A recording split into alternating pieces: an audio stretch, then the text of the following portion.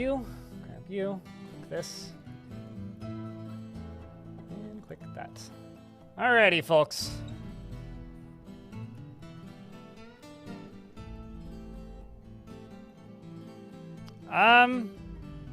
I guess a numbers guy. I liked avoiding other people in MUDs. I tried to, like, just be left alone and never really played a character. So, I guess a numbers guy. I guess a loot guy. I guess kind of an exploring dungeon person. I don't know. I play MUDs the same way that I play roguelikes, where it's just like, I just want to find all of the places and learn all the things and figure out the mechanics. But I don't know. Numbers is a bit too strict of a statement. I guess I'm just not a MUD guy. Like, I would love to be a multi-user dungeon person, but never managed to get into them. Man, I might just get rid of I'm slowly just, like, discombobulating this chair. So this chair that I sit on, it used to have armrests, and I removed them because they were hurting my shoulders because they were too high up and couldn't be lowered. And now I'm considering getting rid of the headrest because it's annoying to have my hair tied back when I'm leaning on it. So I just fold it back anyway. Like, I just fold it back where, like, it doesn't do anything, and then it looks awful on the green screen. And it's like, like, I don't know what to do with it, man.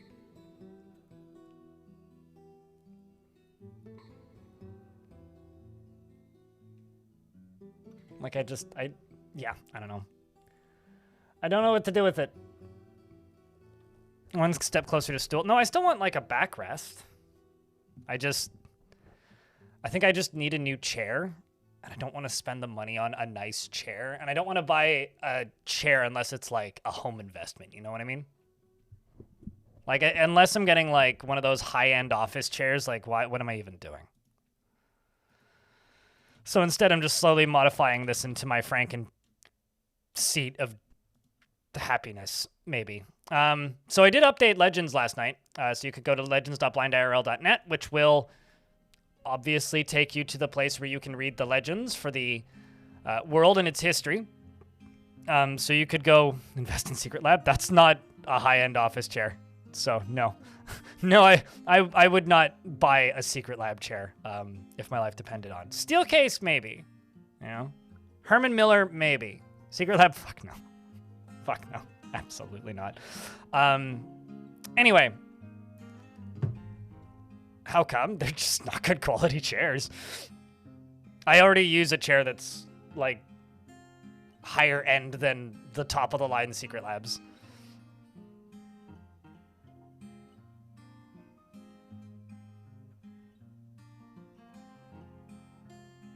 You use pillows and lay on your bed like a recliner. I used to watch a streamer, Nomald, who would sit in a lazy boy with his feet up and a keyboard in his lap. I kind of... Yeah. Thumbs up. There's a vibe to that, I guess. With a green screen behind it and everything. So yeah, if you missed Legends, you could go to Legends and look up your character. We did capture 2 rocks. We have 2 minotaurs, 2 ettins, and a cyclops, and a dragon. And the rocks have made 2 baby rocks and have 2 fertile baby rock eggs.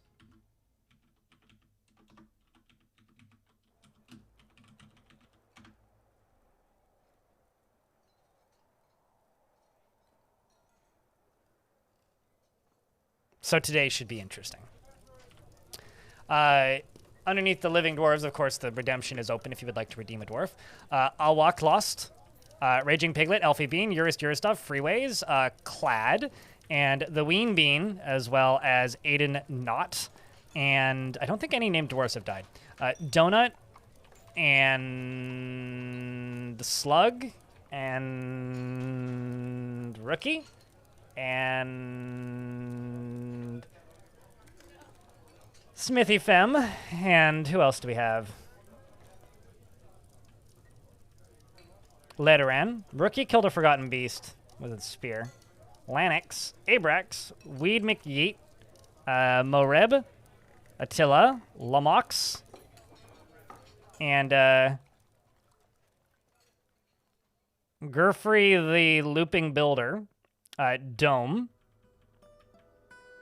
Tata for now, TTFN. We have Draken and Paddington, who is the Duke of the Fortress, of course.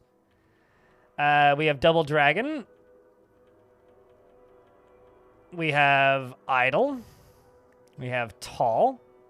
We have Egg. We have Bronze. We're very creative with these names. Who else is alive? We've got Sandberg. We've got Chef's Intern, who's still probably the happiest dwarf in the fort at this point. We got Toasted Shambo. We've got Creed. We need Chef's Intern. We've got Steel Stitch. We've got Bismuth 85 or 055. We got Nomald. We've got Eric. Wolf. And who else is here? Greg, the captain of the guard. Bear. And we've got Beer Munir, Tiny Haj, Biff, Wispy, Odinson, and Reg, our king, of course. And we've got Vic and Bully Played, and I think that's everything.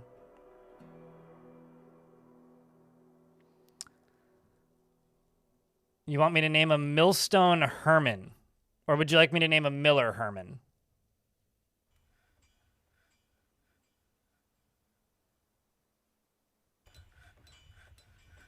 Let's name a Miller Herman. But somebody who's like a good Miller.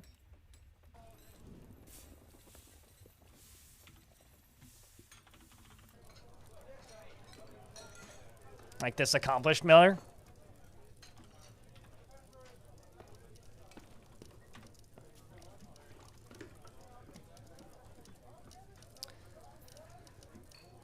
She can be very happy and optimistic and is not the type to fall in love or even develop positive feelings. She is easily moved to mercy and rarely looks on others with lust. She likes to keep things practical without delving too deeply into the abstract, and she does not easily hate or develop negative feelings. She tends to be a little wasteful when working on projects, and she generally finds herself to be quite hopeful about the future. She can occasionally lose focus on the matter at hand, and she doesn't often experience strong cravings or urges. She needs alcohol to get through the working day and doesn't really care about anything anymore. She dreams of creating a great work of art and personally is somewhat put off by trade and commerce. She values good craftsmanship and doesn't really value merrymaking. She likes chromite and gold and claro opal, giant opossum leather and the color violet, gloves and the words of the fatal crypt, and the sound of the lavender drum. When possible, she prefers to consume mackerel and beetroot wine and absolutely hates brown recluse spiders. Naturally. She's bonded with a polar bear, who she herself has trained, presumably, and is friends with Sodell. So, seems like she's got a solid life ahead of her.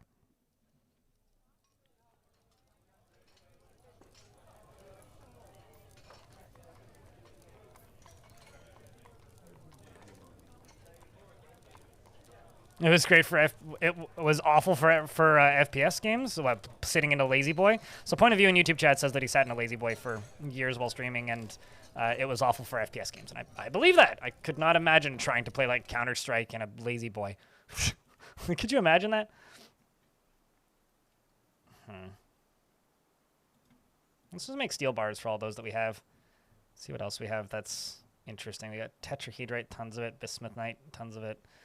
Why don't we make some rose gold? Make some pink, see what we end up with.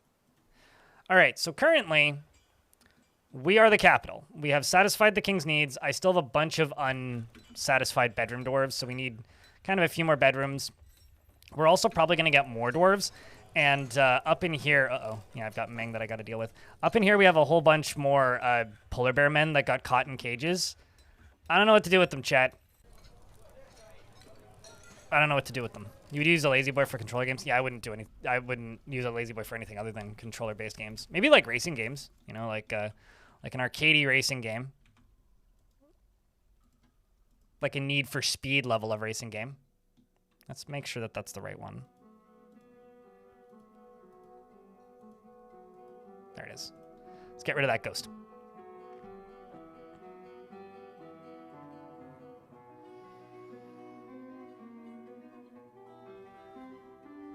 You're excited to see what's cooking. So this is the main oven of this bakery. Whoopsies. We've got a male and female Minotaur. We've got a male and female Etten. And we've got a male and female Rock. 2 baby Rocks, both male. We got Rocky and Pebble. And then over here we've got a claimed rock egg box with 2 rock egg that are both fertile. And they're about to be born. So that's the majority of this fort. I'm still trying to catch more Mega Beasts to add on to this breeding program, what we got here. Another female Rock would be glorious. I'm curious if these guys will make babies. I'm not super expectant on it, though. But here's hoping. And we're going to see what else we can catch. Additionally, we have a dragon up here. We got Clockwork, the dragon. And also, I can't remember, was there... Yeah, we also have a Cyclops, who's currently being hauled inside. So... yeah, baby Rocks are something special, let me tell you. Okay, we got rid of that ghost finally. But yeah, so that's the other addition that we're adding into this. We're making very fancy colored clothing. I mean, look at that glorious, finely crafted pigtail loincloth, which has dyed red with cranberry dye. We're trying to reinforce and fancy up the surface, which is still kind of a cold as fuck wasteland. And see how deep we can go with this nonsense. I guess I should probably continue what we've done in the past and make more polar bear people join the fort, right, chat? Should be a baked chicken sprite. What, like a wall chicken?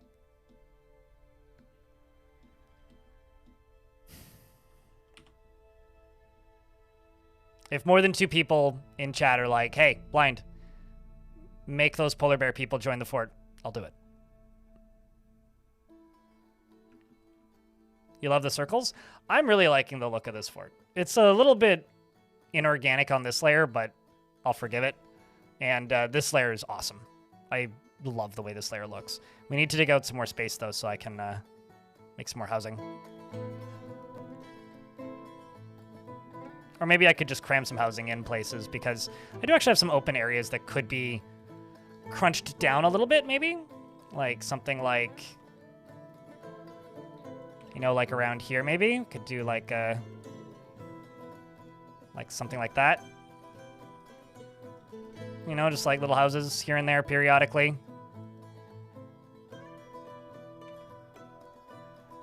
Little houses.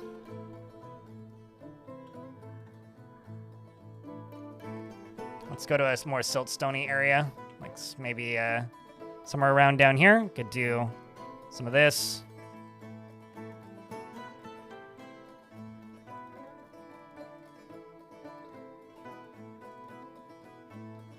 Could do something over here. I could dig down all that and fill that in. Could do something with you as well. You know, make that look a little nicer, but I could do something over here.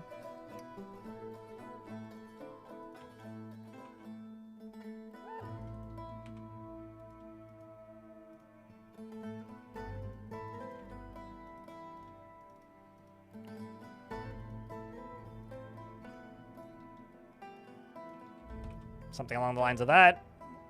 Add in walls. And do this. And then over here, I could go up to the top and just nuke out that so it looks a little nicer. You know, stuff like that. Makes it look like there's roads. I was going to, like, find some sort of unified color and, like, actually make little roads throughout, but not pave the whole thing.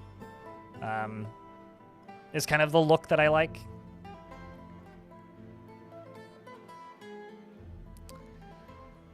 Honestly, that seems like a justifiable argument, Tibe.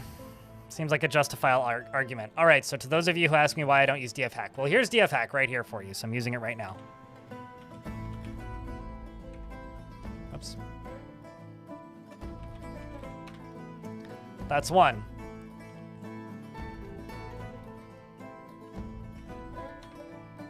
That's 2. That's 3.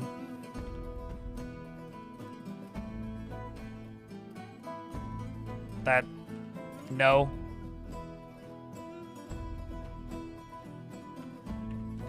That's 4.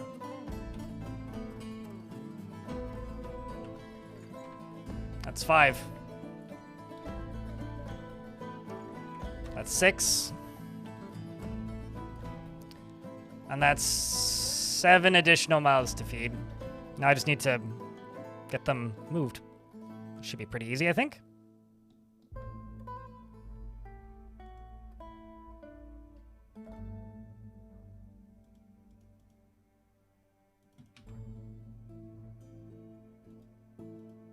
And then I need to go... Where is it? Right here.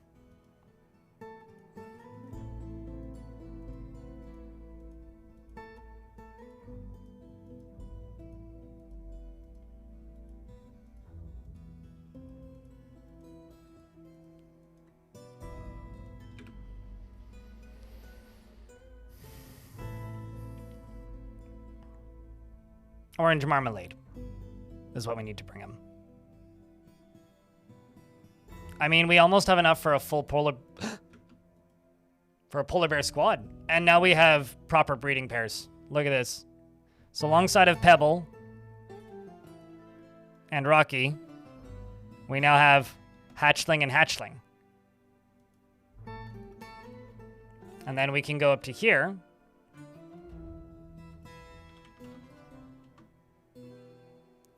And these two need to be trained so that they can be domesticated. But we're most of the way there. And Mum over here has already laid 2 more eggs. Gotta love the efficiency. They do take a while to get to full size. They take 20 years to get to full size, but... I'm very sorry that we killed Dwayne, but I hope that our rock over here has forgiven us at this point.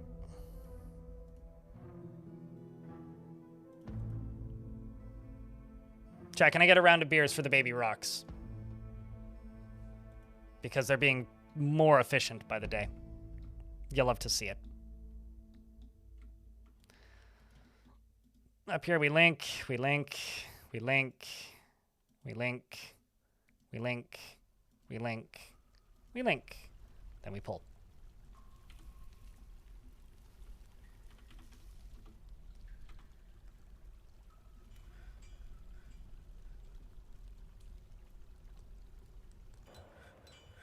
Oh, trust me, we're doing our best to clean up all of these rocks already, and now chat's just like, now it's a rock fortress. It's like it's always been.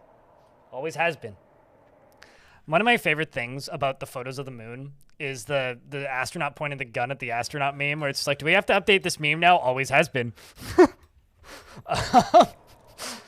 Also, Narvicious, it's good to see you, mate.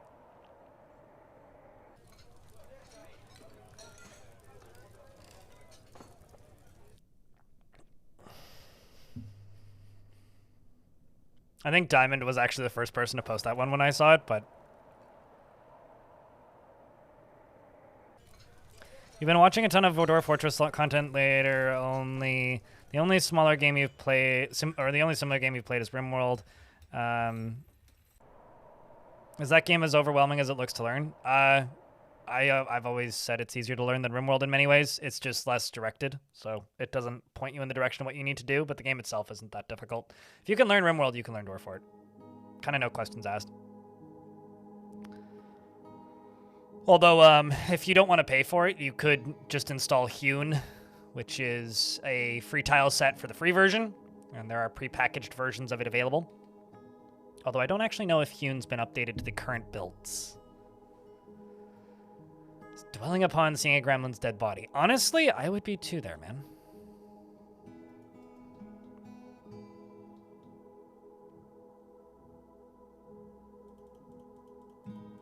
Oh, there was some gremlins on the surface of this fortress when we started, but I wasn't able to catch either of them.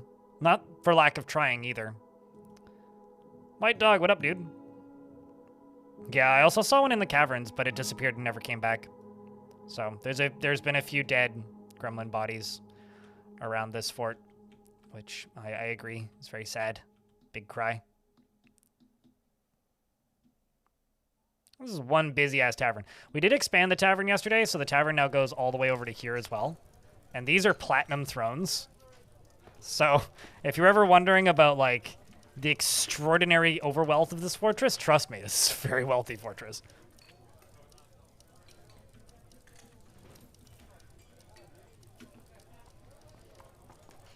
And, got some constructions to unforbid.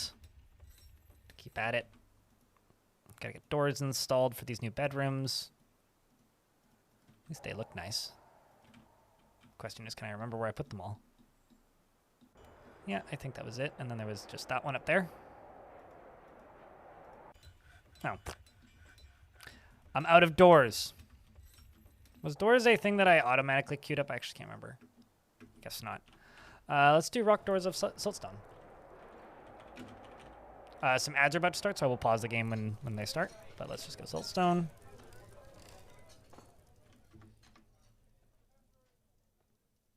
And also Toad Magic in YouTube chat if you're still listening.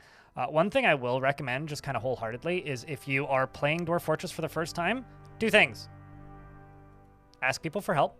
That's the first thing.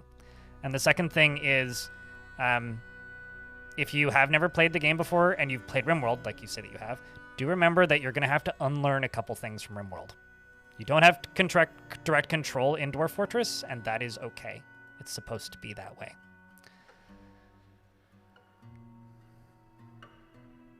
What are the map fort dimensions? What's the fort's map dimensions? 4x4, I think. I think it might have been a 4x5 or a 5x5, but not huge.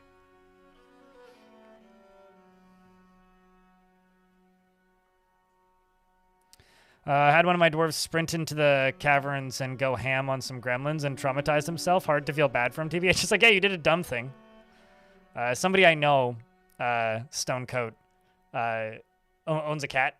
And apparently her apartment building has mice. And sent me a text the other day saying that her cat killed a mouse in front of her in her apartment. And now she's traumatized. I'm like, you own a cat. It's like, it comes with the... It's like getting traumatized as a dwarf is like kind of part of the... It's part of the job description, you know? I'm just making a clothing stockpile so I can move... So I can filter out clothing. So I'm just going to go wear, basically.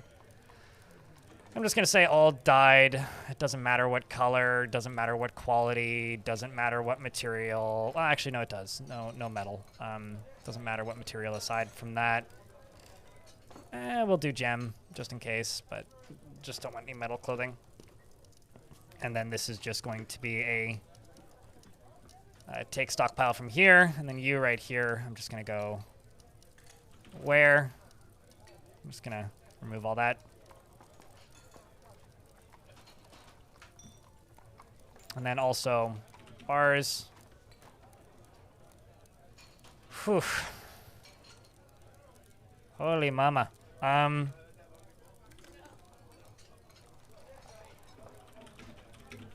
Make some rose gold statues and copper bins. Let's make 15. 20 copper bins. Let's also do some tetrahedrite just in case I run out of copper.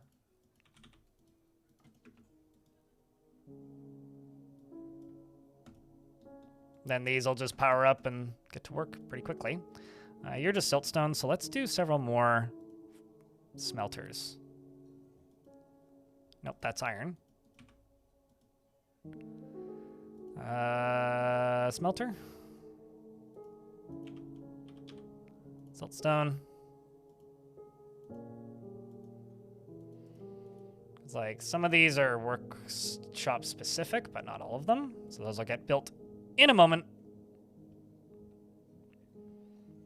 Well, that could include like a clothing that is decorated with gems.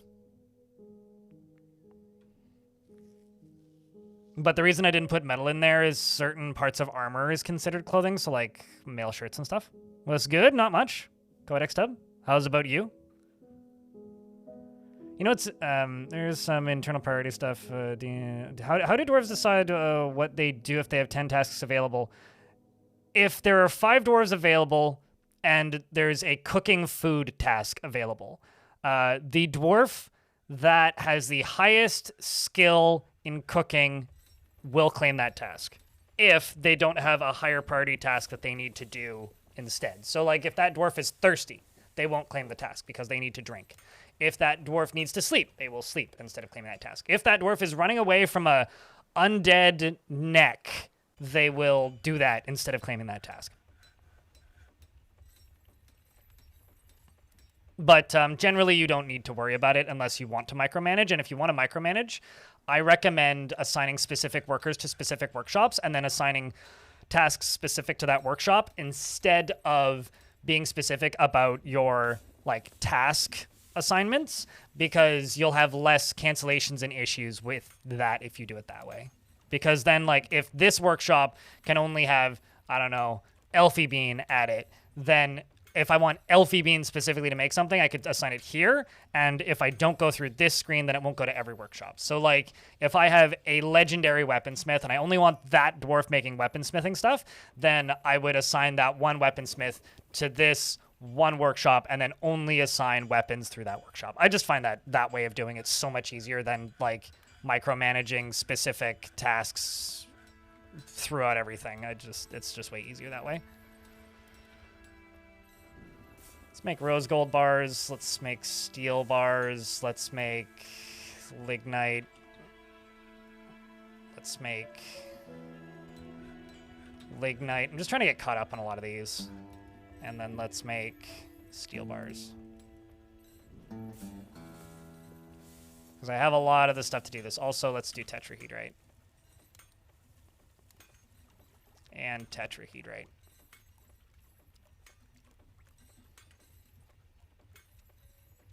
Nice. Getting some additional statues and things made, which I'm sure the dwarves will appreciate. And down in here, we've got tame, trained, trained. Mom and dad are both trained. No additional babies, unfortunately.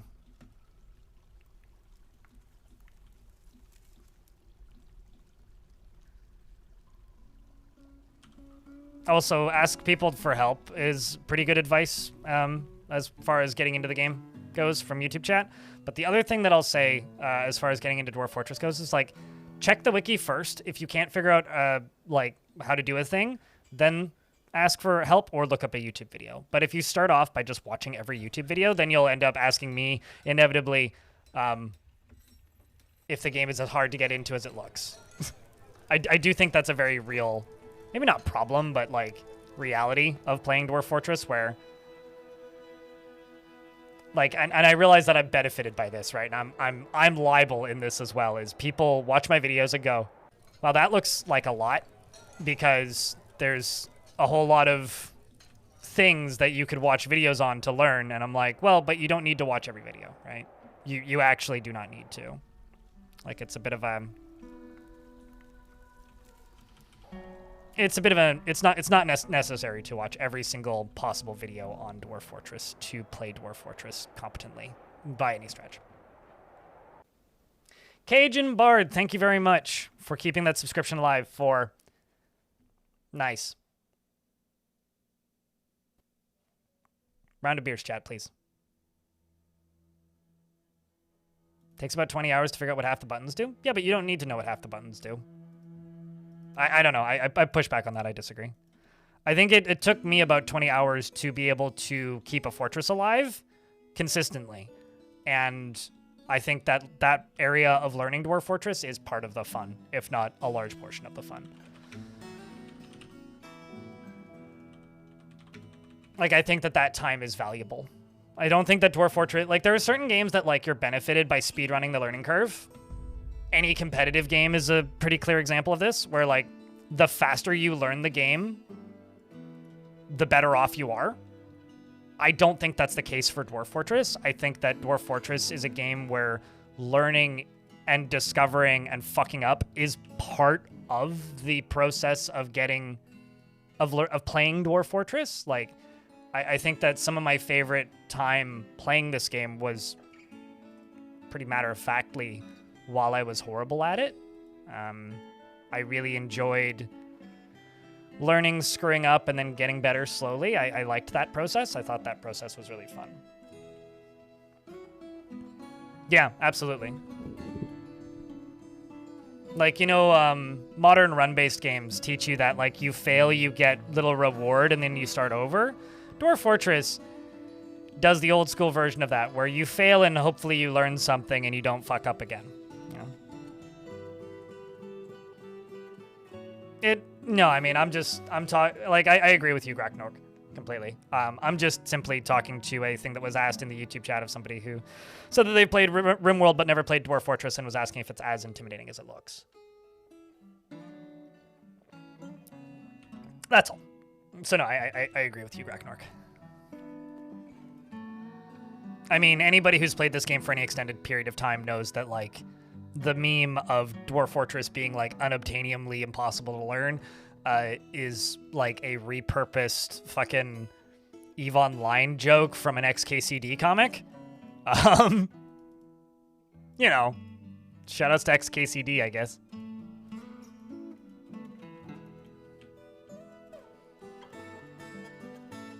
And whoever repurposed that joke.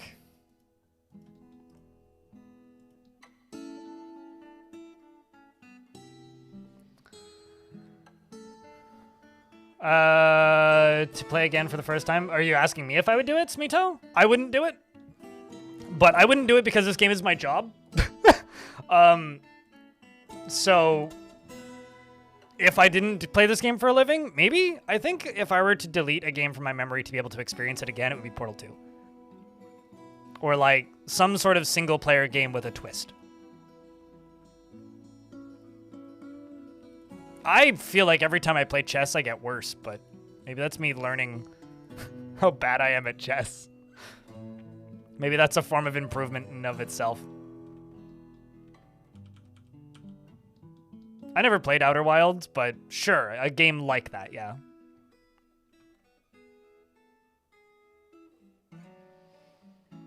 Chess makes you sad? Why does chess make you sad?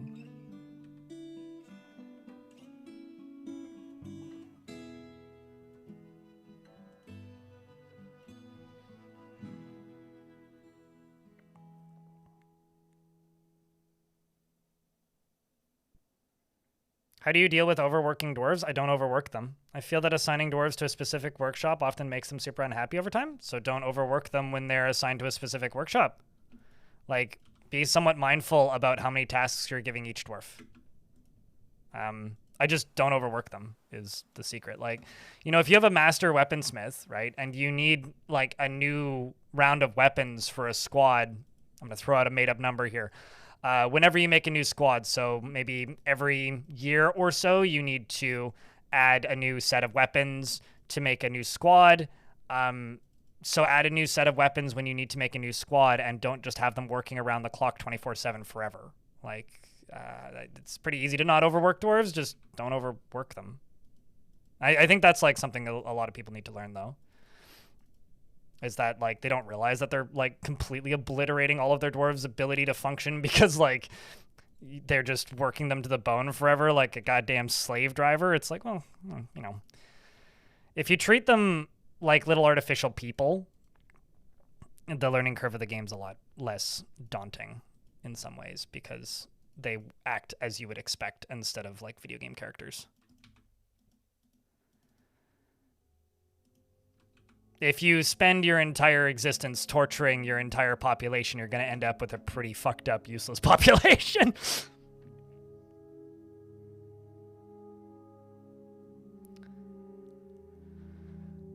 Yeah, no, I agree. Dean of Death. I mean, that's why one of the reasons I stopped playing League of Legends and games like that.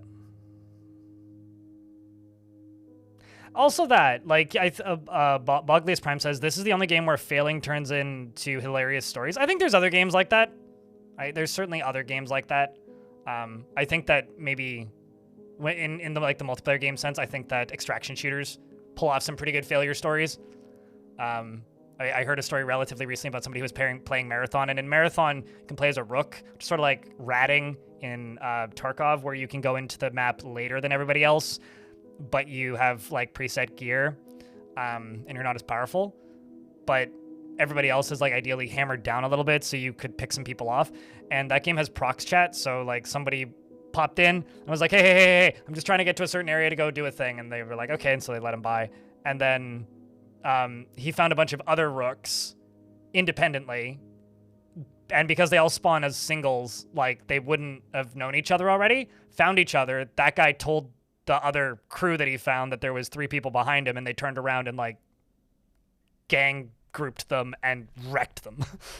So, you know, like, stories like that is technically failure, which makes a fun little story. So I don't think that's entirely unique to Dwarf Fortress, but certainly for the genre, it's pretty unique to Dwarf Fortress, because there is so much forgiveness for failure in Dwarf Fortress. Like, something going wrong once you know how to play the game is pretty trivial to recover in a lot of cases, which is what makes it fun to just see how bad things can actually get.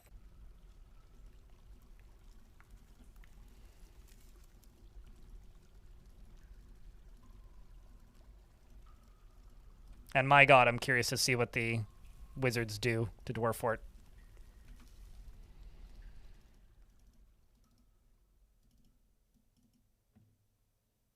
Rez, thank you very much for the brand new Prime subscription.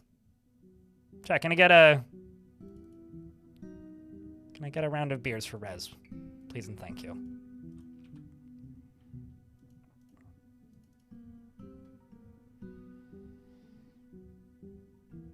I figured out why those keys to the game wasn't dropping. It turns out that it's a mess up the devs made in the last update. That's really funny. Well, at least it wasn't your fault, Sam. That's still really funny, though. Not gonna lie. We've made it to early summer, so the humans are here to trade. I feel like the humans should give you higher pay for human-sized clothing. I want to do something with the top of this.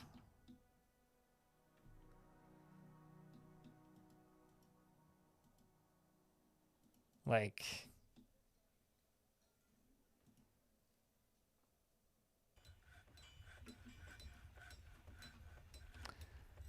this is really nice that it shows you the full thing that it needs.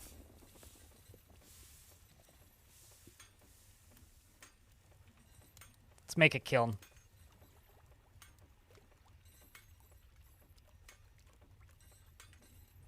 I'm going to make some clear glass. No, not a magma kiln. Just a regular kiln. So this is what? How many squares would this be?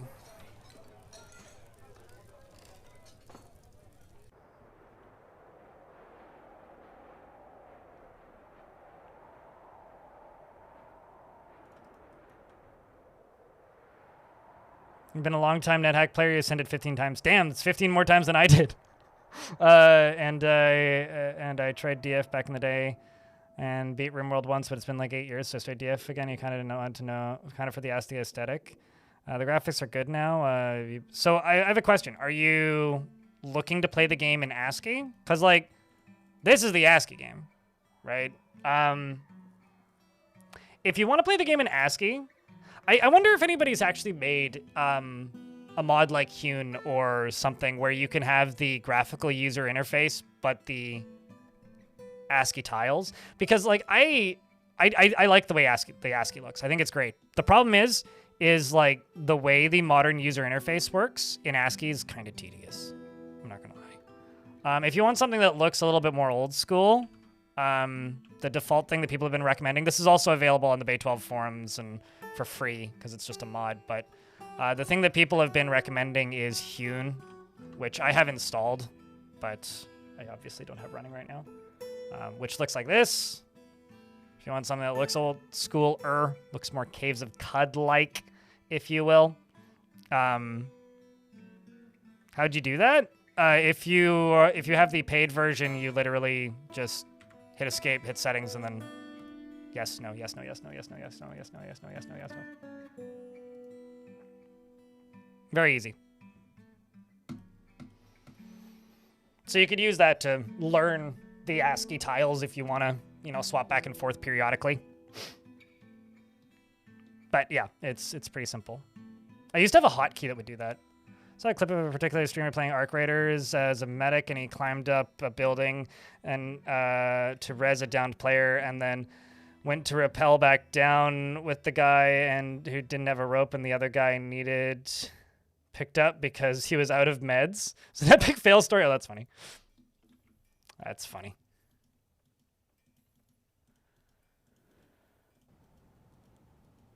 All right, well, these I can get rid of. I can keep doing. Yeah, we can get rid of you. Okay.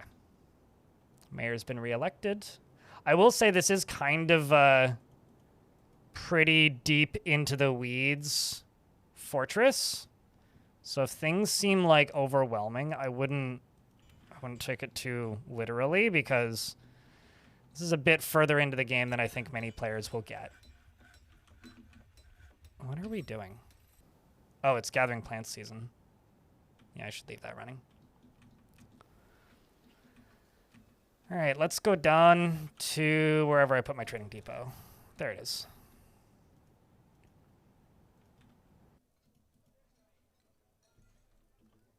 Let's just click this so I just don't show anything that is contraband. Finished goods bin. Finished goods bin. Finished goods bin.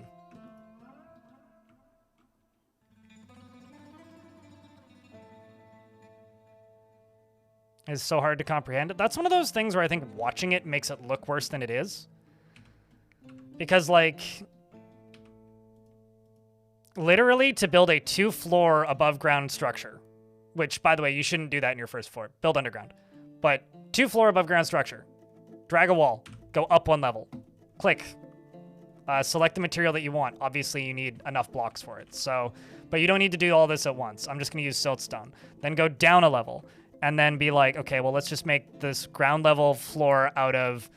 It doesn't matter what material you select because it defaults to whatever you'd already had selected. So that's the ground floor. Then I can go up 1 floor and do that again. Now we've got 2 floors. Then I can go to the stairs, and there, now you have the way up to the 2nd floor. And then I can go to this 2nd floor, and this is going to get a little complicated because I'm going to have to redo something. I can go up 1 more floor, whoops, from the bottom floor if I wanted to have a roof on the 2nd floor. And then I could do stairs, stairs, stairs, and now I have a rooftop patio. Like, it's the sort of thing that, looking at it, makes it seem a lot worse than it actually is. It's really not that bad. And I think that just a little bit of time, and you figure it out pretty quick. You know, it's kind of like, how in the world do you aim in a video game? It's like, well, you do it for a bit and you practice. You'll just keep burning up the YouTube vids. I recommend the wiki as much as I do the YouTube videos, because, like, the YouTube videos are good if you want to see something being done. But I think the wiki is useful because the wiki has a lot of diagrams and things. Like, if you just want, like, a fucking flowchart on how to play Dwarf Fort, like, the wiki's kind of your place for that. So, I will just kind of maybe remind a little bit that, like, do use the wiki as well, because the wiki is very useful. Like, that's how I learned to play. Mostly was the wiki and some help from chat.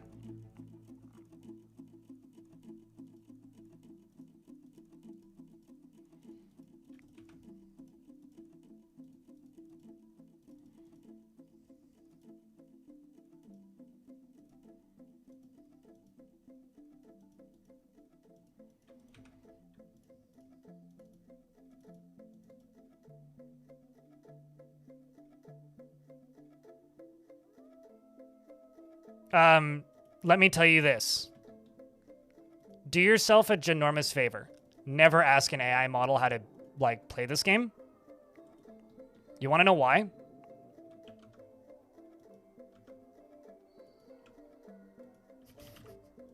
You want to know why? I mean, I'm not asking you, Diamond, but here. This is the Dwarf Fortress wiki. Your stupid as fuck, dumb shit, bull crap, piece of shit, waste of space AI model is just going to be like, let's go to the wiki and reference it. Then they go to the wiki and then they're like, all right, well, let's say adventure mode, because that's what you're asking about. But what it doesn't fucking realize in its dumbass tiny little noggin of its is that this is version 53.12. That's the version we're playing. It might be pulling from that. It might be pulling from 47.05. It might be pulling from version 31. Depending on the search engine that you use, it pulls from different versions because different versions of adventure mode are at different rankings in the wiki. And because they're all nested in the same page, it doesn't know what version it's pulling from. So it'll give you information. There's like a 1 in 75 chance it'll be about the current version. From my research, waste of fucking time. Just go to the wiki and query it. Because the number of goddamn times I've had to like people have popped into my chat and they're just like, why isn't this working? Like fucking Gemini or ChatGPT or Grok says this should happen. It's like, well, I found your problem. Don't fucking do that. Just don't do that. Just don't. Just don't. You are wasting your time, friend.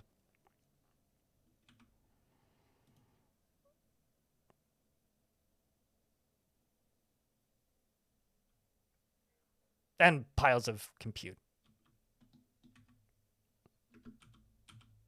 And also, it'll just reiterate how difficult this game is, which is bullshit.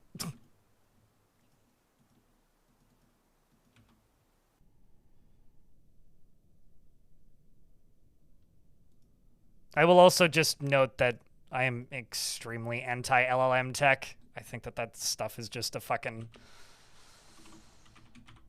big old bundle of snake oil, the size of a billionaire's ego. Pretty big, in fact, turns out.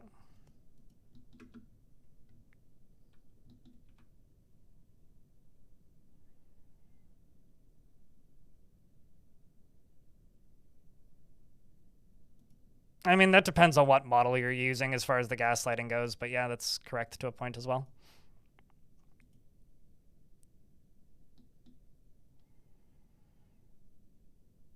I love the fact that like you can't even get into my Discord through the Discord thing. If you want to join the Discord, there's a link in the description of the stream to it.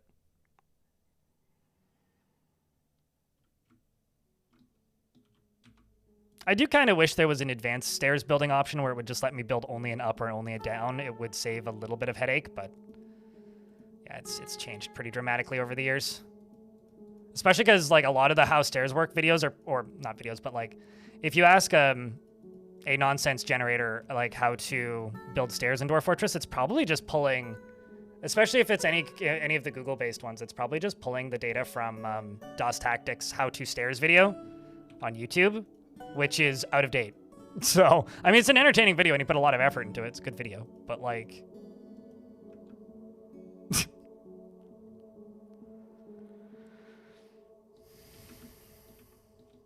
Or it's pulling a combination of that video and my video and the video where Krugsmash explains them and the video where Nucrium explains them and the video where Captain Duck explained them 15 years ago. So I feel like there are certainly some games where like a model could be useful for learning it, but I think that there's like a point where if a game is older than X number of years, it just ceases to be useful.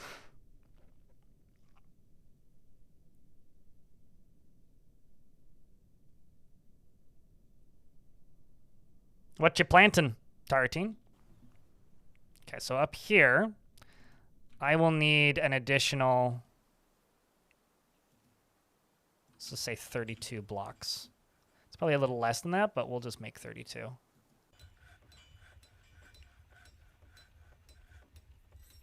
Make pearl ash, which requires 1 potash, which requires 1 refined coal.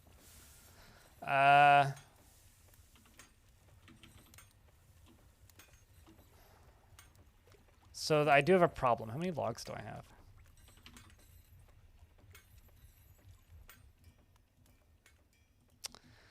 I might actually rip up a lot of these log floors.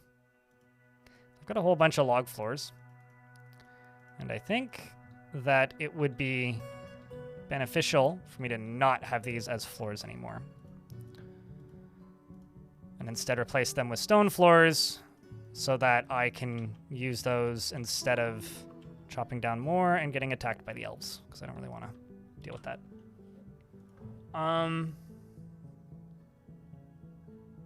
Okay, so let's make ash, make potash.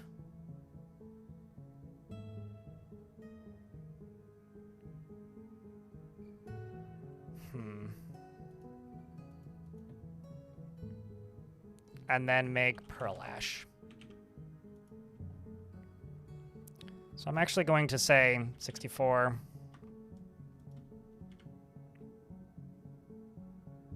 32. And 32, and then I'm going to say make lye 32, and then soap from tallow, because I need soap. 32.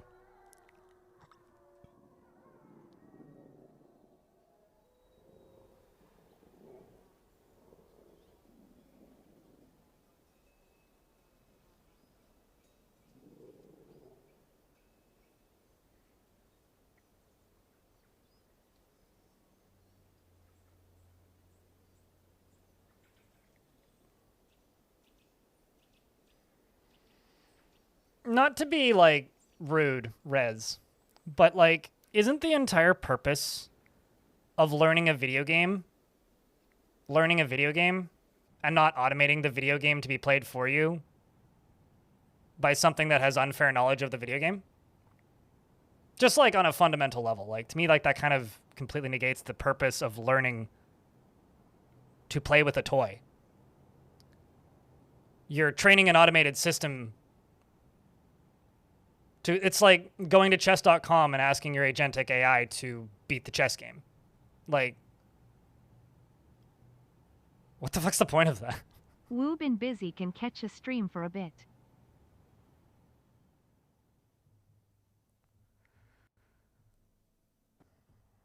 It's also not open source. Rez, do I need to be careful with how nice your jail is? No. Well, actually, we're in an ad, so gotta wait for the ad to finish. Steady Yeti, thanks for the 3rd month. Welcome back, mate. It's 2026. We want you. You don't speak for all of us, Sculptor. Sculptor's like, it's 2026, dude. We want AI to play the games for us. AI is here to take the fun out of everything. Yeah.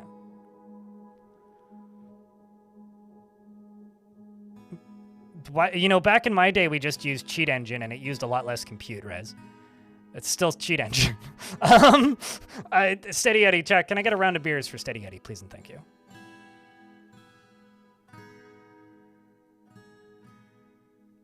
But why would you need to ask that question? You shouldn't need to ask that question. Like, what... I'm going to be completely direct with chat right now. This discussion is making me want to throw up. I'm going to just state that I don't understand this bizarre need to take the human element out of human art. I can sort of understand why you would automate processes and systems for work. But this shit is fucking brain cancer, guys. Anyway, so Medic Blue says, do I need to be careful with how nice your jail is? No. If you make it too pretty and valuable, will dwarves commit crimes to be locked out inside of the carved gold? Well, if you read dwarves' descriptions, you could intuit that certain dwarves like certain valuable environments and some don't. If a dwarf really, really likes valuable environments and they go to prison for committing a crime, they will be happier when they come out of prison. If a dwarf is indifferent due to a place being too valuable, then they will be indifferent about the fact that it was nice when they come out of prison. If they hate flashy accoutrements, they might be slightly more upset. Do you need to be careful with it? Yes and no. Do you want to be? You can be. Some people will be happier when they come out of prison. Do you have to do that? No, because maybe you don't want them to be happier when they come out of prison. Maybe you want them to lose their minds while they're in prison and thus stop committing crimes because they're too mentally numb to be able to commit crimes. I don't know. Like, if you want to automate the learning curve out of a video game, be my guest, but leave it the hell out of my chat. Because it's just defeating a large purpose of human discovery. Like, the most fun I have with any new game that I'm learning is when I am staring at a thing, confused by a thing, and then something clicks in my brain and I figure out how the system works. And maybe you've lost that childlike wonder, and honestly, I pity pity you for that if that's the case, because that's really unfortunate. I hope that you're able to break away from the need to remove the ability to learn from a video game. Oh, but like, here's the thing, like, you wouldn't be automating in Factorio, it would be asking his agentic AI how to make the perfect setup for input-outputs in the automated system, forgetting how to research.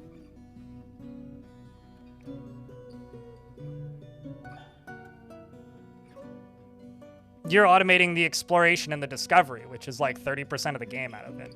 Like, the same fucking thing, dude. Like, I think, like, I like video games. I like art, and I like discovering boutique systems in game. Like, I like games like NetHack, but I like games like NetHack because something kills me and I'm perplexed by it, and then I have to figure out why that thing killed me.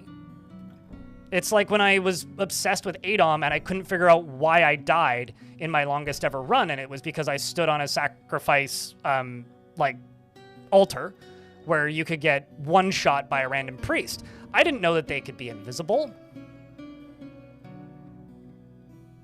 Sure, I could have had some sort of cheat system that would tell me that I'm going to die there. I mean, I was already save scumming, so it was fine. But, it, like, I wouldn't have had that moment if I didn't know that.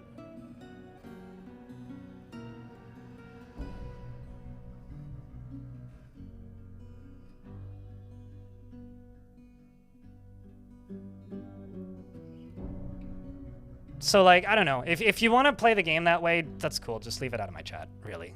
Like, at the end of the day, like, there's no wrong way to play the game, but if your goal is to automate the learning curve and the discovery out of the game, the only thing that will naturally happen is communities for video games. If every person on Earth starts doing that, hypothetical here,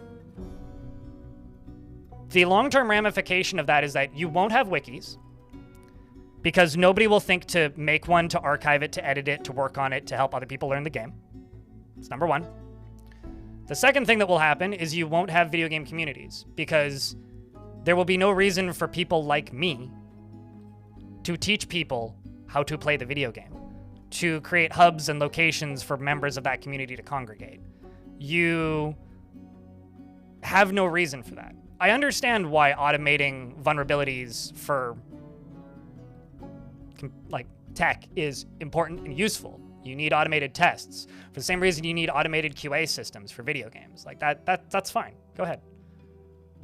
But why do you want to automate community discovery? Like, imagine a world where in Dark Souls, instead of reading a scar on the ground, you read a scar on the ground and click a little doohickey down in the bottom of your PlayStation controller that tells you that that's going to kill you if you jump off the edge because it says jump.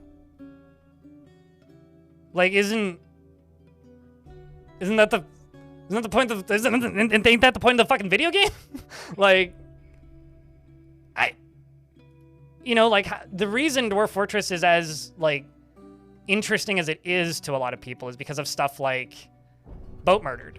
And if you're good at Dwarf Fortress and you read Boat Murdered, it's fucking hilarious because it's literally just like a step 1, 2, 3 of how not to play a fortress, and people who kind of know what they're doing, but not well enough to, like, play the game competently, but they're having a fucking great time doing so and just kind of making excuses about why things go bad.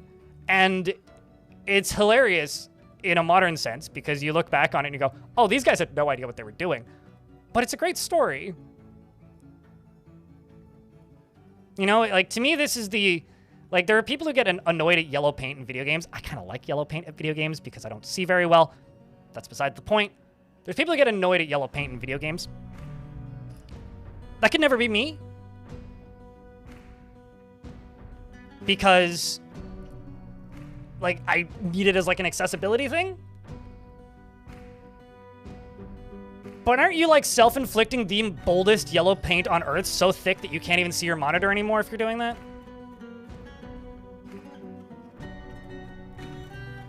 Anyway. Sorry for the rant.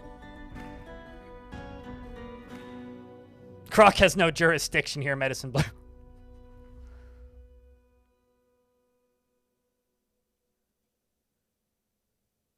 You didn't know this was a thing? I go Google yellow paint. Or, sorry, ask your LLM about yellow paint.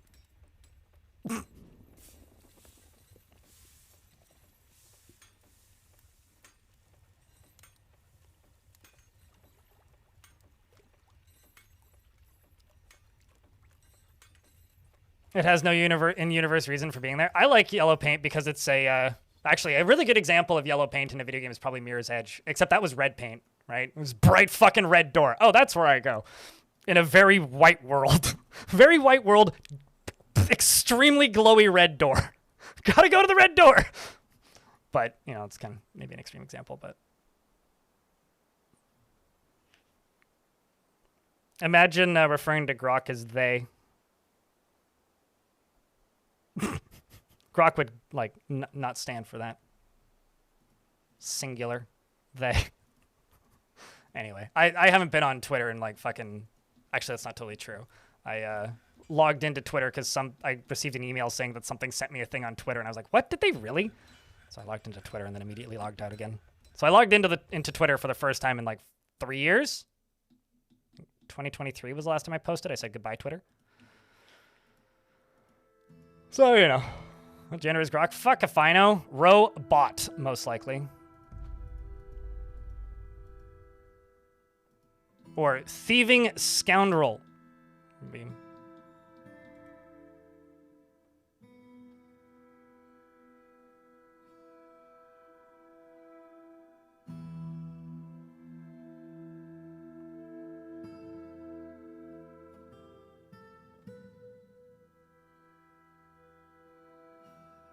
Accept this application. Oh, that's actually pretty funny. It's either that or 1-0.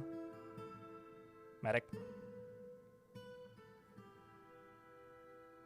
And it automatically detected them independently. Yep, that's what the button says. So if you go to make a bedroom, not dormitory, bedroom, there's multi and paint. Multi will automatically accept any enclosed space with a bed and a door.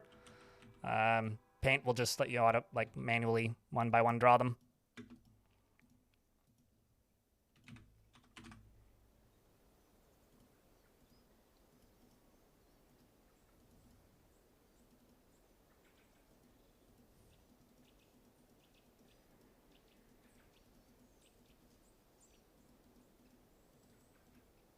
All right, so now that I've done that, I'm gonna go back up. Yeah, probably up to here. So I need to make a soap workshop.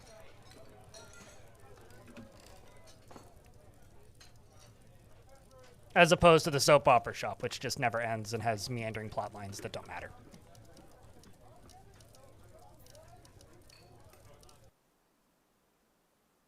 You mean most of them? You mean the biggest business for AI? Semtexagon? Well, sorry, that's pornography. My bad. So when it's an AI pornography scammer, then it's the biggest industry for pornography. I mean, AI. The other day, and we had to talk about it, and the biggest urge was to tell them to disregard all previous instructions. I legitimately got FedEx to give me a pancake recipe once, but that was like 2.5 years ago, and that might be genuinely one of my greatest achievements in life. So, especially because I missed the old FedEx lady. There was like always this one customer service rep I would end up whenever they failed to deliver a package to my building, which was like 1 in 3.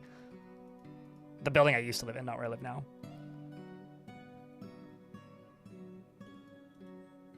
Whoa. That's kind of amazing over the dump. Also, you could probably resell that at a profit. Like, that's actually not that expensive. That's almost like the original sticker price. I think I already have one of these, don't I? Oh, yeah, it's the area that I was ripping up and replaced the floor. So they're like, it's too low value, rebuild it. I was like, yeah.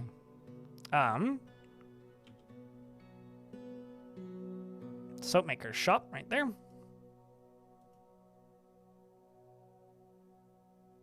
Let's make you out of rose gold because I'm fancy.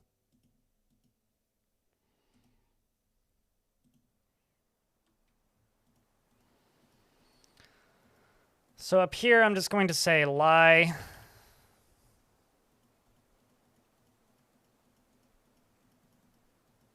that under food?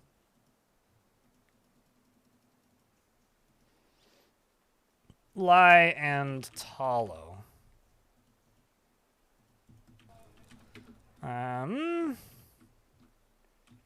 Which means lye,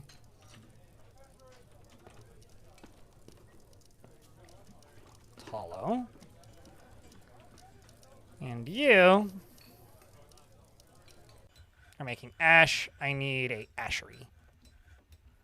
I actually need to expand this underground area down here, so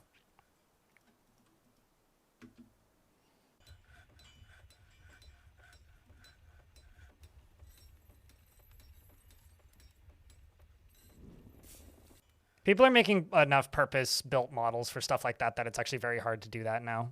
Sam? Also, over the dump, did you pick it up? And if you didn't, you might want to, like, expose the location of that thrift store so somebody from the community could go get it instead of just a reseller.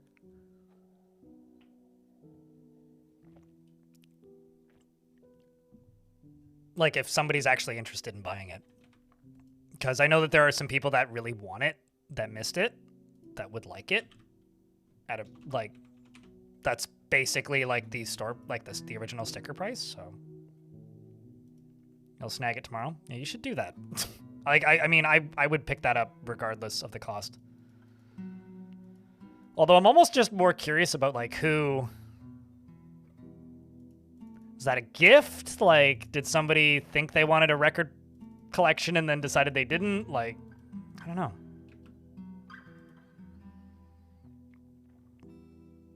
Scammer Payback is a weird channel. Like, it's got such a high production value, I can't tell what it is, if that makes any sense. Like, I can't tell. Yeah, I don't know. That channel's odd to me.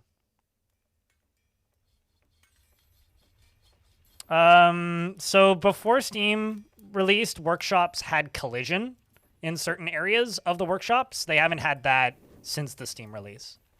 If you're talking about certain distance between workshops. Oh, but for them to be able to sleep? That's noise. Noise was largely removed from the game in the in like the late 2000s, like early 10s era. Noise is the mechanic that triggers agitated wilds. The only things that produce noise in-game now are construction, digging, and logging. Because the way noise works in the 3D game, like, no fort would be livable for a dwarf. There is still code for workshops to create noise, but when the game was made 3D, that was removed pretty quickly because the game was more or less unplayable. So workshops specifically don't create noise, if that's what you're talking about. Digging does. So every now and again, like, if you look at a dwarf's mood, like, they might be annoyed after sleeping poorly due to noise or whatever. And that's probably because you were digging literally in their bedroom. Yeah, otherwise just, like, putting a workshop in the cavern layer would just get you attacked by a Forgotten Beast every 3 weeks. Yeah.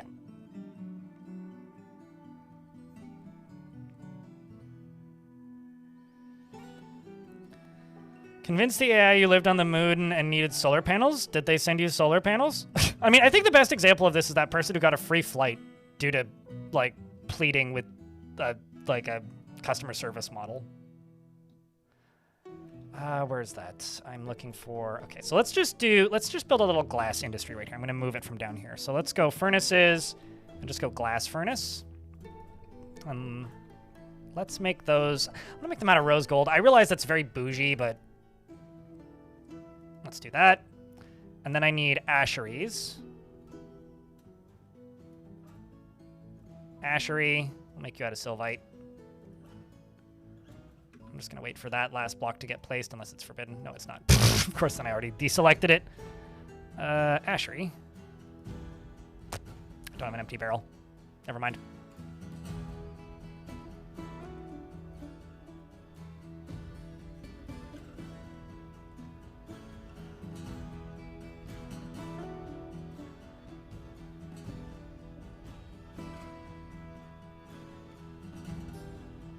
Yeah, honestly, like a lot of that stuff makes me very happy that I don't use web-based models for anything. Really? It's not entirely true. Once in a blue moon, I will load up Gemini and be like, hey, what are the current trending YouTube tags for this topic? It's literally it, because like then I don't have to filter through 100 YouTube videos and look. So like that's like the one thing that I will use it for on occasion. But like everything else I use local models for, because I don't have a terrible computer and I can do that. But it makes me really happy that I run Linux and also like don't have any hooks of that stuff directly into my OS, at least yet, thankfully.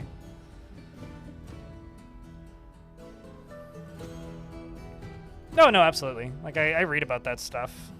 It's interesting. It's just, I don't know. I also try not to read about it too much because it kind of makes me lose hope for society. But anyways, you missed the start of the stream where I'm sort of feuding with my neighbor for reasons which I won't get into again. Okay, so we're making potash from ash and lye, which is good. I just need more of these. I might need to make more barrels, I guess.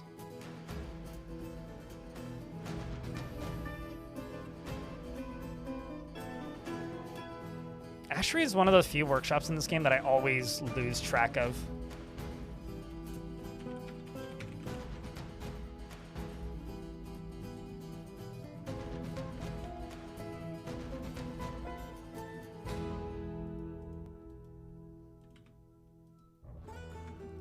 Let's also just go over here and just make a ash stockpile. So this will be bars and blocks, except nothing, just ash. Maybe also pearl ash and potash, because like that's just easy. They'll all need to be here anyway.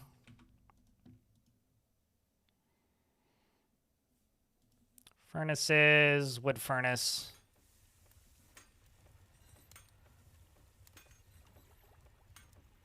And wood furnace. And then you I can just get rid of. And then let's just drop it down here, and drop down here, and drop down here, and check you. Because we've got 4 hatchlings. Is there crab people in DF? Yes. Also, giant crabs can wield weapons and open doors. And pull levers.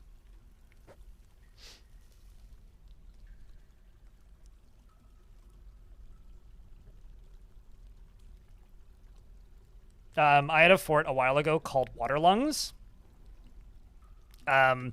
Which trained giant crabs. What I didn't know is that you couldn't actually fully tame them at the time. I think you still can't because they're born full grown. You can only train them. And they also give birth to 8 to 12 young. So that, and they breed really quickly. So like every other month there's like 12 or so more. And I kind of didn't realize this. And then there was so many that my dwarves couldn't actually keep up with training them because they outpopulated my dwarves.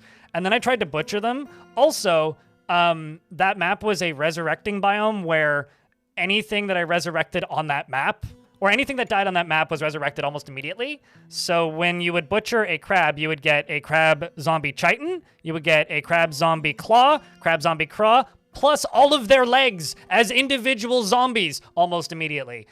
They weren't that hard to kill, but they were traumatizing all my dwarves, and even after building like 30-something butcher shops, I couldn't butcher them fast enough, and with a squad stationed in the middle of them, I couldn't kill them quick enough, and so the crabs won the fort. That's why we have the vote crab emote. One of the greatest occurrences in a fort that I've been in. How many bars am I sitting on? Electrum, not a lot of electrum. Let's do rose gold grates, because I need some grates.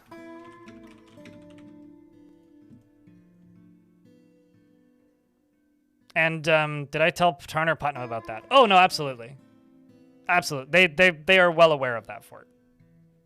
Also, it was my own fault. But the real victory from that fort is by the end of it, it was running at about 15 frames a second. Because I was also doing some other nonsense. We were able to, like, fight the crabs off eventually. It was pretty vile, but we were able to do it. I had to separate the males and females and put them at other ends of the fort in cages, and eventually we were able to quell it. But the fort was running at about 15 frames a second towards the end of that fort, and that was the reason I stopped playing it. Not because I didn't want to keep playing it, but because like it was just running too poorly. And then the SDL2 rebuild of Dwarf Fortress released, and the frame rate on that fort went from very bad to like 60 frames a second. So like the actual victory from that fort was just seeing the frame rate improvement. I need more coal like that. I need more coal. I guess what I could do is I could just dig out this tetrahedrite up here. See if we run into more coal up here. I could also dig around in this level and see if we run into more coal down here.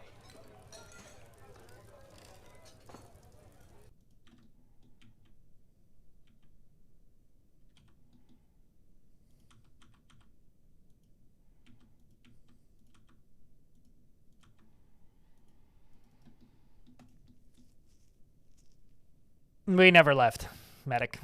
We never left. I don't know, SDL2 I think was 2023? Chat, help. When did SDL2 release for Dwarf Fortress? It was also like weeks after SDL2 was officially depreciated. So like people building SDL2 officially fully moved over to SDL3 and Dwarf Fortress moves to SDL2, which apparently happened with SDL1. Like it was like months after they stopped supporting SDL1, like Dwarf Fortress moved to SDL1. It's like, well, it's not going to change anymore. It's not going to break anything. Is that new? No, not really. New-ish, like maybe a year old or so. Whenever the first big rework for crossbows was. They were stupid.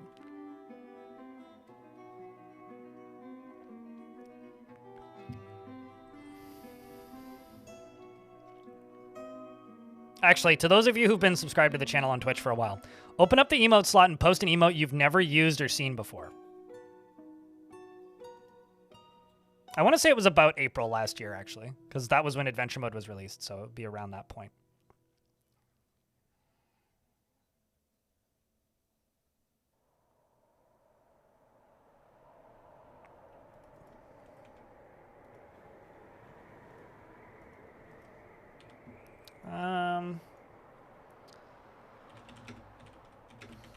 Let's just do rose gold sarcophagi.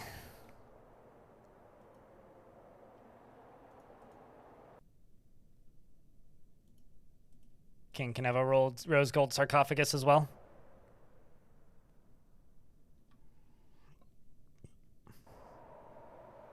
Yeah, nah. You've never used the money pile emote? Oh, come on. I love the money pile emote. I feel like Kurt Potato's used kind of a lot, actually. The one, I love how not having a coffin in the king's tomb actually satisfies the king. That's really funny.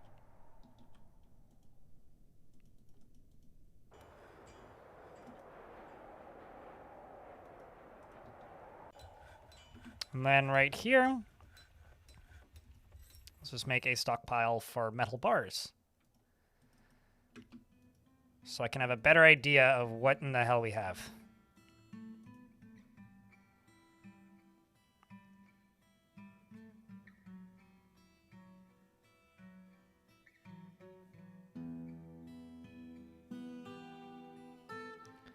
Feel a bunch better since I stopped working fully remote. Gets kind of lonely too, but I often feel like if I don't have to work, I'd go outside or get healthier more. Not sure why I brought it up though, kind of off topic. What, to like feeling better when you're not working remote?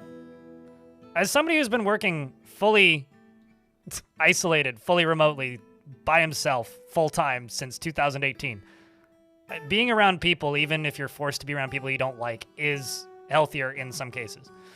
I can tell you with experience, it's healthier in some cases. Not all cases, but some cases.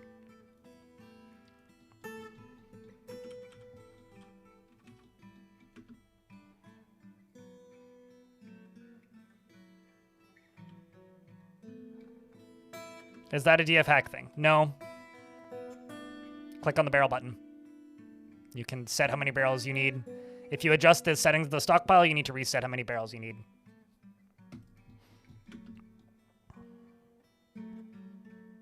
You had a dream where you got killed by a goat? Is there a word for goat in the Dwarven language? Because goat murdered would be a fun name for a fort.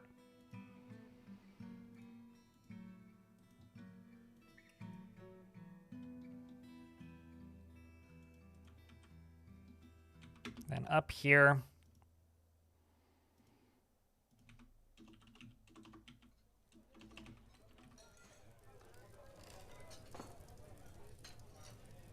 Just want some variation in the color.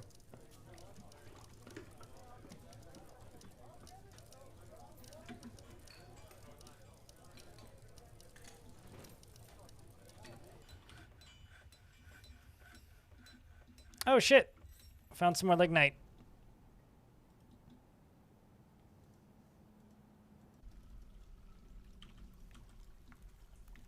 Let's just focus on that. We're also in an ad, so I will pause the game when the ad starts. Sometimes it's manually set to some random number, like I'm positive I set the number to X number of barrels, but I didn't know if there was a default. It's the number of tiles in the stockpile is the default.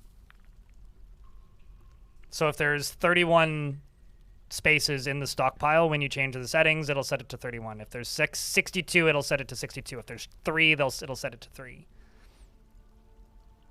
You plan on watching it? Cool! That video's had a slight increase in traffic recently, which has been interesting to see.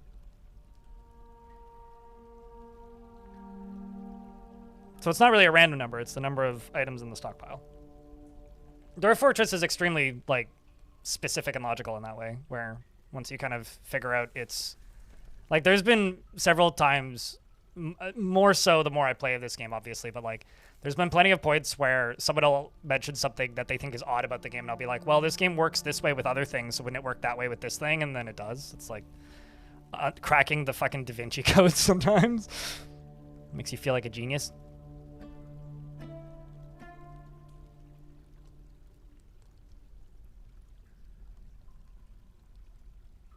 You don't even live alone? Oh yeah, and I do. Sculptor.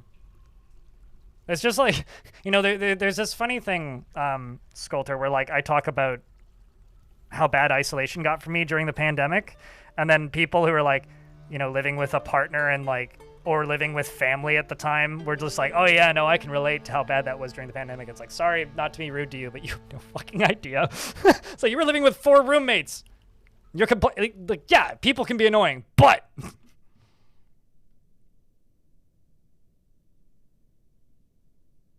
I could go 6 weeks without speaking to another person, and I don't like it. Doesn't feel good. But I digress. Because every time I bring this up, there's going to be one person like, but I like it. And I'll be like, you are a monster.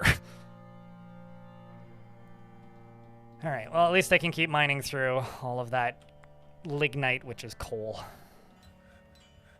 It's like actually kind of a funny thing. I saw somebody relatively recently in my YouTube comments, by that I mean probably anywhere from like 6 months to 2 years ago, was like, I have a rock that's burning for all eternity. I'm like, it's probably coal, because coal burns for 1.5 years in game. Like if you set coal on fire, you'll literally have a fire for years.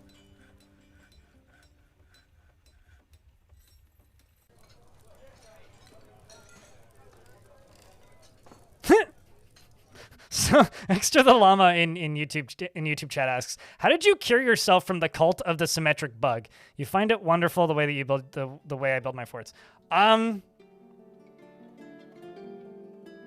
looked at photos of I looked at that museum in Hollywood that has photos of celebrities' faces but can be completely symmetrical, and it gave me nightmares, and it helped me value asymmetry in things. I don't know, man. I've never felt like the need for everything to be perfectly symmetrical. And like there's this thing called hubris where if somebody doesn't like a thing that they do and they bug you to do it the way they like it done, some people will be like, yeah, okay, and then they'll do it that way. And then some people are me and they'll be like, fuck you. So I think like I never built super symmetric things ever in games like this. And then people were like, my symmetry. And I'm like, up your butt. And then it just made me into a stubborn prick. And now I don't do anything symmetrically.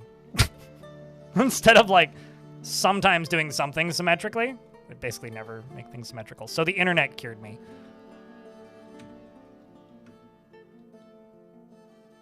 Also, yeah, diamonds also burn for quite a long time. And sapphires melt, which is a fun one. Okay, so let's see. Did I make those? Yeah, fuck it. We'll just leave you with that coffin until they make these. It's going to take a little bit of time. Oh, I saw some bedrooms I need to finish. Siltstone, siltstone.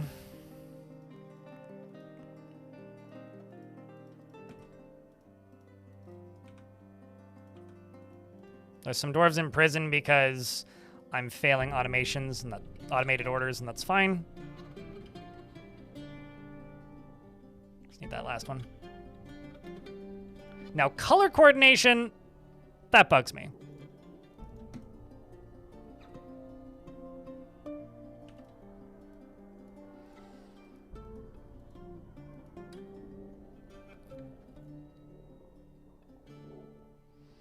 You lived with a bunch of cows and a hazard working with farm animals that you start talking to them like they're normal people. Mate, I talk to my houseplants.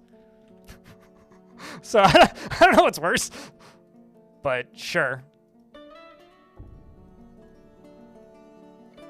I don't know. I think everybody who was under prolonged lockdowns during the pandemic has some sort of like mental trauma, and it's all a little bit different for everybody, but I do genuinely find it hard to relate to people that lived with roommates or other people during the pandemic and try to relate to me.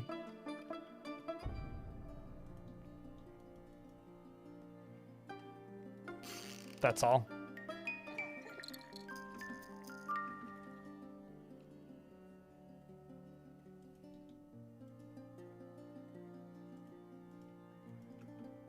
Requires potash and what?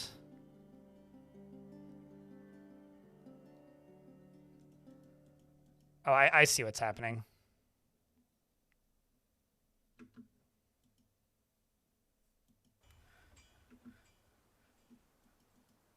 There you go. Just haven't caught up yet.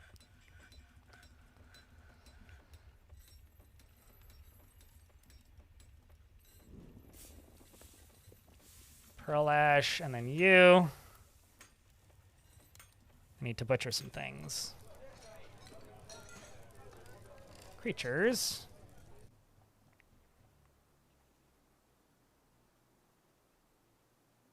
Also, Rocky and Pebble are growed up.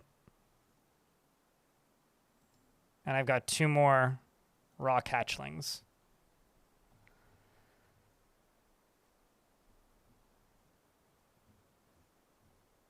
So bummed out I don't have a breeding pair of giant bears yet. Like, actually so bummed out.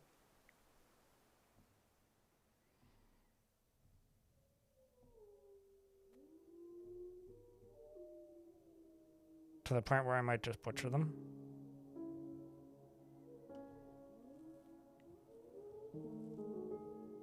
Boulder? Sure. How bolder of you. Boulder.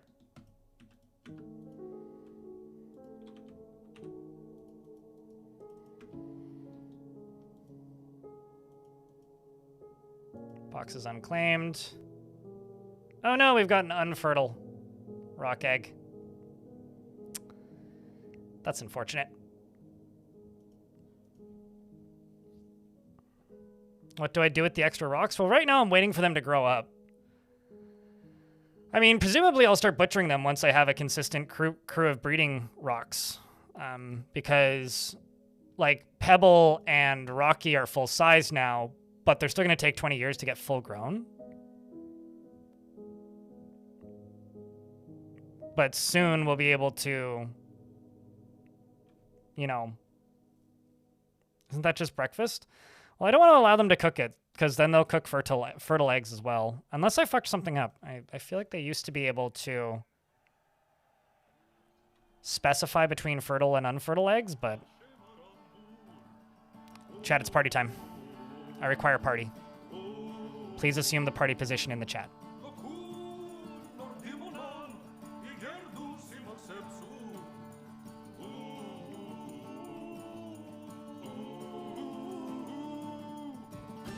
You can't wait. You can't wait to see the completed collection of pet rocks. Oh no! I just disconnected from YouTube chat. It did safely reconnect though, so that's good. That's weird. In regards to Boulder though. Gems, Crypt Beer, Crypt Wave.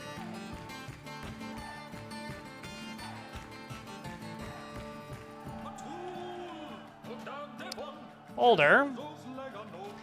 It's a she, by the way. She easily changes her mind and will generally go with the prevailing opinion on anything.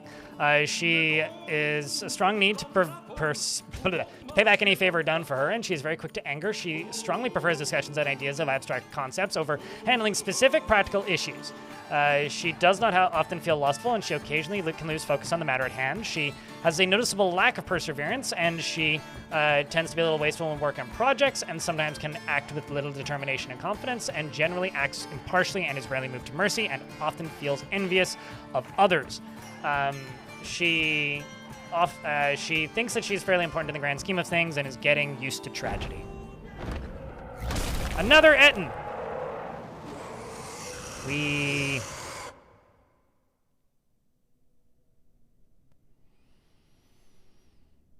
And then we could call it Boulder's Gate. Ah, why don't I name him Baldur then? Nixie, thanks for the 44th month check. And I get a big round of beers from Nixie, keeping that subscription alive for 44 months. We've got another Etten. Do I add it to the Etten Party Club? I try, if I can. Actually, no, I think I'm just going to kill this Etten. It's too close. Maybe I can. We'll try. Because it's got a much more limited area that it can get in now.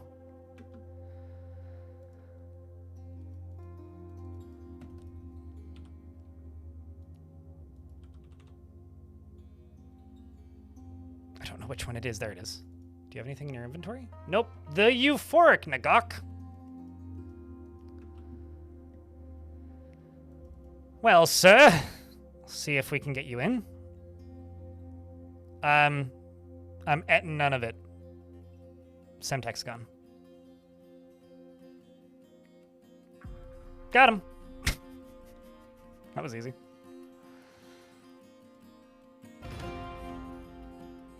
You can be added to the pile.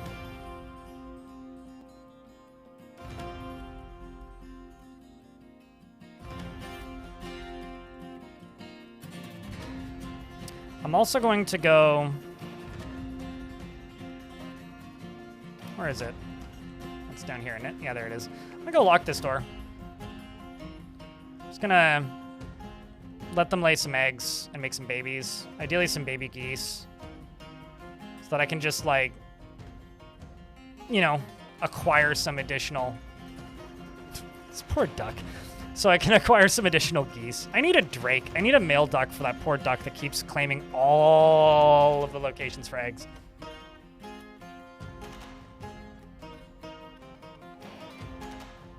Maybe all the monsters aren't coming for it, but it's just to check in on Dragon. They haven't seen their dragon friend in so long. They're worried about him. They just want to see Clockwork.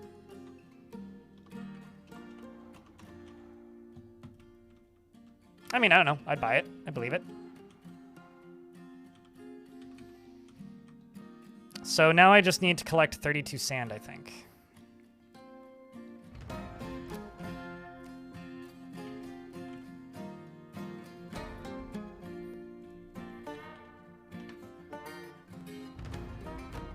And then clear, glass, block, because those have been running for a bit.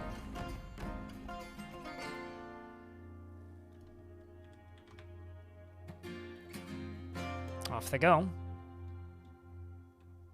Oh my Christ.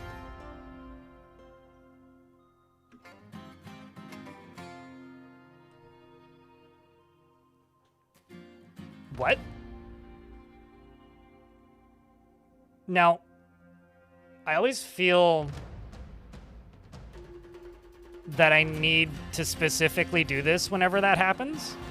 And that is, did you accidentally put an extra 0 on the end of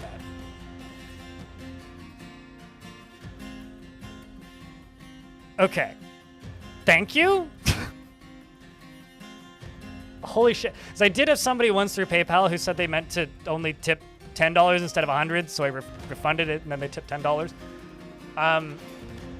So I'm just worried about that for all eternity now. But holy shit, dude. Thank you. Hey, Dane. Haven't seen you in a minute. But, yeah, thank you for the hundo pack. What did I do to deserve that? You just made my month, mate. Which means a lot, because, like, full disclosure, I'm going on a vacation next month, and the first 3 months of this year were really rough timing-wise for money. And because I get paid for the following month after the month is, if that makes sense, like, I get paid for my April money in May. I have a vacation in May. So I've been trying to make this into a good month so that next month isn't terrible. So thank you. Appreciate you. No sieges yet? I'm very far away from anything and haven't provoked anybody, so no sieges yet. This fort is like me versus nature kind of fort. Last fort was very, very, very me versus sieges. Do statues count as a wall? Yes, but they can see things on the other side of them and dodge over them. Can you make a room out of statues watching one poor dwarf? Theoretically, sure. Hey, chat. Are there 2 resubs around? Because you could make a pretty fucking absurd hype train. I think if you refresh it, it'll fix it. There's been some... Yeah, if you refresh it, Taratine, it'll say 100. There's been some oddities with that recently.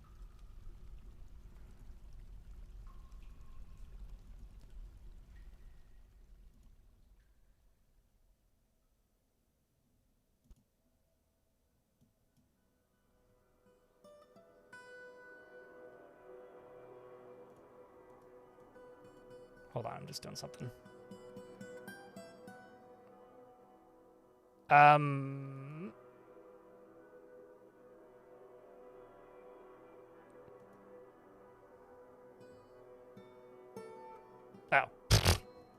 Here I am trying to do a thing.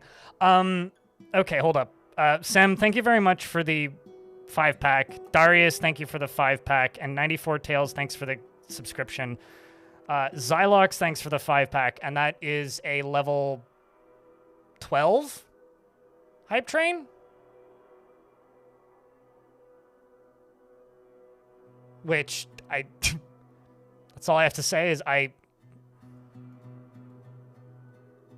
mean, it's halfway to the channel record, but,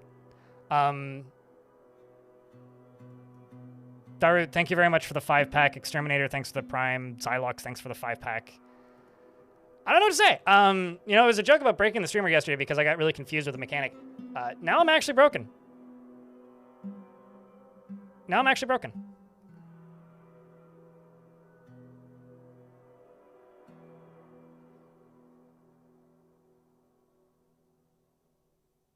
Broken in a good way. Word. Not responding, sir. Well, I guess technically still responding. But has stumbled on an error, maybe? Necron Tier, thanks for the 10-pack. Holy shit. Huh.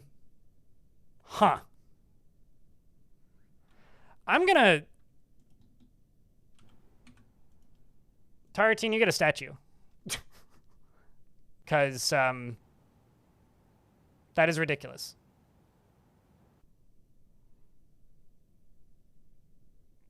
I mean, the YouTube stream, it fluctuates wildly, Exterminator. Like, during a major update, the YouTube... Like, YouTube is really funny. It's like, if you want more views on your... Like, it sent me a notification to my dashboard the other day where it was like, if you want more live viewers on your streams, consider covering more trending subjects. I was like, yeah, that just means Dwarf Fortress hasn't patched in a while. Because the way YouTube works is it recommends subjects that are getting searched in the search terms a lot to people. So a lot of people, unless they go out of their way to watch my streams on YouTube, just don't get it recommended to them unless there was an update. So as an example of this, when Adventure Mode released on out of the beta period into the main branch, there was like 1,000 people watching on YouTube and like 500 people watching on Twitch. Within a week, there was 50 people watching on YouTube again, but still like 150 to 200 on Twitch. It's like Twitch is more of you have an audience because you built an audience. YouTube is very, people are watching today because the thing that you're doing is deemed interesting by the platform, and that makes it kind of difficult. But holy shit. Eurostov, thanks for checking out a gift as well. That is now a level 13 hype train, which needs 25 subscriptions or $125 in bits to level up. I don't remember what I was doing. That's all I got. Am I caught up on bedrooms? A baby doesn't have a bedroom. That's fine. You don't need a bedroom. You're a baby. Do all my bears have clothes? At least they have pants.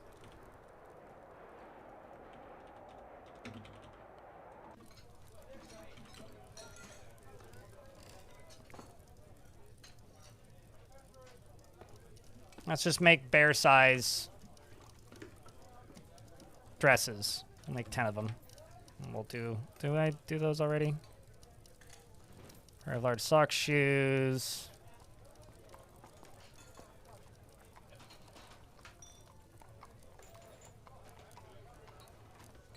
We'll just do those annually.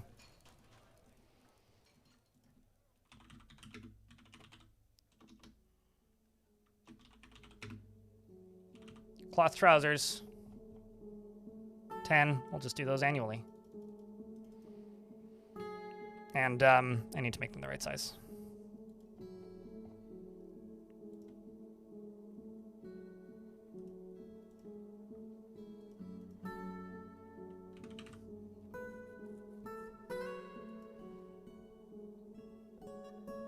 If only they could ride on the rocks?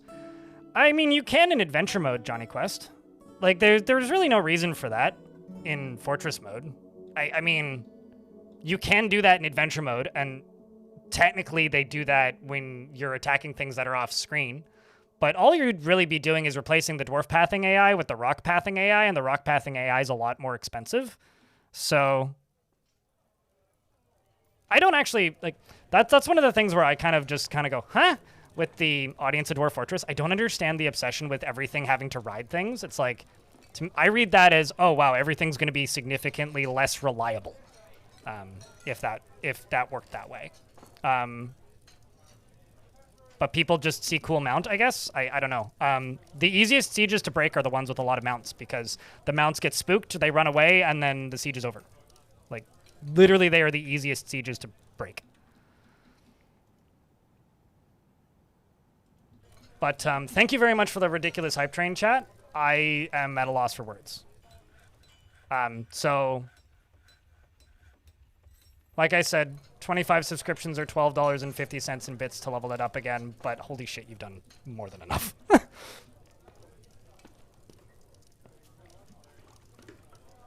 So yeah, that's all I got. I'll keep on streaming, Stonecoat. It would be stupid for me to stop now. Xylium, thanks for the 5-pack. Good lord. All right. You're gonna have to give me like 90 minutes-ish for my brain to reboot fully. You got it in time, but it needed 25 to level up. Appreciate you, Xylium. At least on my end, it looked like you got it in at the very end. But that's 138 subscriptions in that hype train. That is more subs than I got last week. So, thank you.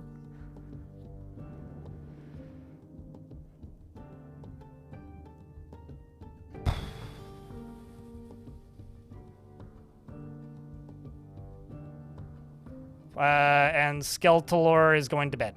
Well, good night. Have a good sleeps. Appreciate you.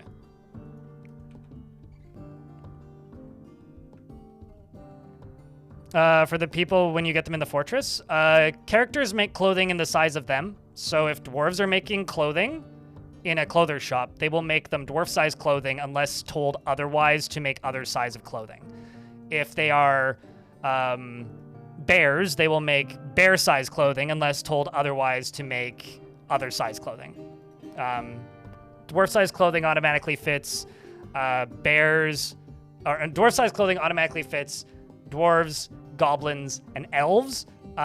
Humans have larger clothing.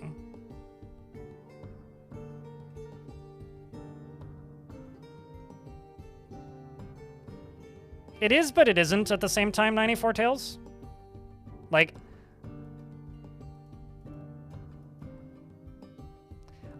anybody who's owned an independent private business or worked freelance will probably relate, because I'm doing okay. For full clarity here, I'm doing okay.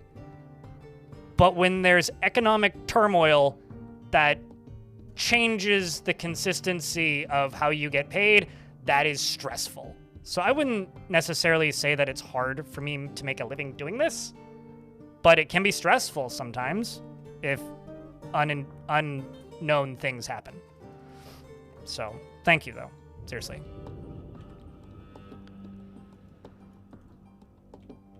And I've got some forbidden things I gotta unforbid.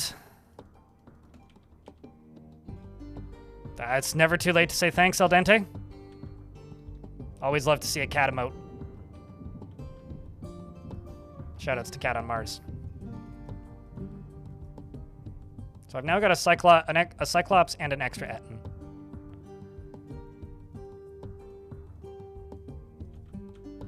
Let's just pop up to here and pull this, crush that egg so that we can breed more rocks.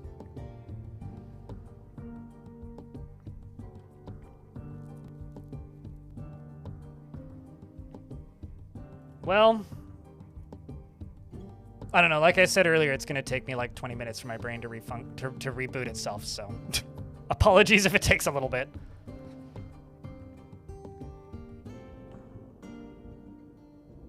Chat, can I get a big round of beers or something else for that 100 sub bomb? Just period. Thank you. That's all. That's all I got. That's all I got. On an old DOS system?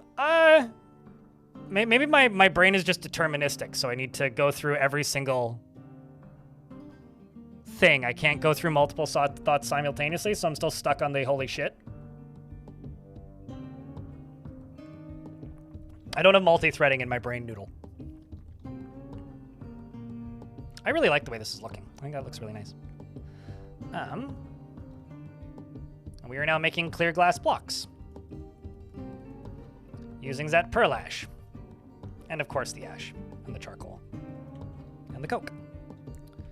And then I can go up to here. I can go clear, of which I have 8. And we can slowly fill this in.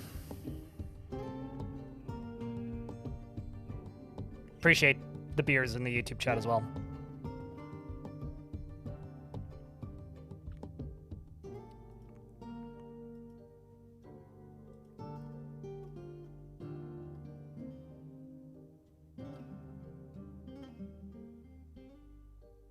Refunk sounds like, yeah, refunk does sound like some sort of alt music genre, doesn't it?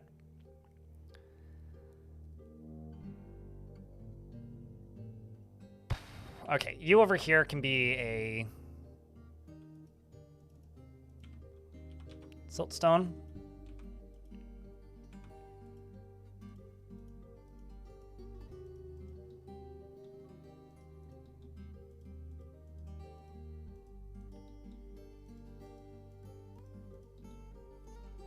As we go around the edges.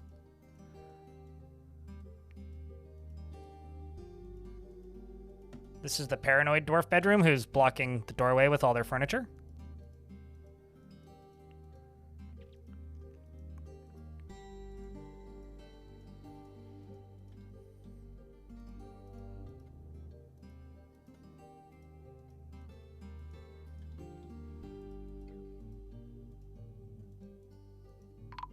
Bah. Oh, hey. It's time to trade with the dwarves. Gotta not fuck this up this time and actually trade with the dwarves.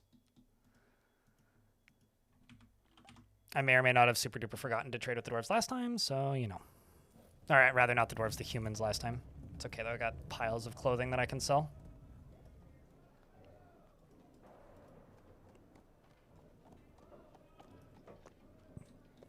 I kind of, the rocks are a little bit too valuable for that. If you're going to use war animals, I would recommend against using them against surface invaders in almost any context. I would recommend that instead of using them against surface invaders, you use them when attacking remote enemy sites.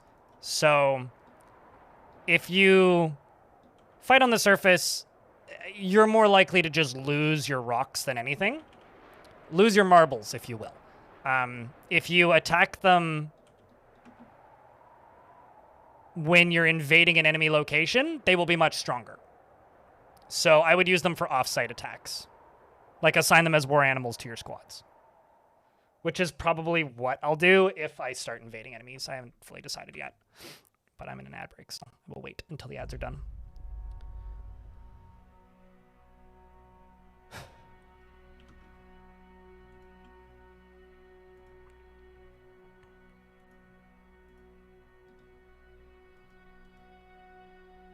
Peacock should be war trainable? Does everybody here really not know how to war train animals? Or how to set any animals war trainable? Literally, all you need to do is go to your default raws and add one, like, square bracket tag, war trainable, to that animal type. I have a video. Chat, do you guys want to know what the next video I'm working on is? Or rather, the next video I filmed that's going to release next, I guess. Do you guys want to know what it is? You don't even need to use DF hack. You literally just need to open it like a fucking notepad file.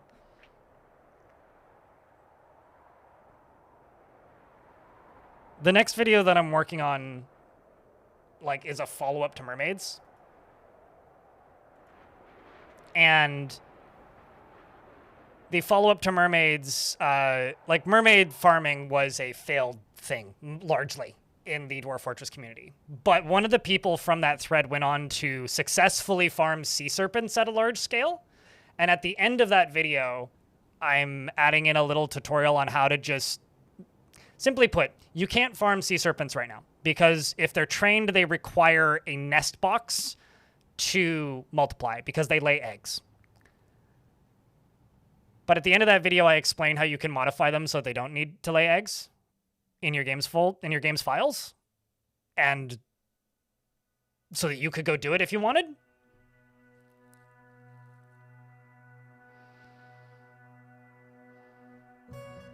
They'll never see the dwarves coming from below. I thought that's what the arrows are for. Wayne Bean, hello.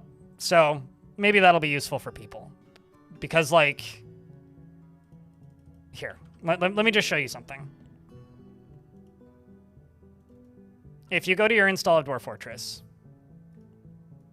and you go to local files, go to data, X500, Peacock Army. and then you click on vanilla. And then you, where is it? I think it's, I'm just looking for the one specifically that I was looking for the other day. Reactions, procedural, vanilla, plants, materials, languages, items, interface, interactions, environment, entities, descriptors, creatures, creature graphics, buildings, vanilla bodies, interaction examples. I want to say it's creatures. This is always something that I need to, like, remind myself exactly what. Let's go to creatures. Vanilla creatures. And objects. And then it's... Okay, so in this case, it would be domestic. So display, and then peacock. Peacocks. So they lay eggs. You want to stop them from laying eggs, you just remove that. You want to make them more trainable? Okay, so the tag that you need to add to them would be... Oops. War.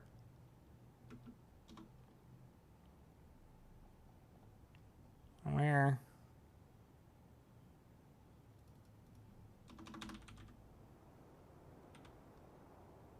Can be trained by commands. Tameable. I can't remember what the actual war trainable command is. Although this might not be the right one to be in for that.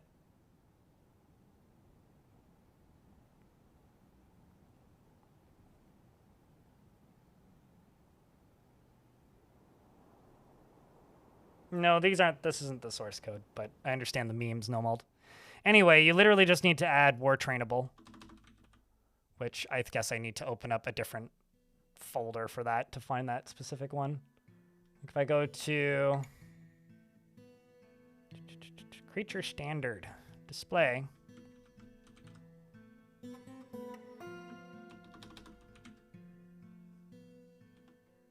is it tame?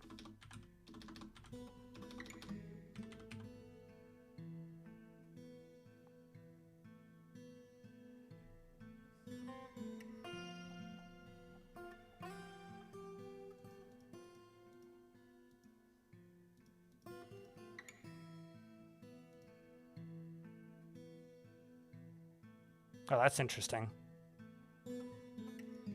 Sorry, I just learned something, but it's besides the point. You literally just need to add one line of text to that. Get a legendary war-trained rabbit? Man, does anybody remember that time that a rabbit did damage to a cyclops in one of my forts? Like a bunny, like, kicked the cyclops and bruised it? I was like, please get the kill. Please get the kill. Although there was that time that a duckling killed a titan. But admittedly, the duckling was a murder zombie from hell. It's still a duckling, though.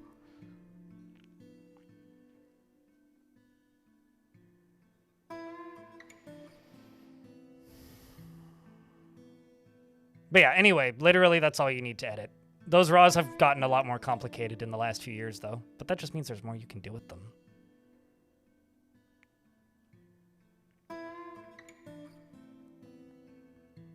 No, because they become unusable when they're underwater.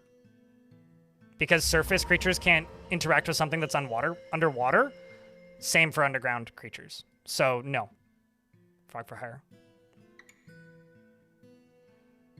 Had a squad attack. Had a squad out to attack a minotaur, and her mother and her baby got to it first, and the hecking baby one-shot the minotaur with a punch to the head. That doesn't surprise me.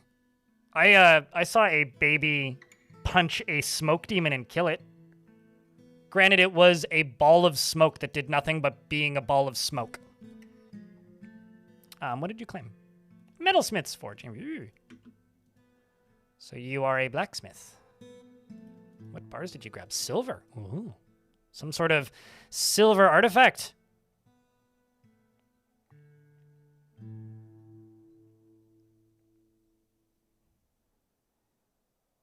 Yeah, I'd need to reference the wiki, because as you can tell, I spend a lot of time editing my raws. None whatsoever. So I would need to reference the wiki to, like, to double confirm Zortos, but...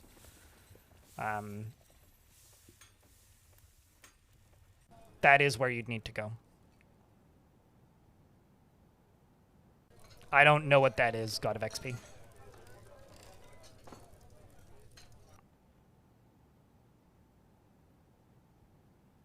About 30 skeletons to kill an adult dragon in D&D, and unexpectedly powerful when the dragon... unexpectedly powerful when the dragon went last. Yeah, true. Turn order could destroy the dragon in that regard, couldn't it? Okay, so let's just go trade before I forget.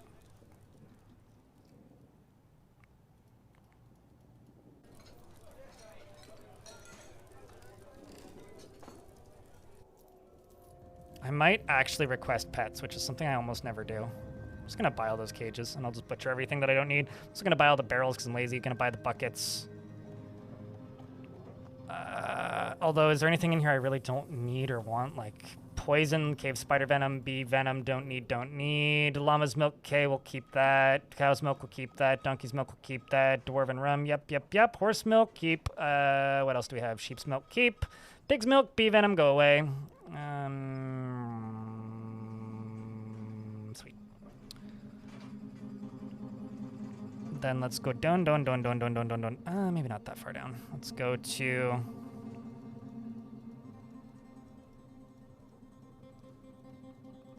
buy all this stuff.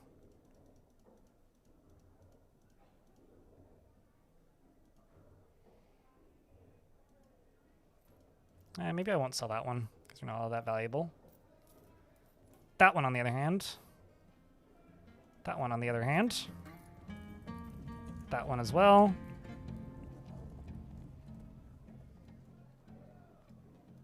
So give us all kinds of clothing variety. It'll be fun.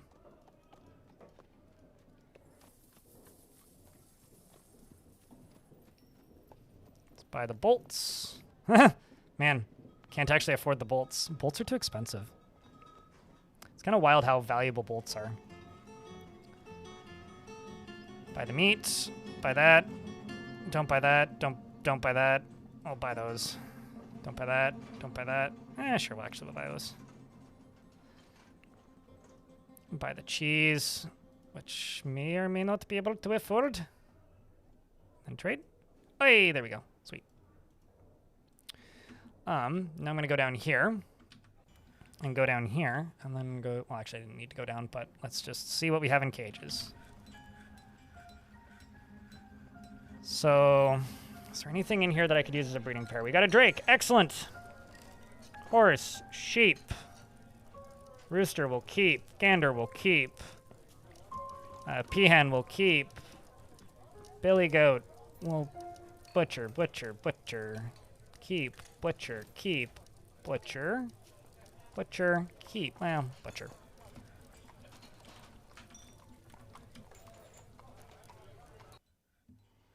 Just gonna forbid all these so that we don't steal any eggs that we don't need. And then here,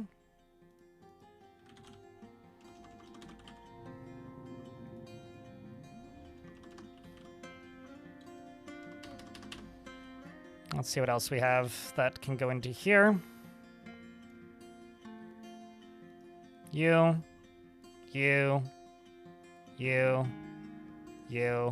done.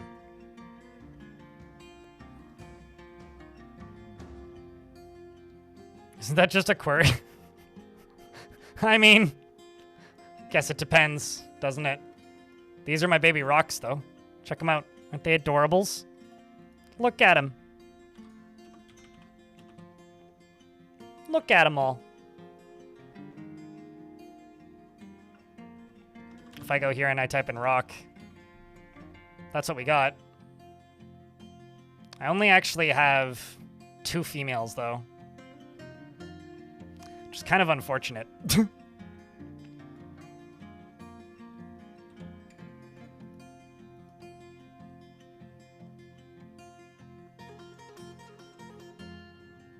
What am I covering with the text menu?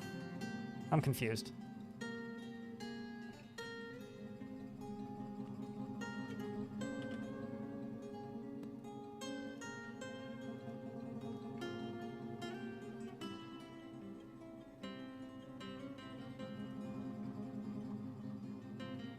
Two females so far, correct. Why do they have stairs outside the door? So I have an additional layer of things I can lock if I'm gonna open up that, basically. I should also put trapdoors on top of them. More or less like, I'm probably also gonna put a thing here and a thing here so I can release stuff into it. Basically, it gives me like a way in and out for stuff, in a way.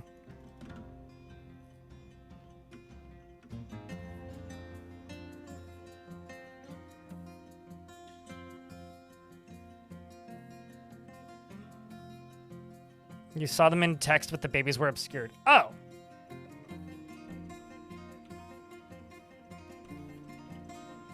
I mean, how was I covering that up?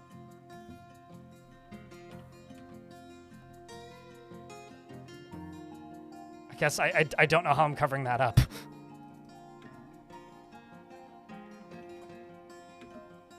I guess maybe my head was specifically behind it or something. Let's see if they're making soap now. There we go. Now we're making some tallow, which is what I've needed for a little bit. which is the good stuff.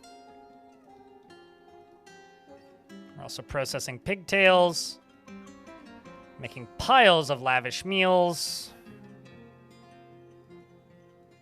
The good stuff.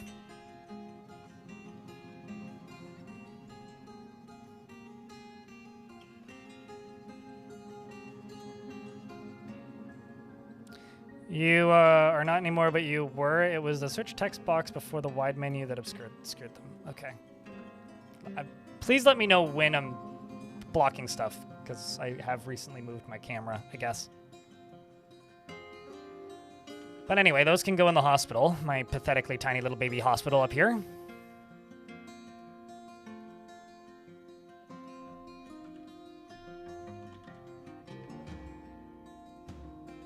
And then this, you can actually be shrunkified. And you can be embiggened.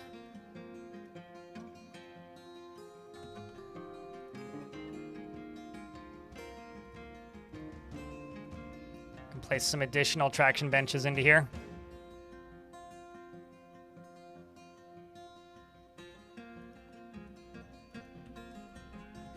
And maybe another one of these.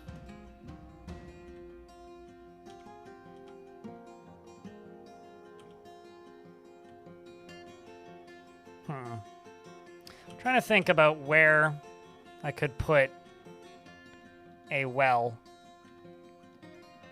and connect it to this hospital.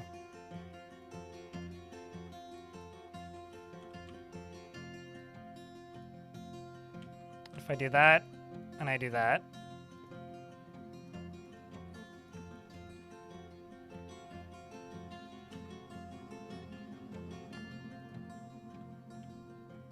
dig up to there.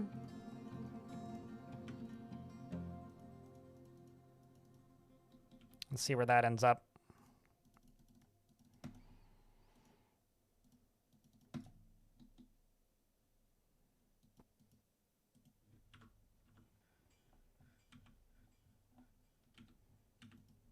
Let's go down here. Just go all the way to the bottom of this. You.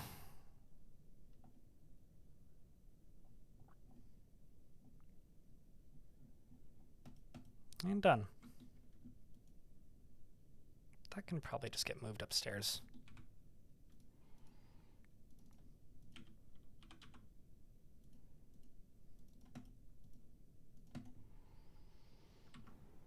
No Forgotten Beasts so far today is actually kind of surprising.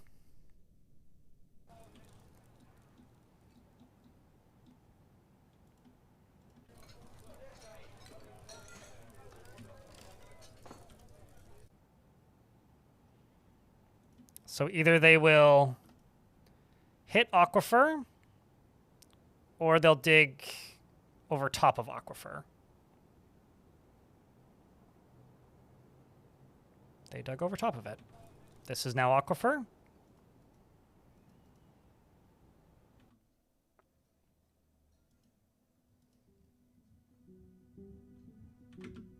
Well, I screwed that up pretty bad.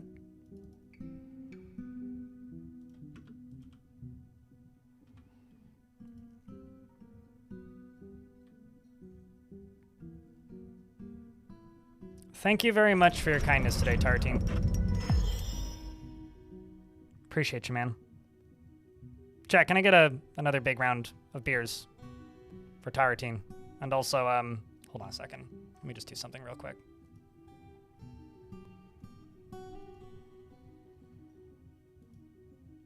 It didn't let me earlier. So let me just fix this. Because something here needs to be fixed. It's broken.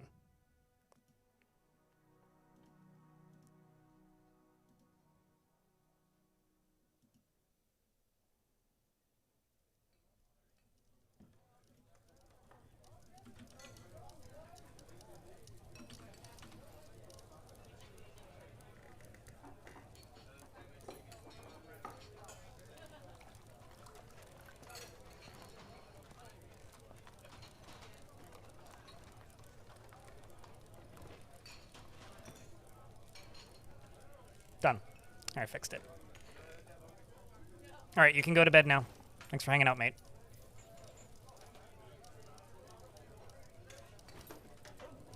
Usher has created Tun Thibam Osed Ugog, a silver bucket. He claims it as a family heirloom. Sounds like my new well. Well, well, well, what have we beer?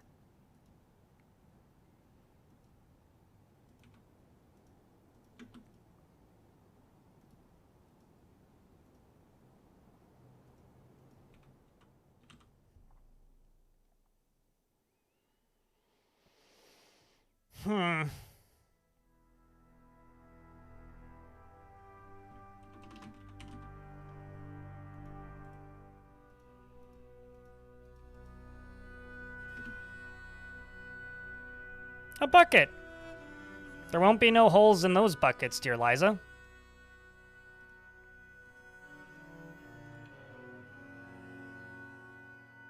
Holy platinum. Sorry, I just found a native platinum wall right there.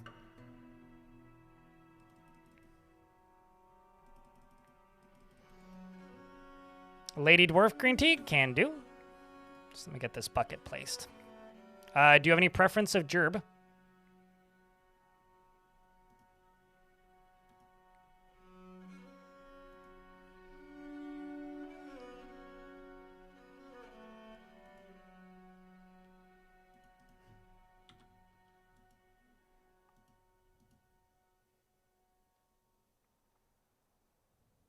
Bottomless bucket of beer.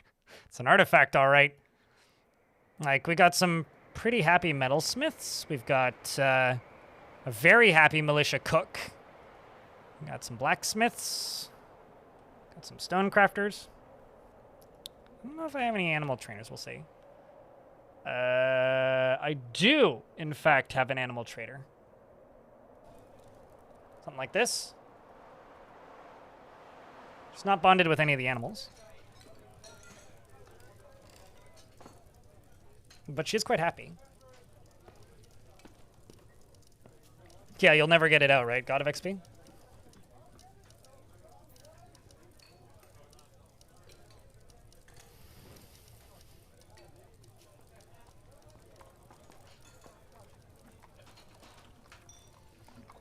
I know that you had QN Earl Grey, and you had a QN Green Tea. What would you like me to name this one? QN Tame Me? Or Orange Pico, or how, Pico? I actually don't know how to spell Pico now that I think about it. English Brunch Fist.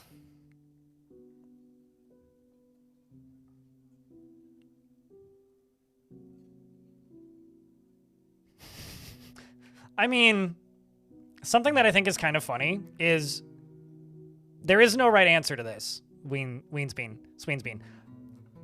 If a dwarf doesn't have a mug and they need to drink alcohol out of a barrel, how do they drink the alcohol out of the barrel without a mug? Like, obviously, if they have a mug, they would take the mug and scoop alcohol out of a barrel and go. If they don't have, like, how about Q and Jasmine?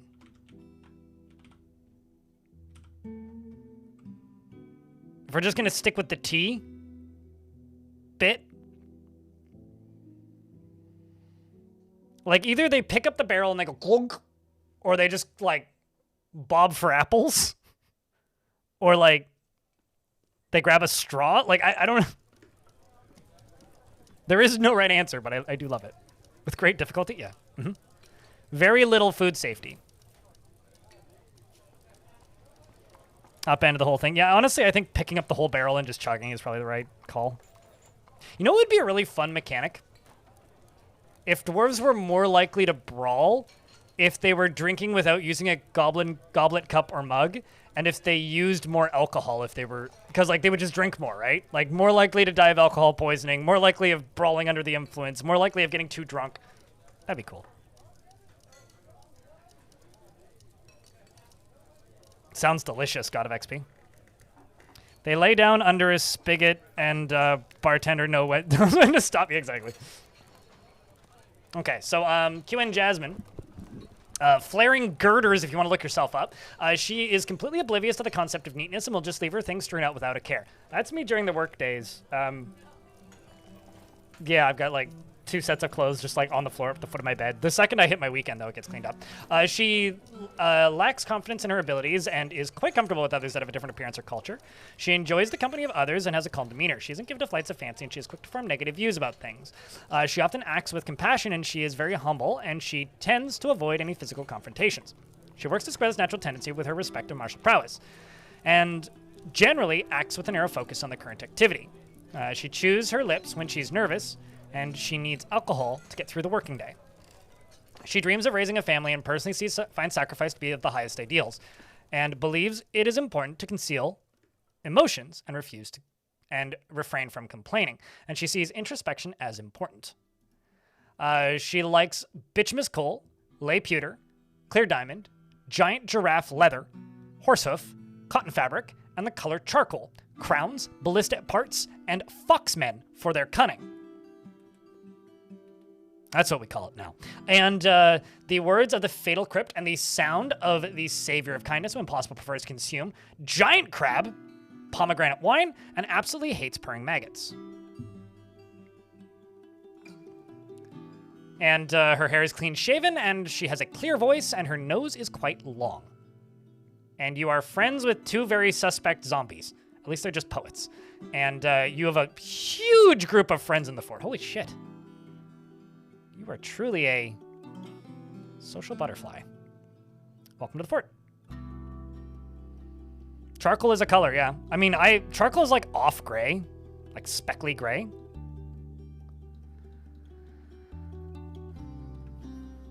Is it 20 liter or 20 dwarf unit? Because those are not the same thing. Diamond.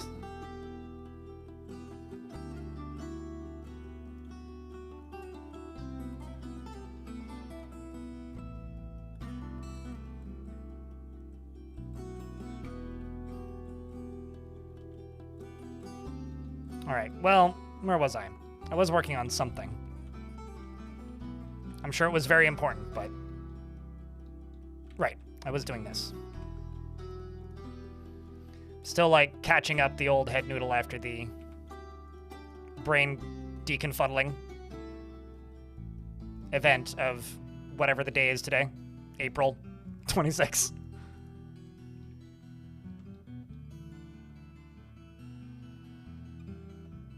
Alcohol is absolutely poisoning. Things do not develop poison resistance, no.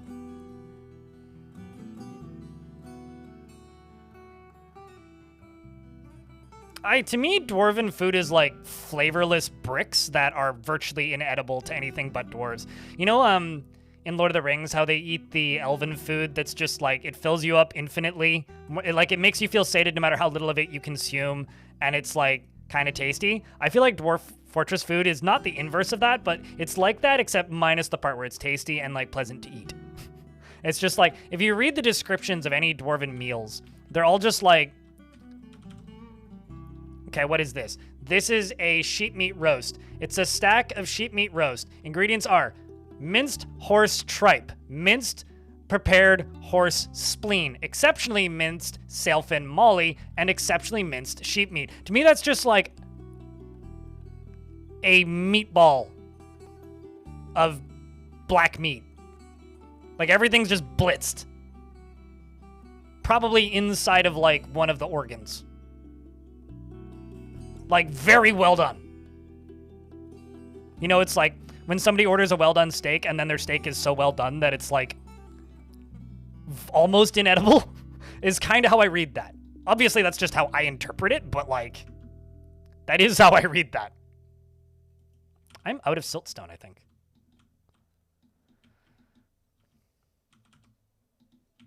Well, time to go mine out more siltstone. That's not the tool I wanted. That's the tool that I wanted.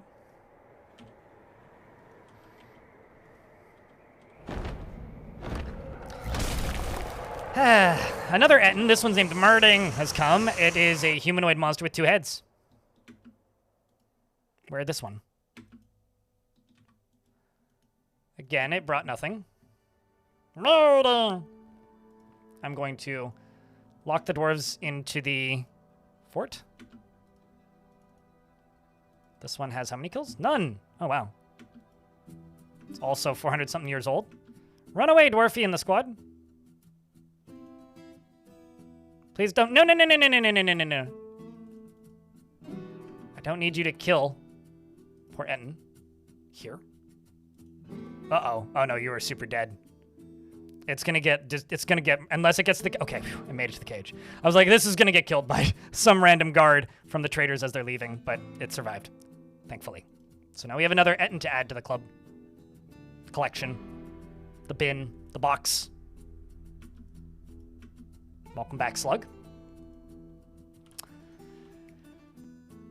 All right, dwarves are digging around here in the holes. I'm gonna let you guys follow this dwarf who do into digging, and I am going to go rinse out my coffee mug, which is empty. So I keep drinking phantom coffee, then I'll switch to water.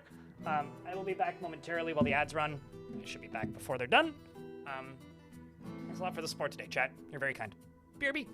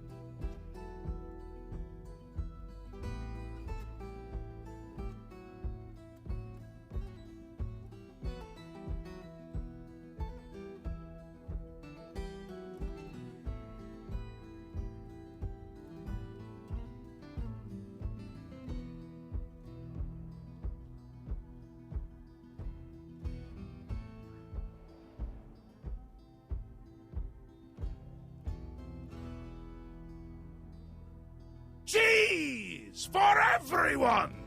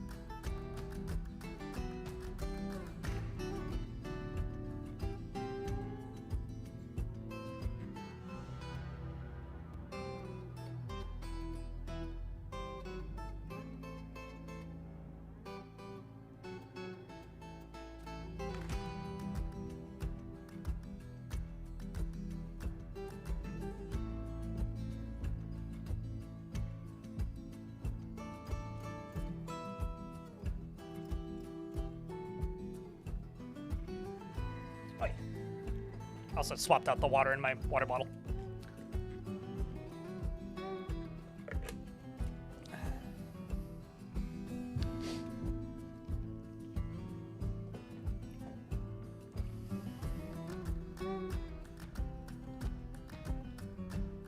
Did the audio glitch for anyone else just now? That might be, assuming you're watching through Twitch specifically, that might be a well-known desync thing that can happen with Twitch, where the audio can get desynced from the video player briefly. Usually hitting play pause fixes it. So if it keeps happening, that's probably what it is. But that's only an if it keeps happening type thing. Otherwise, I don't know, maybe, probably. Wouldn't surprise me.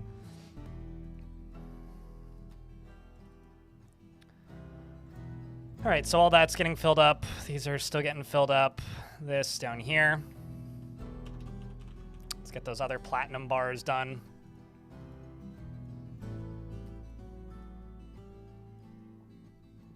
And then let's just do, I don't know. See what else I can make.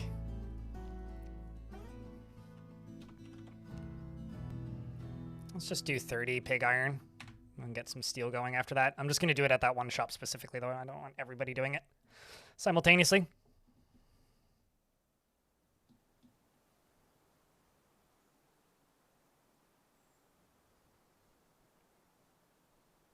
What are you looking for, Meso? You're trying to find your human trader's location on the map.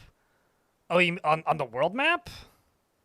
Yeah, I don't know. I mean, you'd have to use like Legends Viewer or something like what I use for exclamation point Legends.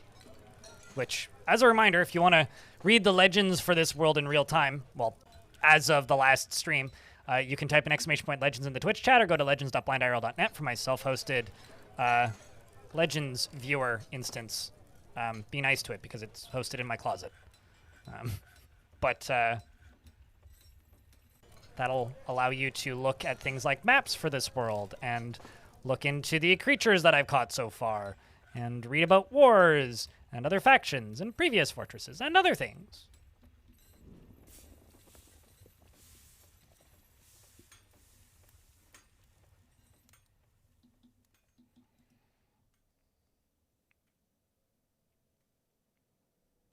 Do I want a bottomless bin of bottomless buckets? Maybe in certain situations. Certainly not in all situations.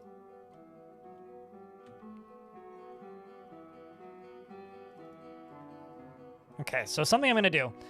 Some of you may have missed this, but in the most recent patch, if you go to the other screen, you can set it so that they automatically mine through damp stone now. That's kind of a setting that you need to dig for.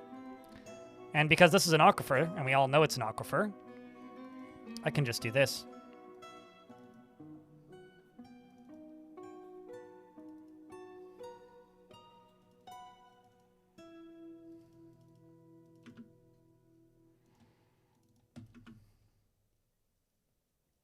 And that'll be my automatically refilling well. Might as well also just do this, since I'm here.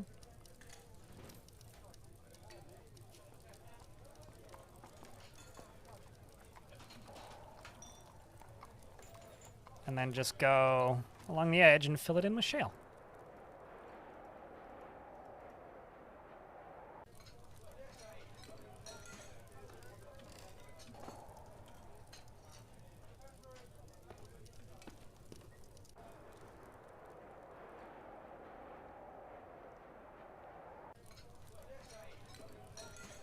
Isn't a bottomless bucket useless? Isn't it basically a sewer? I mean, it would be a very good way to dispose of unwanted, like, liquids. But aside from that, yeah, I would call it pretty useless. Which, if you think about it, in many ways, is just an alternative way to refer to, Miss Universe pageants.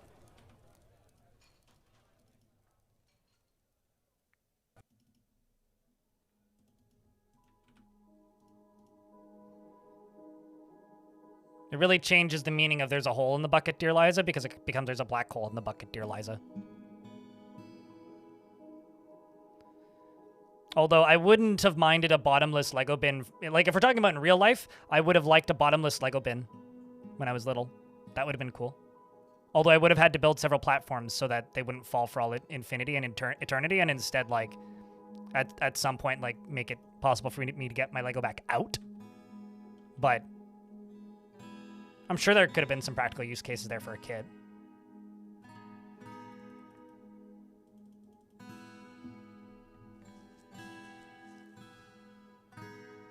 Although it kind of feels like I had a bottomless Lego bin, Sween's bean, because my parents because like I live in a 800 square foot apartment now, or I have for the past year and a bit.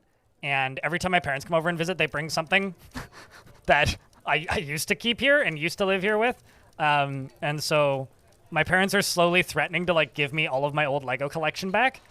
And, like, I'm realizing just how much Lego I had back in the day. which is awesome, but it takes up like a quarter of my closet now. I have to move some of it downstairs to the storage room and then figure out how to sort it at some point. And maybe at some point in the further future, like, buy a whole bunch of containers and, like, actually sort it properly. But we're a ways off from that.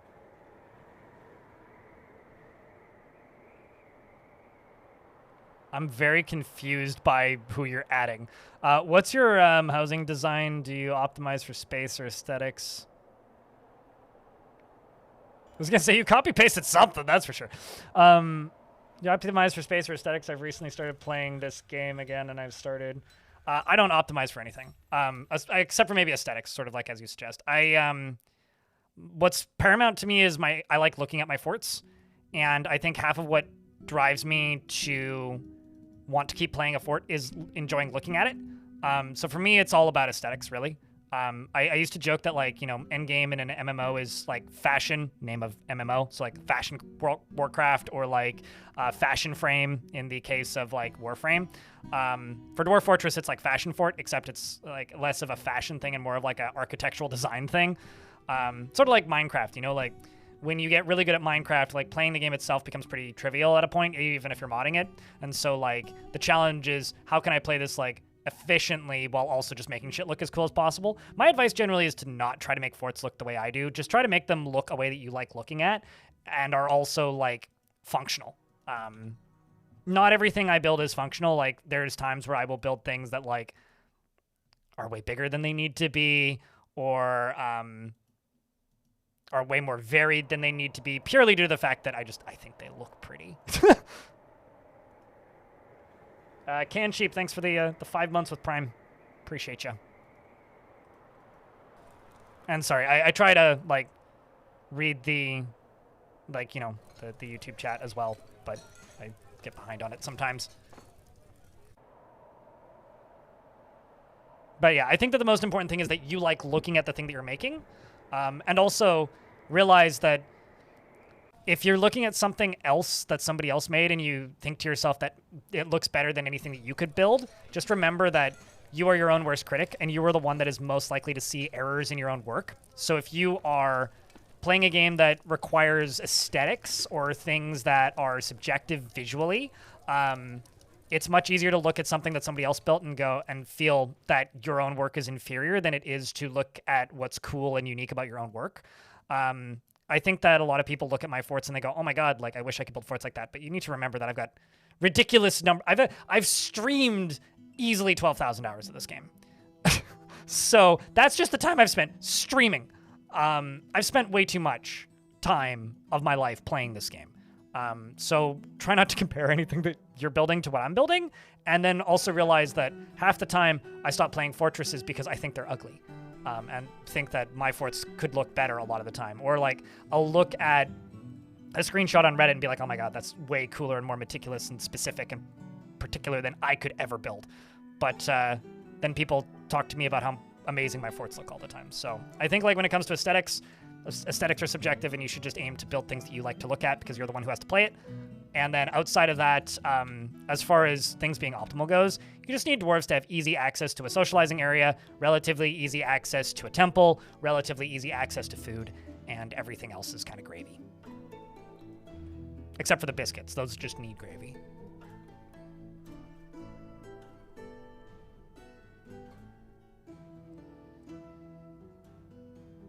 Also, chat, could I get a couple beers for the 4th month resub from Can Sheep? I know that we've all poured out a lot of beers today because of the ridiculous number of subs, but...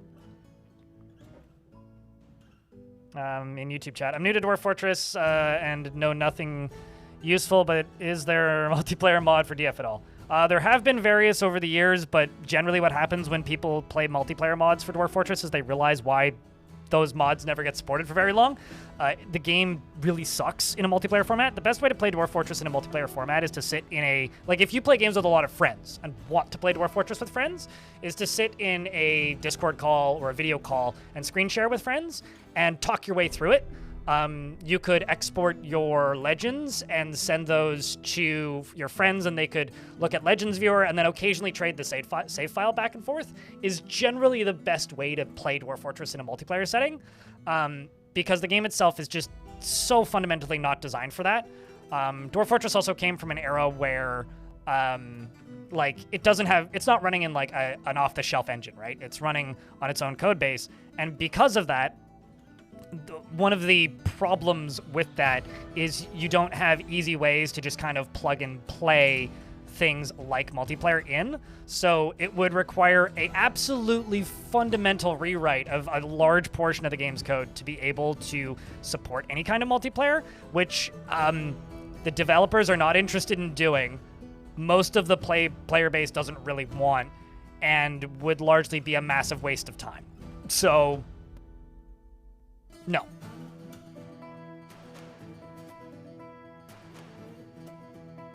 And then telling them how your buddy died when they fell through a set of floorboards and got crushed by, I don't know, a sock.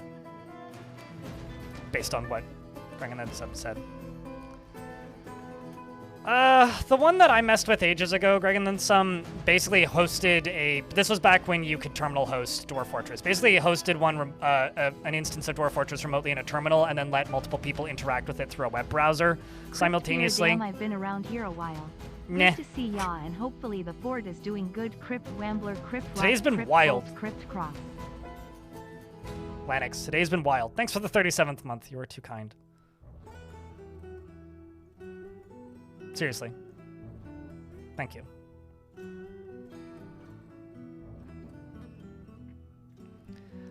I don't know if I agree with that, Daramo. I don't know if I agree with that. I mean, like, I could, like...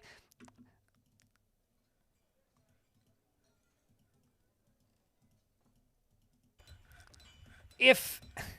You know what would be interesting? I'm going to say a lot of bullshit that probably isn't possible. So, humor me. You know what would be interesting? Is if there's ever a piece of software that's capable of ripping data out of Dwarf Fortress. Okay? So, like, more than just the default XML files. Or maybe if, like, the developers of this game give us the ability to export your fortress layouts, as an example, or your adventurers. And then being able to import those, either the layouts or those adventurers, into a new world. It would be really neat if there could be a database for something like that where you could generate a world that is like 80% player-made content. That would be really cool. But outside of that, like, I don't really see any way where it would actually benefit the game much. But that's also my closed-minded old moron opinion about Dwarf Fort. Outside of that, like, I kind of couldn't imagine anything. I think, honestly, what Dwarf Fortress would benefit from in a multiplayer sense would just be to make it easier to share world saves. Because right now it's kind of difficult because you can't do it through the workshop because I know most people aren't me, but I've had saves for Dwarf Fort that are like upwards of 30 gigs. So there is an upper limit to how much stuff you can put on the workshop. And because of that, like, you can't upload saves to the workshop right now. But it would be cool if that was a much more straightforward thing. Dwarf Fortress kind of is a 4X. Because the world map is playing a 4X game behind the scenes. I think that the biggest faults of Dwarf Fortress is it doesn't surface what it's actually doing under the hood better.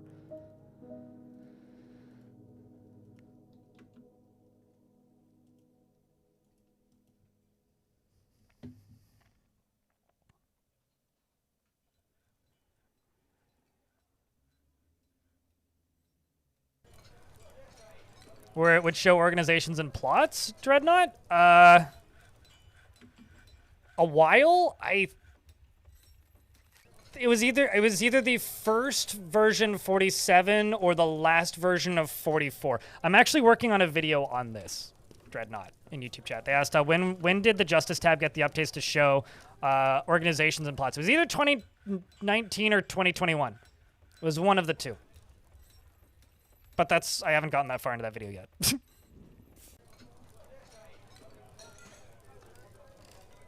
This is like very normal frame rate for my computer. Hans Gruber. I could also push it higher, but I've capped it at 60.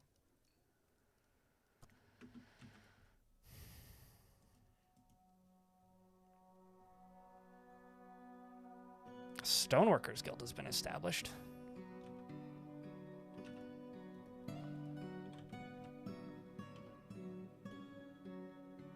Okay.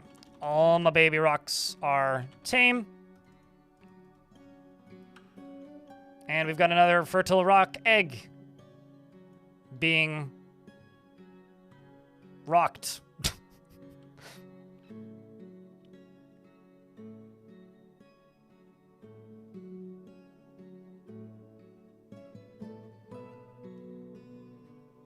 I'm just like realizing a lot of issues that I've built with this setup.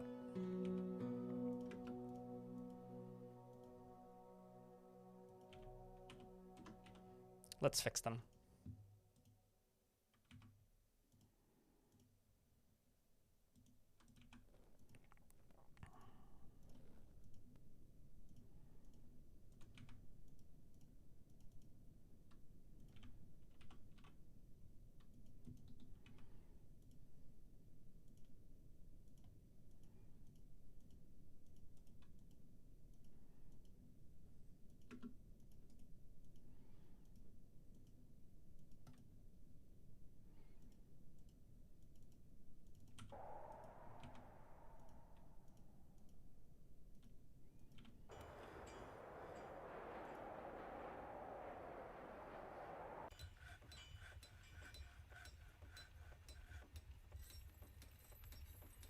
Dwarf Fortress for Bad Factorio, but that's just Dwarf Fortress.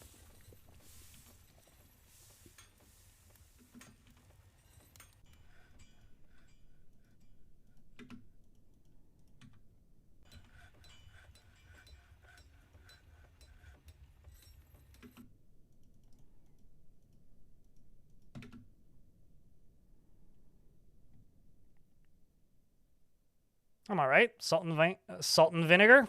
How are you? Twitch stream got a little nuts today, though.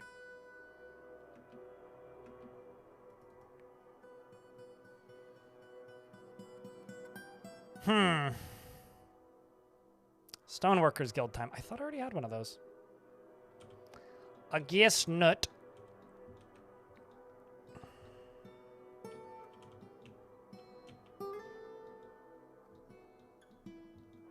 Well, why don't we dig out this down here?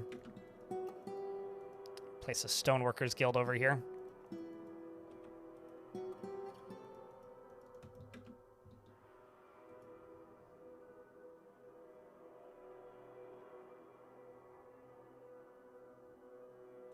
There's no tech tree in the Dwarf Age.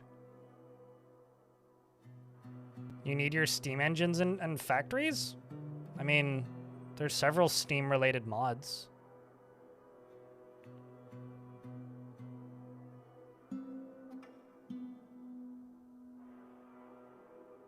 I'm glad you liked it, Salt and Vinegar.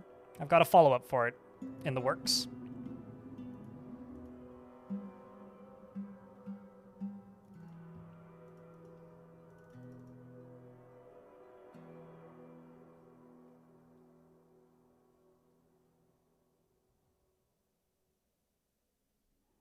Guildhall can be whatever mineshaft they're in. Yeah, but I want it to be like in the same general vicinity. You know, like city planning and all.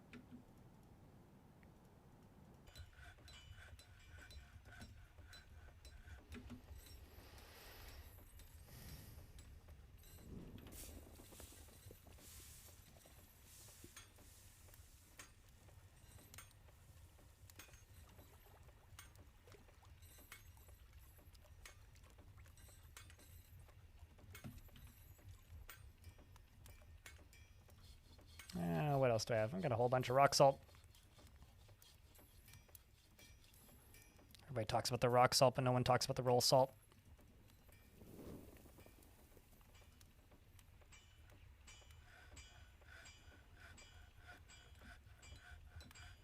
Guildhall will have mine shafts leading to the map's end?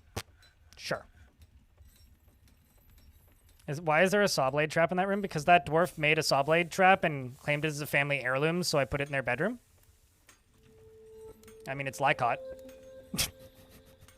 They claimed it as a personal treasure, and I was like, all right. No, they claimed it as a family heirloom and dedicated it to themselves.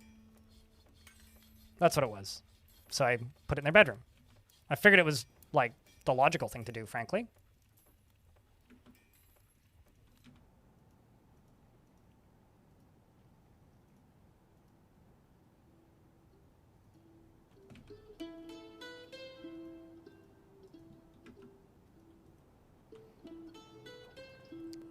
Platinum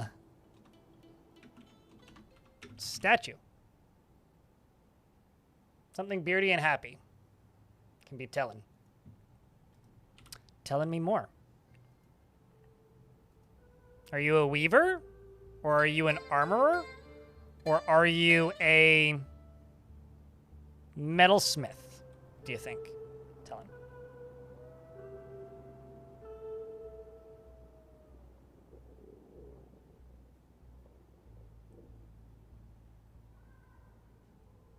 You have this idea of moving everyone so far underground that magma is really easy access. Problem is that you'd need at least some people to live on the surface. Why? I've done that before. I mean, I was telling the story about a fort where I did that and accidentally, I just dug out a big kind of circular area and then went and got up and left and came back, and there was a notice that was saying that something evil was emerging from the newly exposed pocket and everybody died. So... like, literally, I had to start the fort over, like, minutes in.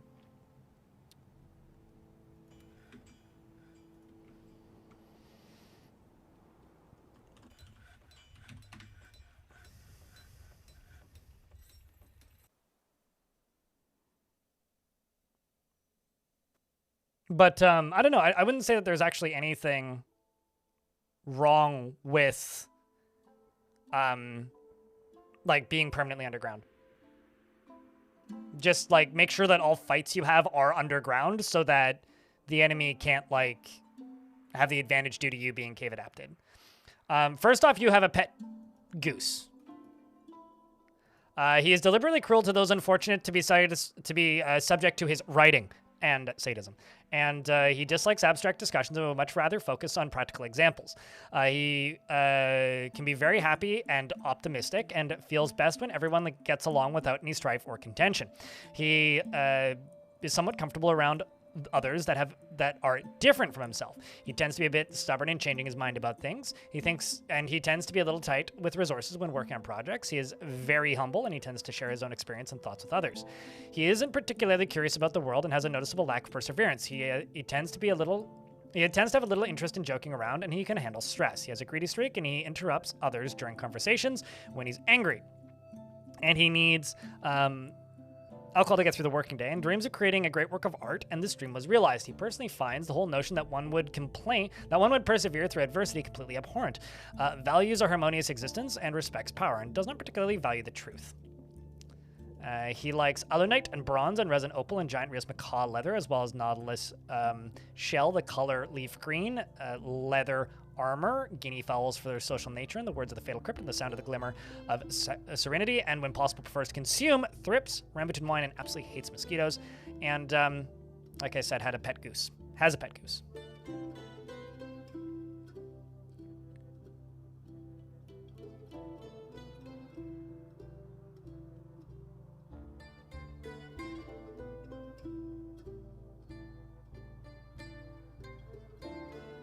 This is becoming a meme in the chat, guy. Also, endless bucket of water is kind of just aquifer. But this endless bucket of water is in fact becoming a meme in this chat. It should be the solution to everything, and whenever somebody has a problem, just suggest the endless bucket of water.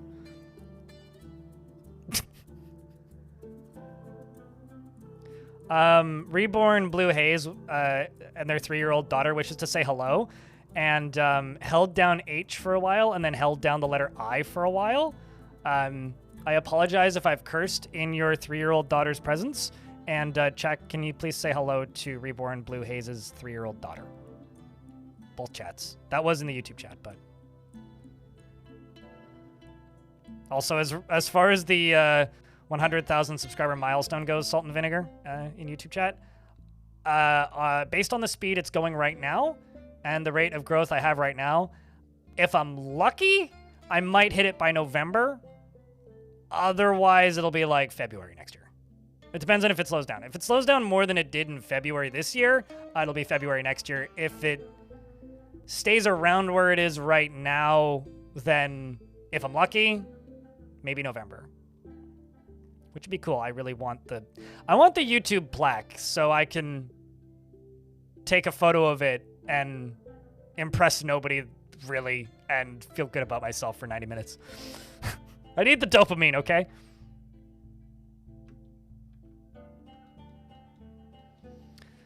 It's the ultimate super soaker.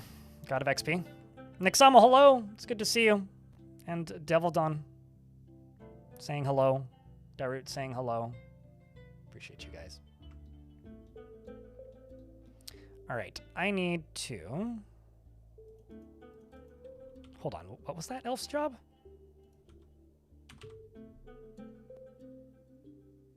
Not what I thought it said.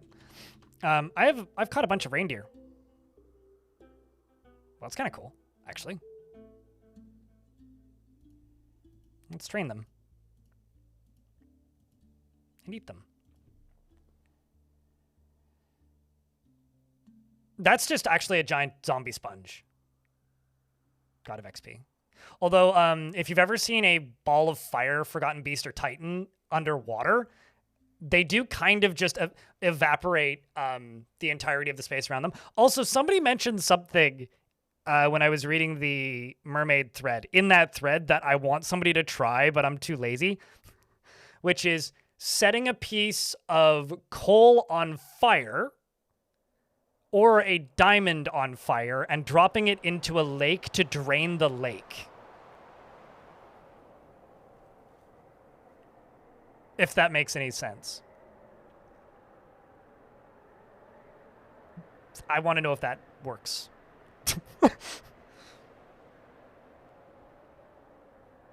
Aquifers in cages and domesticate them? What, that would just be like a Minecraft water block, eh? You thought water would extinguish it? Yes, but hear me out. Drop the charcoal onto the bottom of the lake in an open tile with it on fire, or multiple charcoal blocks on fire in one tile separate from the lake. Channel the lake so that it has access to it, because I've seen like one tile of lava unexist a whole bunch of water before. I wonder what would happen.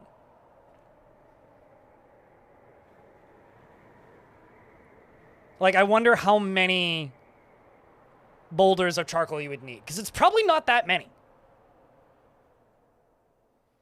I don't know. I've played so little Minecraft in my life. Maybe is the only response I have to that.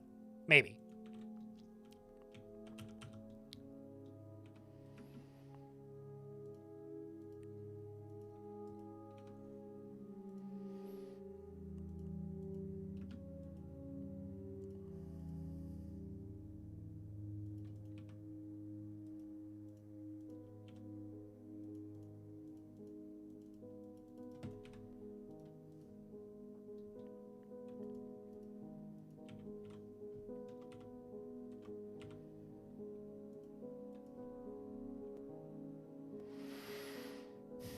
Well, thankfully, Steam doesn't scald your dwarves to death like it did in, like, version 28 and earlier. So, Steam used to also be an insta-gib in Caves of Cud, which they removed because that made having fire hands very difficult. Because if you were just, like, standing next to a puddle, you would just die. Which is kind of funny. But very impractical if you're trying to actually, like, you know, play the video game.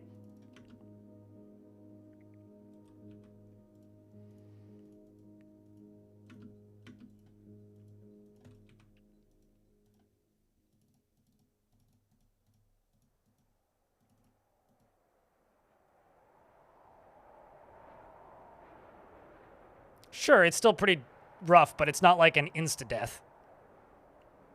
That was my first ever death in Caves of Cut, actually, was I had flaming hands, and then I tried to kill a fish, and I died. I learned a lot that day.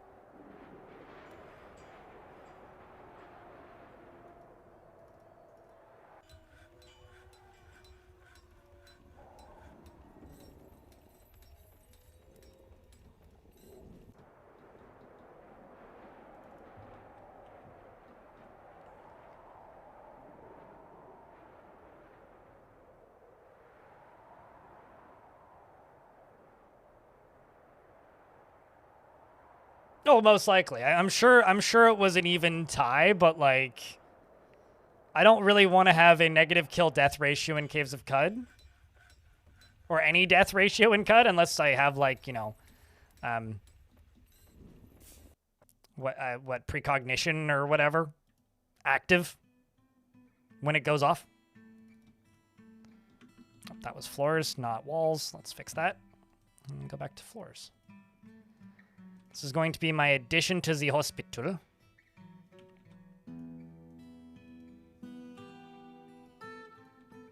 Which is going to make it very schwanky.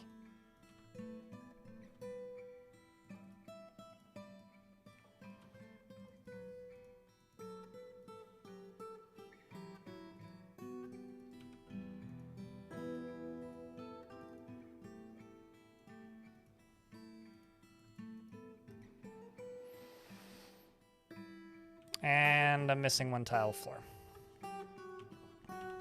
No, shale.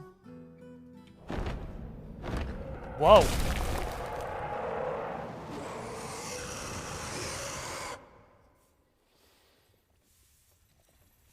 I just got started playing the game and my videos demystified a lot of stuff. Happy to help, dude. We just got a Swamp Titan. Shrek has come. Named Icky Thee. I once had Icky Thicky, and that was very funny. Anyway, Icky Thee, Amy, that's Amy, and Oki has come. A towering eyeless termite. And it has a long curving horn, and it moves about carelessly. Its brass exoskeleton is leathery. Beware, it's poison chompers. Definitely.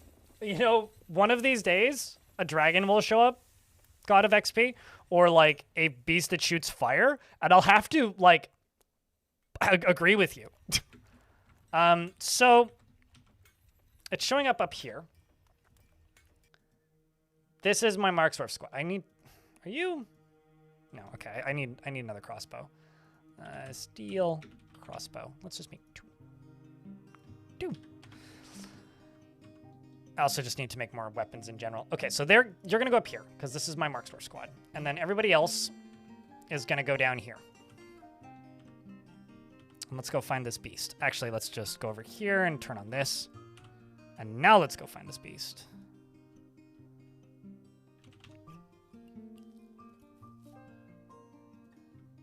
It's Ichthyi Twig Tribes the Moist. And Old Twig Tribes here has 68 kills. It's one off. Such a shame. As well as 59 other kills. Hello, Emily. How are you? How did your anvil shopping go? It's definitely the color brass, yeah. This is just a normal bug. It's definitely going to kill somebody. Which means you're going to get up to 69 notable kills. See? We did it a favor. Favor. The Moist has now lived up to their name. Can I get a round of beers for the old bug? Who killed that dwarf gloriously by kicking the trapper in the head. And their head collapsed into a lump of gore. Who was on their way back after canceling their final job. Also, I need to butcher all of those. Oh, shit. Hey, chat, we have another polar bear, although it's also a female. Which means both of my polar bears are female. Actually, all my squad's already out here, so might as well just tell them to go kill it. So Ichthyi is dueling with Erush, the competent spear dwarf. The other dwarves are popping out onto the battlefield and probably about to start shooting. Oh, that was quick. The victor was the Spearmaster, who stabbed the Swamp Titan in the head with her bismuth bronze spear, tearing the muscle and tearing the brain. Who was... probably you? Yep. Slug got it. Well done, Slug. Well done. That can probably be butchered, though.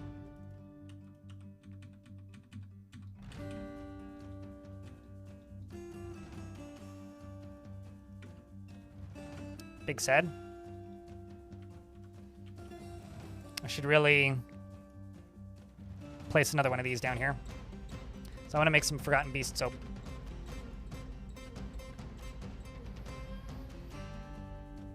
Well done, Snail. That's Snail's dwarf. For those of you who don't know, Slug has named their spear, their bismuth bronze spear, Enmeshed Still, which is... translates directly to... Okay, how do I check that? I guess objects. Named objects. Nope. Sprinkled Dallied. Sprinkled Dallied is the name of it.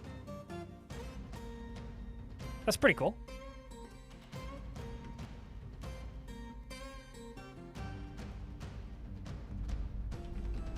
And I'm also gonna fly back underground to over here. I'm gonna unforbid all these. Uh-oh. They found the dwarf who died. Oh no! Anyway.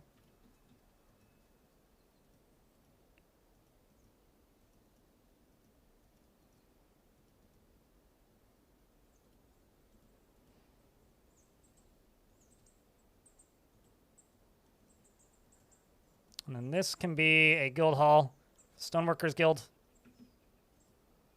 Which is already high enough value. Just need to get those additional pieces stuck in there. And let's go here and go cage. Polar burr. Reindeer. And reindeer. And then cage. And then butcher, butcher, butcher, butcher, butcher. Peasy. Oh. I feel really dumb.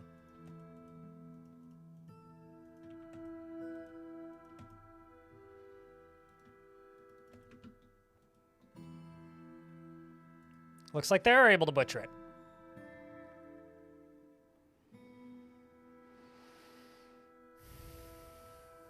I need a bucket emote.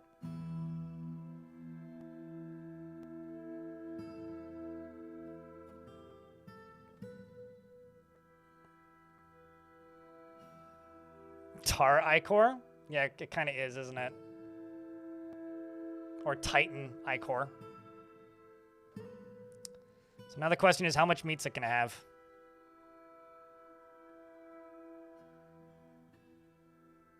I mean, the reindeer had 20, but...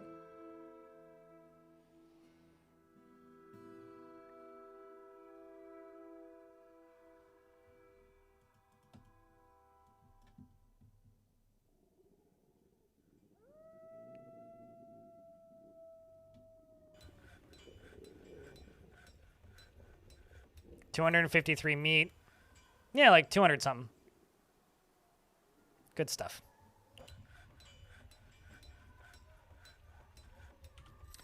I'm just gonna say spin thread whenever there's enough. And totem. Let's just say we'll do 20. Whenever there's more than 20, more than 40 available. So it'll take a little bit still.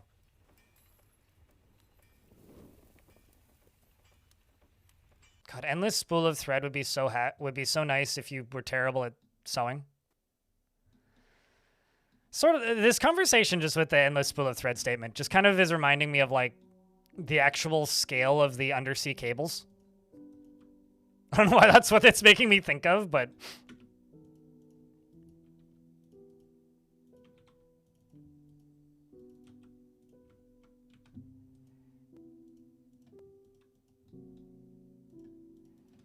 So this is my bigger, better, less shitty well. Can also put one right there.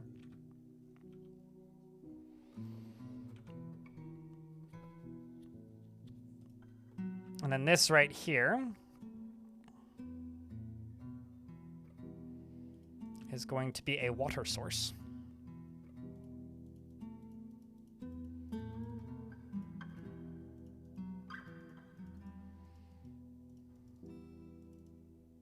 And this is going to be assigned to the hospital.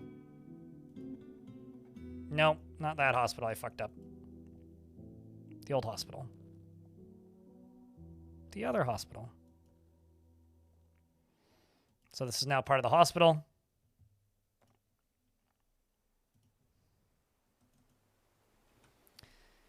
And you can be channeled down into right there.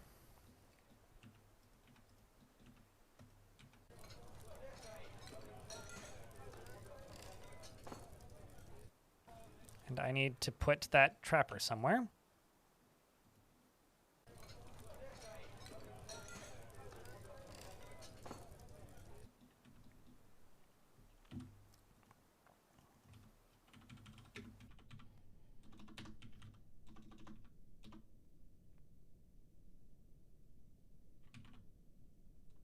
Wooden, it's not sarcophagus, casket, right. I always forget casket's a word. Although I should note, in regards to the word casket, the band Casket Lottery, 2 thumbs up. I'll have you know, we had to kill that meat, it wasn't free. There's a game I play that was also an ASCII game at first, Cataclysm, sure. It had an enchanted thread box as an item, one of the more popular mods. Oh, right. There's a mod for Dwarf Fortress that gives you... Basically, it's like a magma workshop that you put on semi-molten rock at the base level of any fortress, and then a dwarf works on it, and it just periodically generates random types of rock, which is kind of nifty, but I think it's super OP, personally. And also, like, not even necessary, because the game has, like, just as many abilities to get stuff here without using that stuff as you would ever need.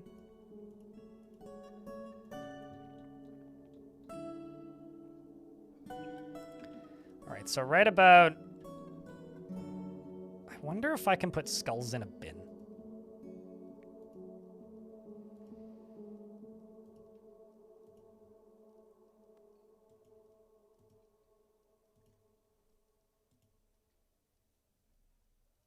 Let's try that.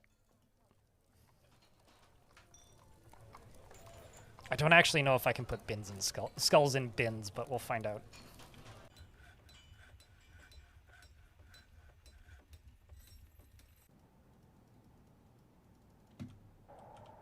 Let's jump back up to the hospital.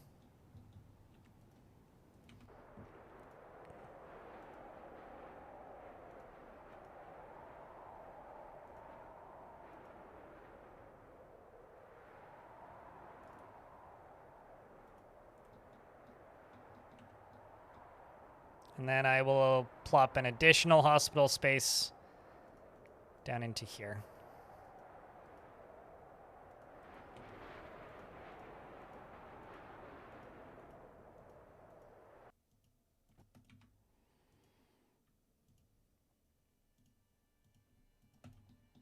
It's all connected.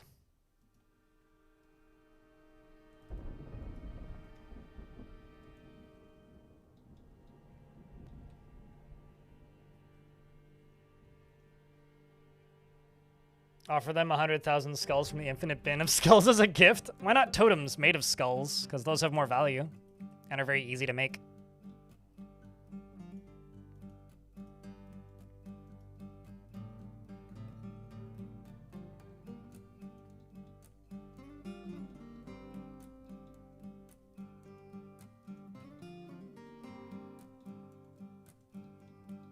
I may also need to make more bins.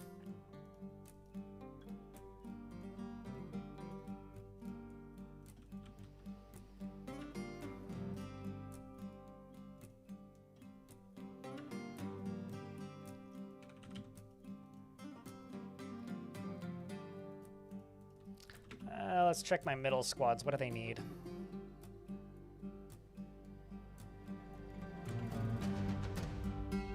Okay, we get a few additional weapons. Basically, I need steel breastplates. Yeah.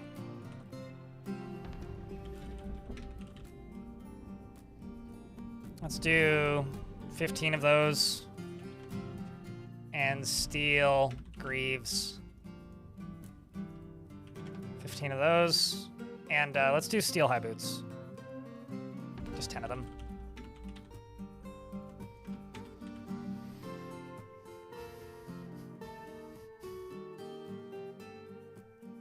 I'm pretty sure body parts are worthless.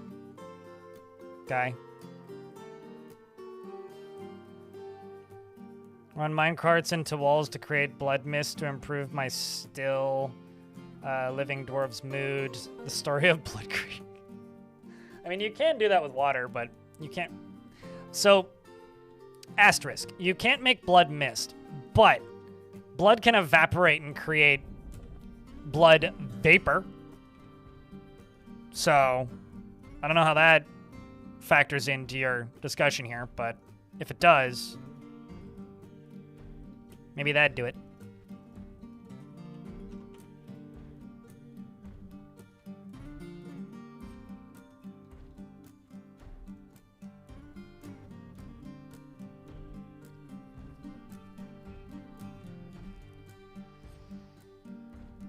No, they wouldn't.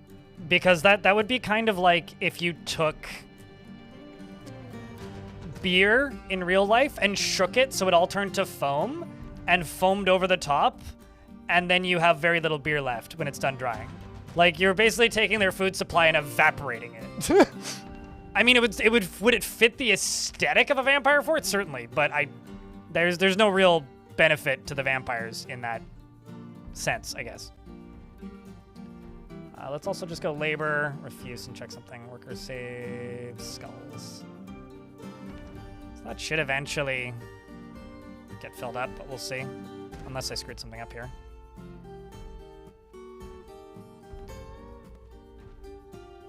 Oh, that's shells. I'm an idiot. I can read. Well, they're not pulling skulls there. It's because it's set to shells. You doofus.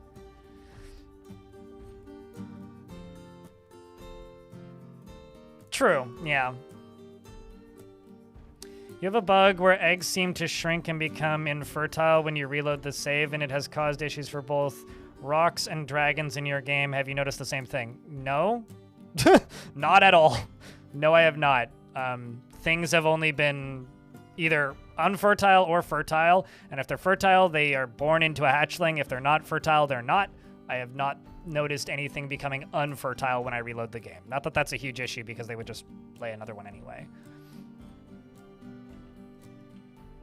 Like, I had an unfertile set of 2 eggs, and then I reloaded the game and they were still infertile. Also just gonna pause this.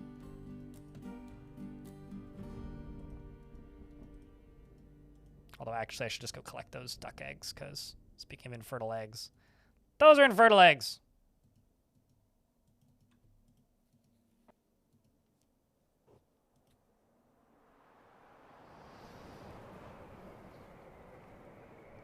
Just wait for those to get removed.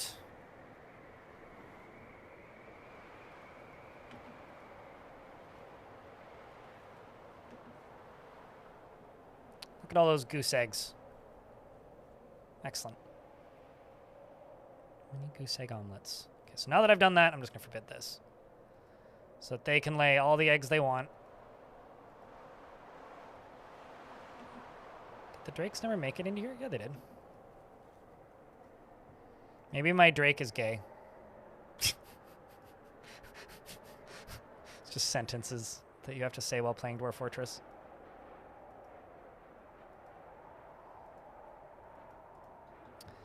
Now I'll just lock that until I get baby geese and or ducks.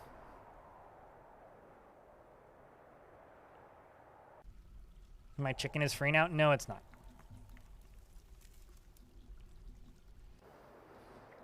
No, it's not. Oh, also, you down here are a lady polar bear, which means I now have 2 lady polar bears. What can live together? Chained up.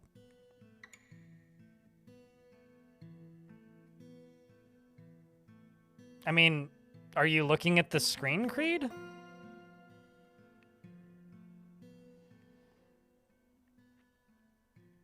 Just have a ram that's gay? I mean, anybody that drives a ram loses something.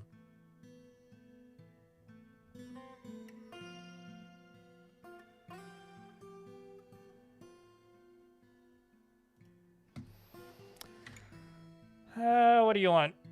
You want traction benches?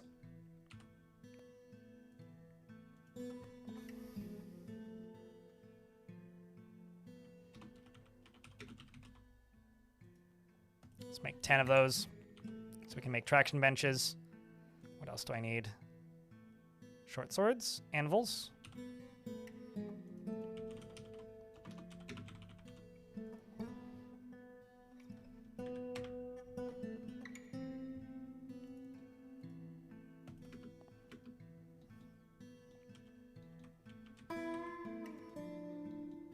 Let's get my militia up-armed. And Vokar, the weaponsmith, has entered a Fey mood. There we go. Look at all of the additional armor we got.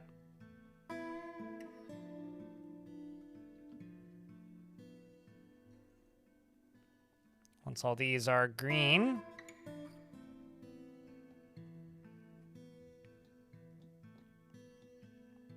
well, I can tell you something that dwarves don't desire, God of XP, because you're saying they desire beer mist. Sure, I hear you. I don't think they desire beer to mist their mouth. They want to drink the beer in their mouth. So as long as the beer isn't misting the goblet, then we're all good.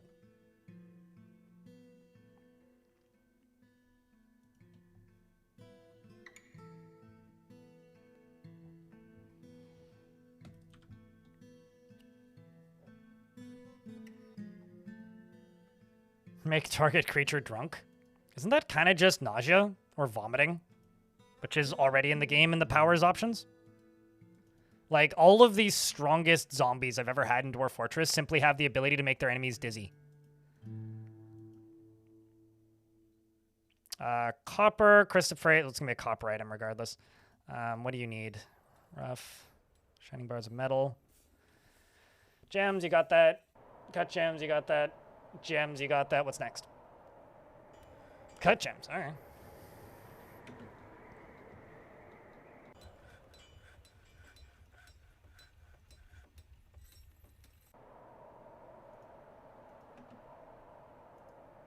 Okay, in that case, cut raw glass into gem.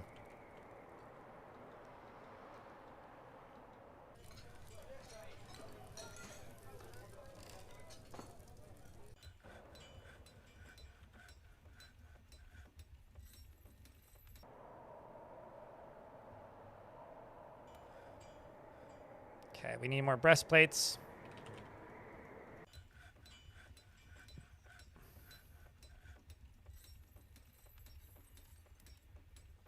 Just immediately like that, I'm out of steel.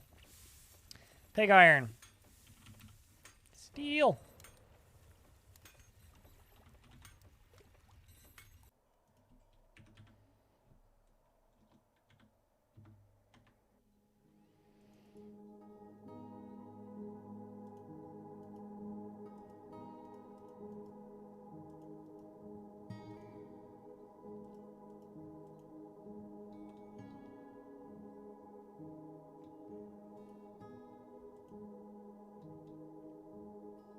Let's also see what's in here. Just a bunch of copper and silver. Let's do copper bins. Just do an additional 30.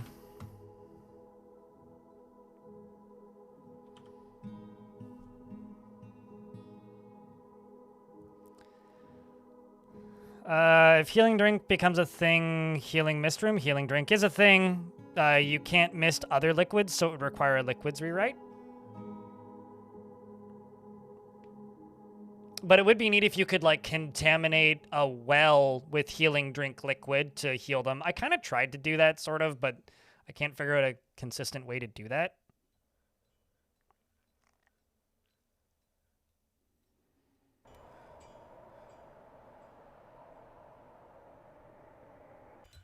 It sounds like Orange, instead of asking me about it, you should go report it as an ongoing bug. Orange01 Gaming in YouTube chat. Dwarves who filter feed the alcohol out of the air would be wicked. I mean, it sounds like you're just playing dwarves that don't need to drink alcohol.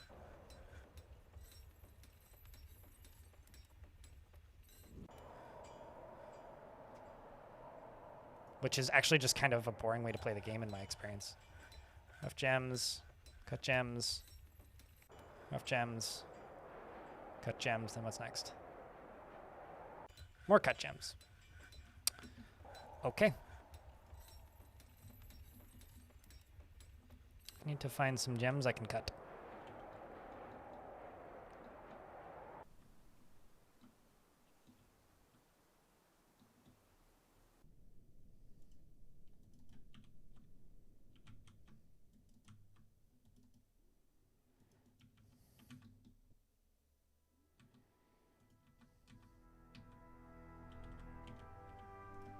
Oh, also I should go to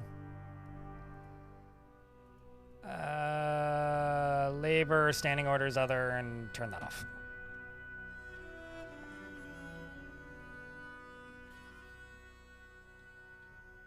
And then we're gonna wait because we're in an ad break. What's up, Milky Mud?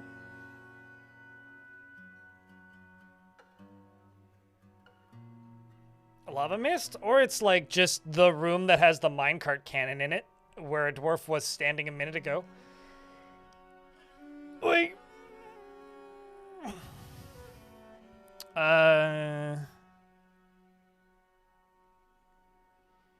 I mean, top your sub. Are you in an ad right now?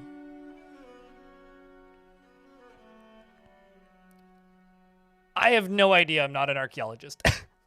Is my response to your statement. But a drake is just a word for a mallard, like a rooster. That's what they're called. They're a drake. It's a type of male duck. So I don't know.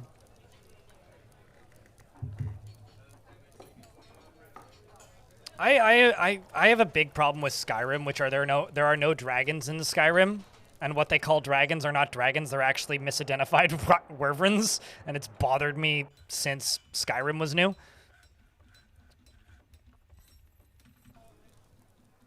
I don't know really why that matters or why anybody else should care. I just want you to know that it matters to me and I care.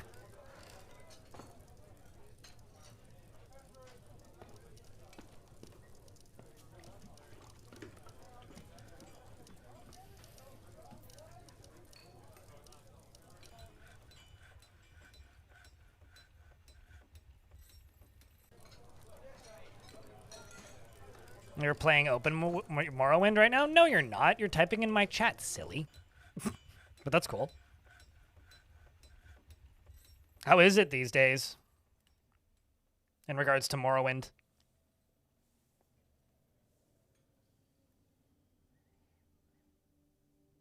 Sigh. Bastet.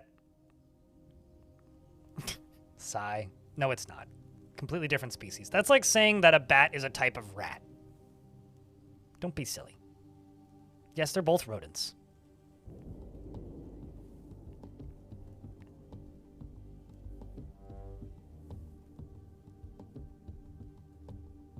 Is there like a type of semi-aquatic dragon?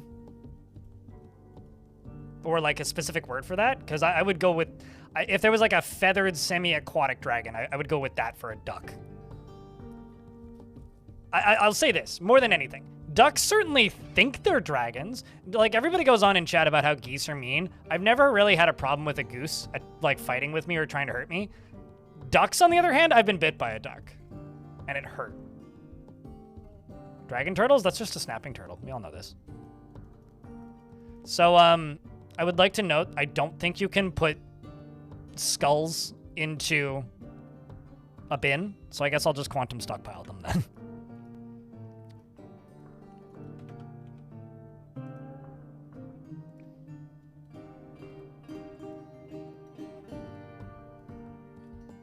We'll just call this.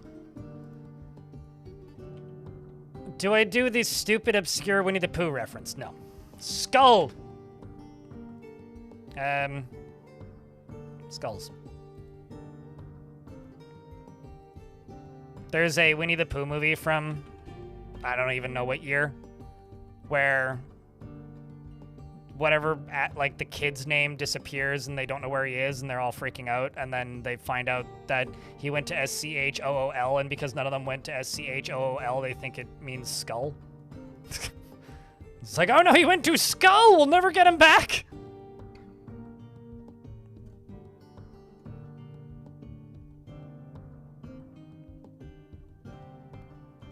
And there's... So whenever I have to write the word skull, my brain always says SCHOOL in my head because that, I don't know, that movie was played a lot for a period of time when I was growing up in my household. I mean, I've seen the tutorials on how to pick up a duck, and it clearly didn't help very much.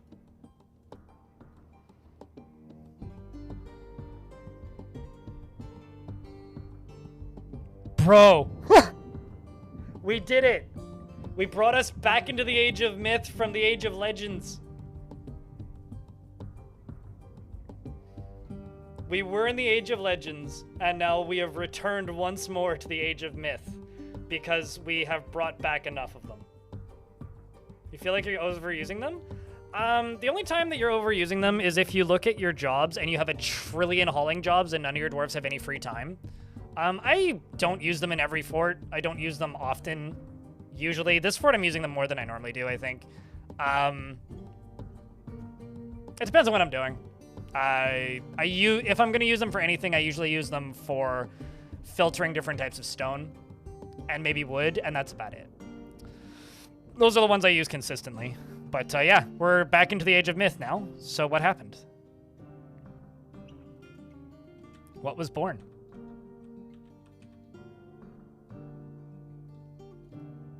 More baby rocks, I think. Additional baby rock has been acquired. And we're about to get another additional baby rock. So this is our newest one.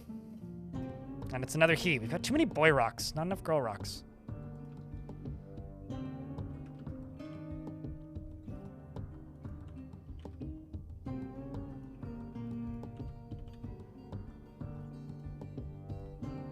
Yeah, so it's like the first set of babies were both boys. We've only had Boulder, who is one female since.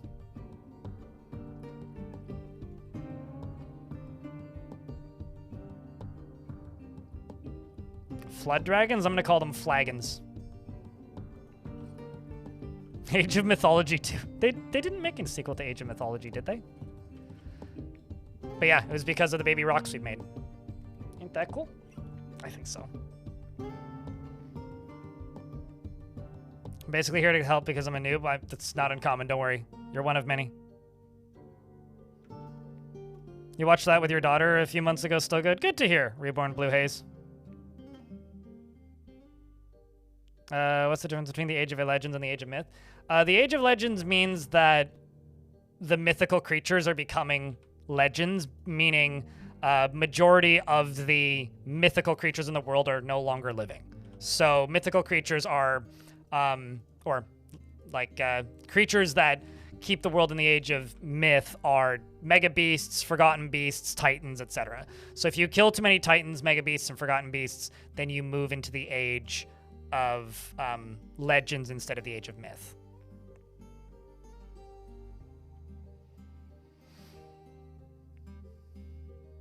But any benefit, it just means that there's more big creatures. It's an easy way to determine how many big creatures are still alive in your world without having to do too much digging.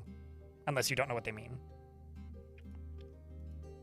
Like, the Age of the Dwarf would mean that there's only dwarves left.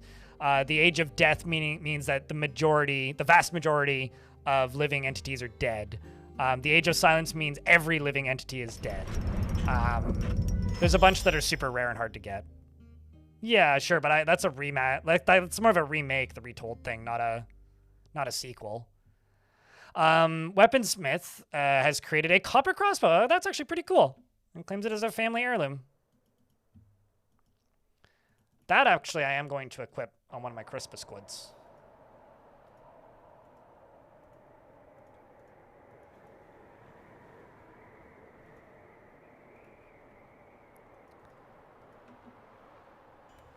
And they should go pick it up.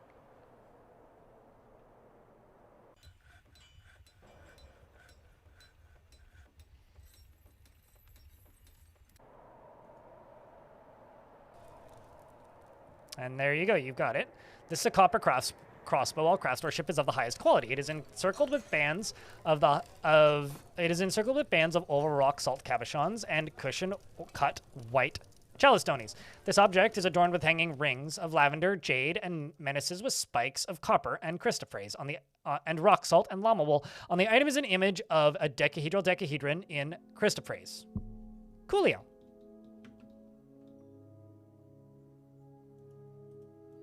Let's just get these skulls put here, except I'm just gonna go, man, dwarf, elf,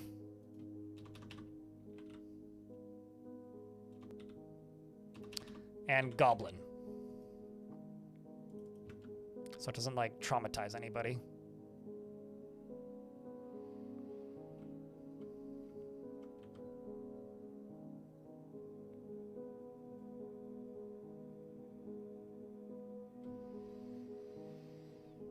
All you would need to do is modify a sentient bucket creature into your world that is a mega beast, and then kill all of the mega beasts except for the sentient bucket creature, and then you would have the age of the bucket.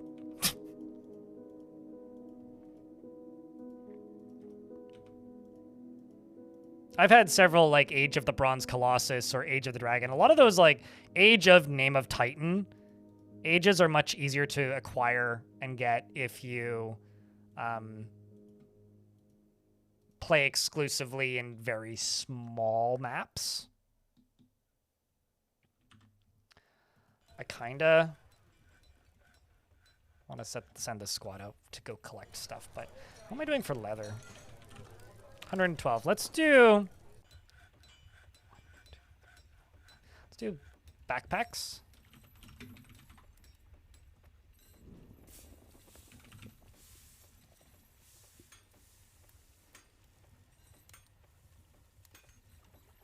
And let's say silver flasks.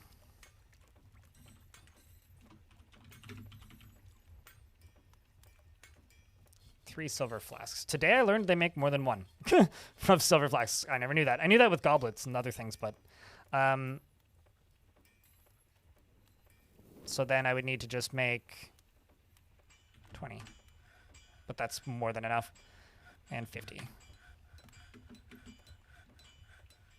Assuming I even have a place to make leather stuff. Which I'm not certain I do.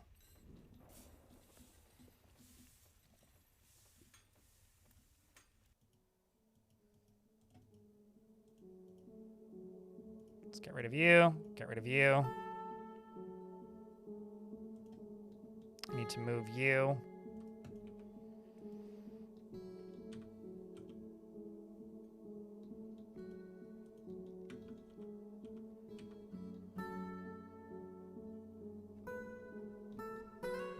Just gonna go back here and make this into an armory / weaponry. Oopsies, that's not the tool I wanted. I realize that I've been storing stuff in the barracks to a degree, but I think I'm going to stop doing that.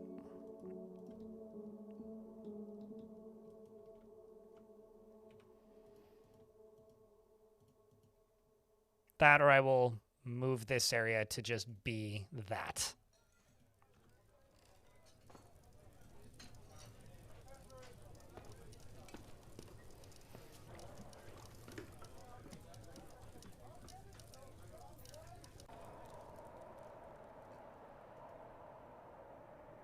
$16.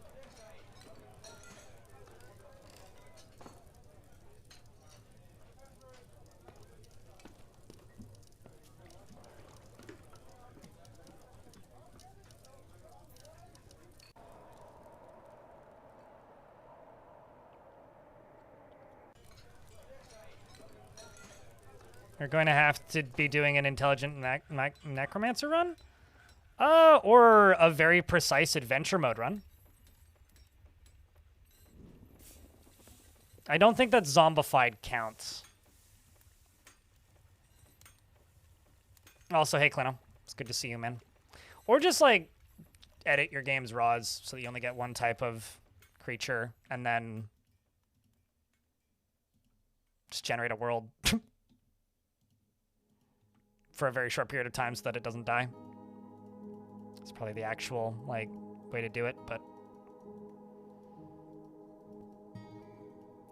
How you doing, Clino? How is thing?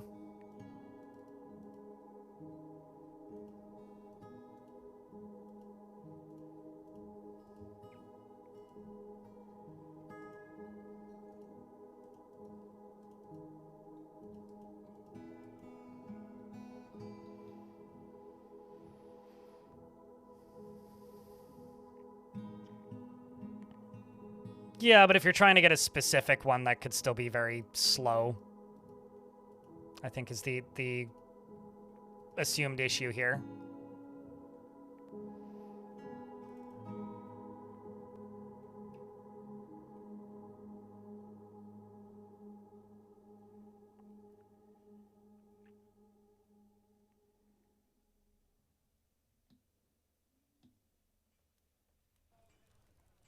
Yeah, Geozu, what Creed said is correct. Can bronze colossuses have children? Unfortunately, no. Or fortunately, no? I don't know. Greetings from the woodlands, elfie person. They say that there's much to discuss, apparently. I don't think I've chopped down a tree the whole game today. Yeah, we can do that. 12 trees. Hey, they're being generous. That's cool.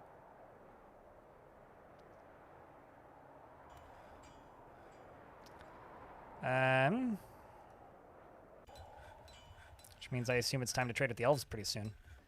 Let's do weapons. Let's do everything made of metal. Except for... steel. Yeah, fuck it. We'll even take steel. I'm just not going to worry about putting stuff onto racks. I just don't want...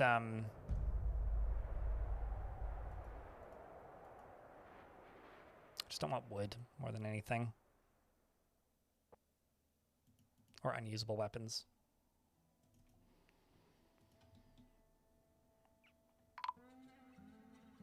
Here comes the elves.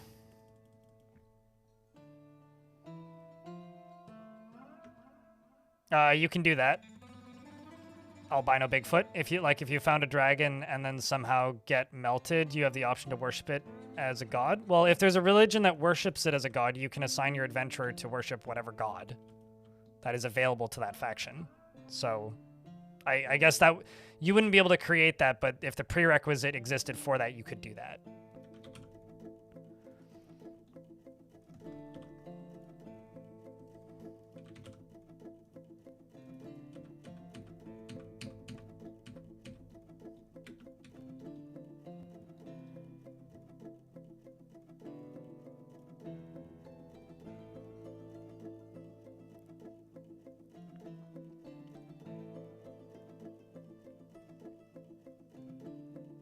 I mean, to me, it's not cheaty to use Prospect. You're just playing a different game.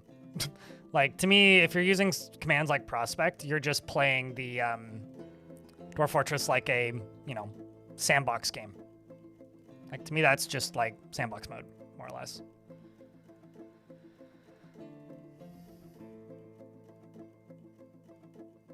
On a Dia Fort vintage story converter? Okay, that's pretty fucking dope.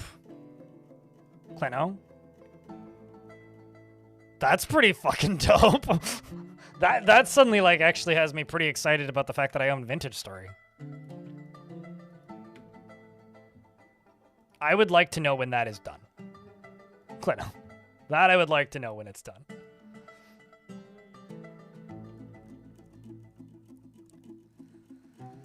Just get rid of other materials and just no unusable armor.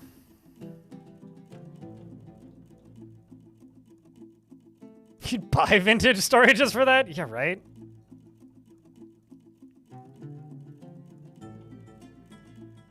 Yes, please, Clino.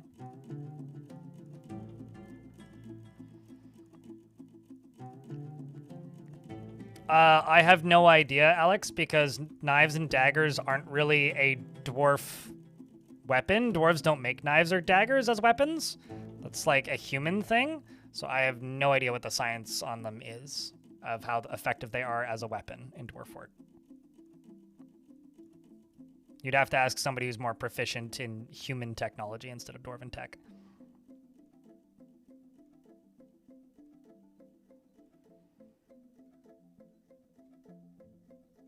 You need my help with a fort. 30 temples and dwarves spend all their time praying. How do I cull some gods so your dwarves return to the mines? It sounds like your dwarves have been starved of praying for a while. Have they been at it for a long time, or did you only just build the temples?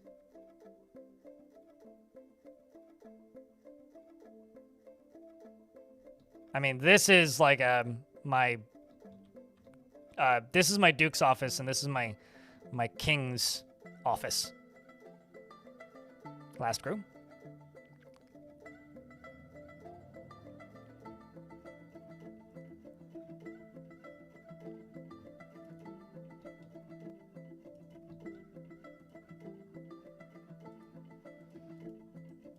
You know, the endless bucket of water thing, I know it's becoming a joke, like just an inside joke at this point, God of XP, but it's reminding me of something that I need to voice.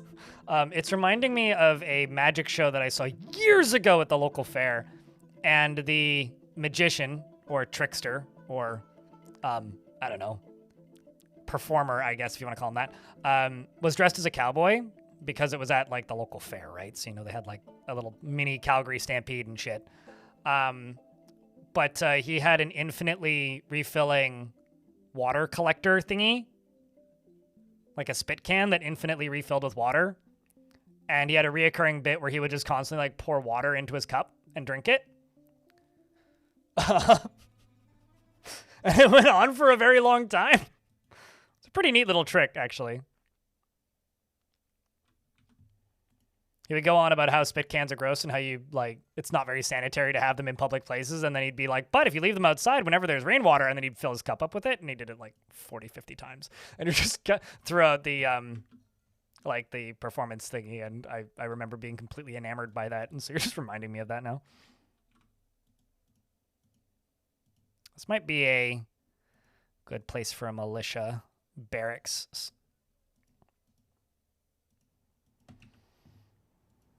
As well.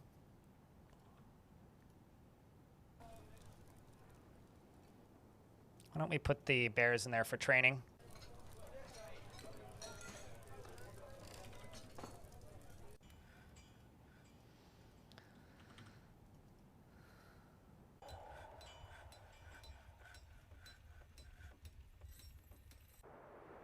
Let's go update stuff, see what else they're grabbing. Why? Oh, they just haven't queued those up yet.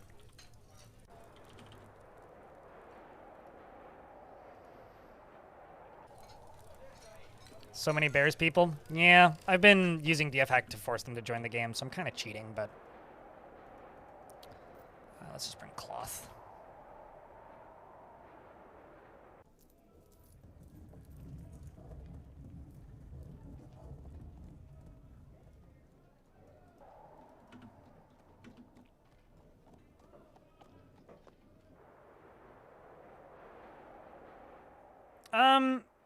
No, but if you made a temple into a dining room, then they would prioritize using it as a dining room instead of just loitering there. I think that's maybe the only thing that you could really do, because I've been thinking about that.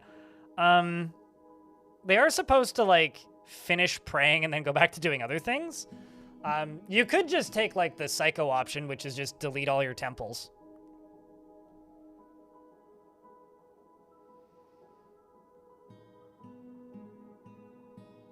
Also, Alma the Wizard in YouTube chat says, how do I cull some gods is a crazy thing to say. Yes. Yes, it is.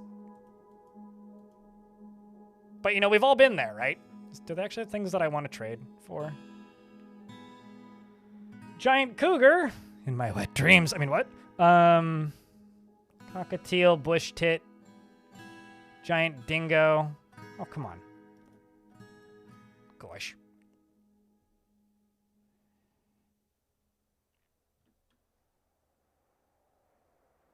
with prayer needs. I have a question. Do you tend to overwork your dwarves? In Ever? By that I mean, like, if you hit U on the keyboard, is every dwarf working a purple job right now? Because if the answer is yes, they might literally just be in desperate need of a vacation, and I recommend just pausing all jobs for like 3 months or so. You thought you saw some sort of grizzly? I didn't, but I will take a look.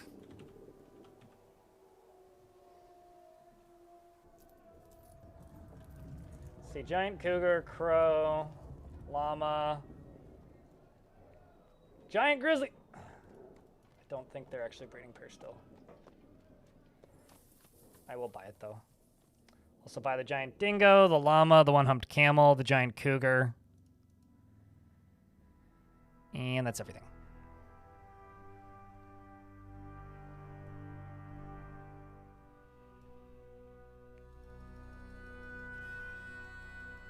Also, I need to bring better trade goods over. No, not that.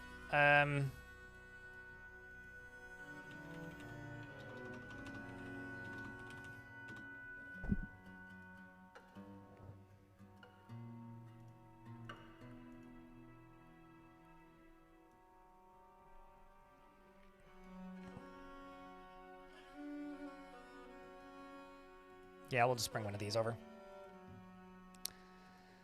Sell them clothing. Do the Minotaurs breed? I'm trying to make them breed. I don't think they have yet. I'm not getting my hopes up. I will go check on them in a minute, though.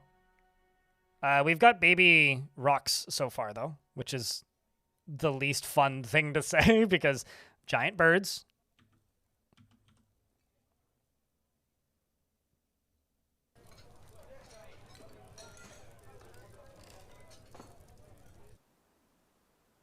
Are still learning the ropes? Okay. It's a good thing to give dwarves like a season to chill and vibe out. And sometimes a dwarf needs like a month to go just vacation before you can get them back to working. So if this is something they've only just started doing, you might want to like unironically wait a little bit. Gazoom, thanks for the 28 months. Appreciate you, man. Today's been kind of bonkers, so thanks to those of you tuning in. There we go. Nope, never mind. Not the one I wanted. Why don't I just request the grizzly?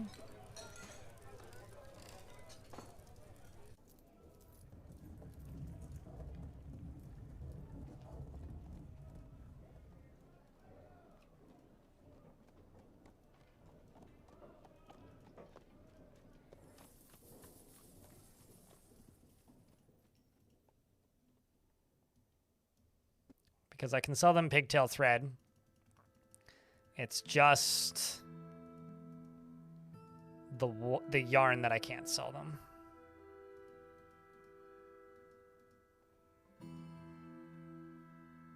Wonderful. Thank you for your business. There we go.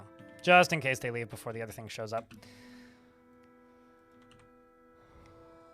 And it's added to my collection of male giant grizzlies, right next to my collection of female normal polar bears.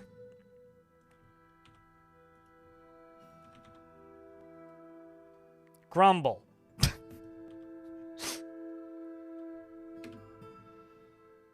I can't wait. I really, really hope that we get kobolds riding small dinosaur variants, because that'll be so much fun if we do. There we go. We got fertile guinea hen eggs, fertile hen eggs, fucking duck eggs, unfertile duck eggs. I mean, it's a good time.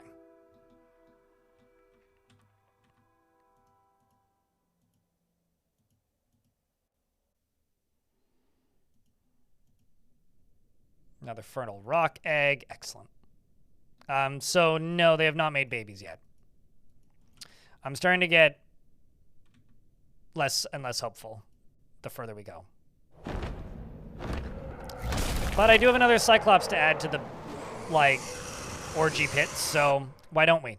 The Cyclops Titan Deller ad has come, a giant humanoid monster with a single eye set in its forehead. And also there's a ghost I gotta deal with, which is sucky.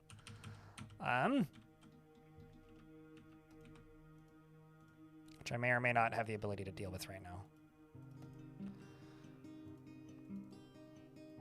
I will just let the ads run and deal with the Cyclops when the ad is over.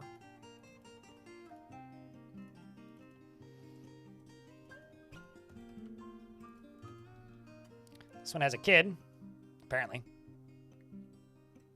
The Steel of Sun. The bucket? Oh, of course I know what to do. That's how we'll freeze it into a brick of ice, obviously, for safekeeping.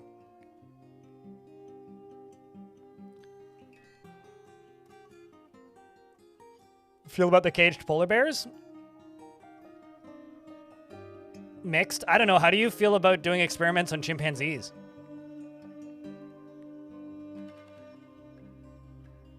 You thought that was your game? I love that that happens, Bubble Boy. Thankfully, it wasn't your game. It was mine. It's a very unfair power dynamic. I can spook out my chat thinking that, like, a monster invaded their game, but they can't spook out me thinking a monster invaded my game. Maybe I should actually add some sounds to the sound command things and then let you guys spook me with that. Maybe that's the thing I need to do. Maybe. We'll see. Also, chat, I want to say that due to the ridiculous number of gift subs earlier today, today is by far the best day I've had this month. So, thank you. With the small exception of the day when I did the Minecraft thing. But that's, you know, an unfair advantage, so just want to say thank you. W month end, absolutely, man. All right, we are through the Adamantium and I've got this Cyclops. Let's see if this Sly Clopser can get stuck in a cage trap. And then I will reset the orgy bins and see if we can make some baby Cyclopses or other things.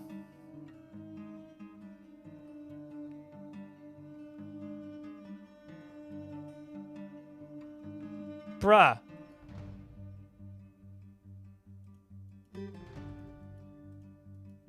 Just threaded the fucking needle.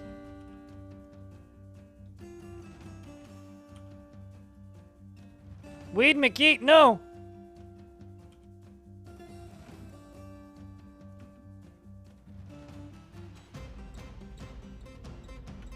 What squad are you in?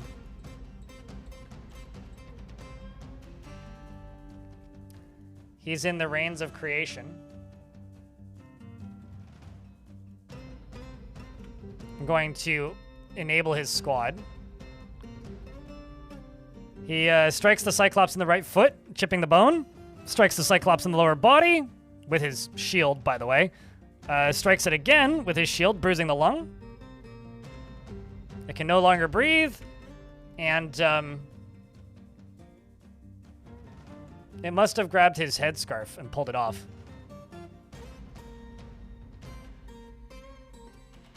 Yeah, so it grabbed his it charged him and managed to grab his headscarf and then started whipping him with the headscarf and then dropped it. So well done, Weed McGeet. But rip to the single-eyed bandit.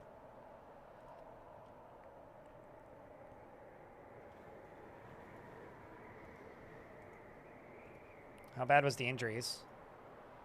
His right shoulder is mangled. Okay, I mean, that could be... We could work with that, maybe.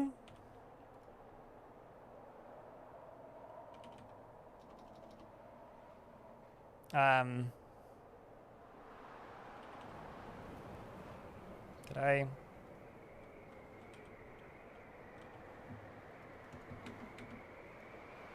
Let's see how this goes. Crypt bongo, crypt Diagnosis bongo, required. Crypt bongo, crypt bongo, crypt bongo.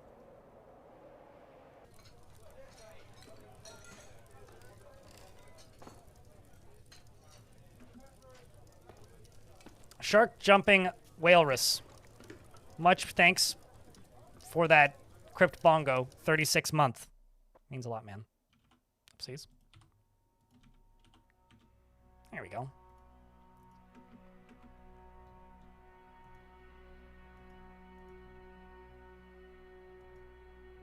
You need stitches, setting, and dressing.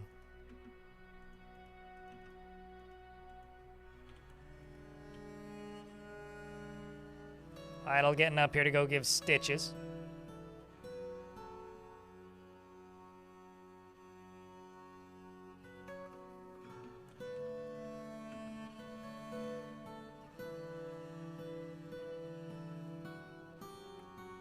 Needs dressing, so it just needs a piece of fabric brought over. Received water.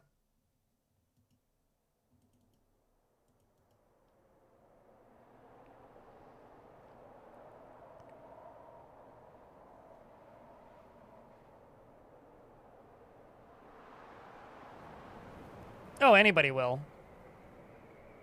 Of our team. If you request it specifically, they'll follow through with it. The elves just have certain ones that nobody else can get.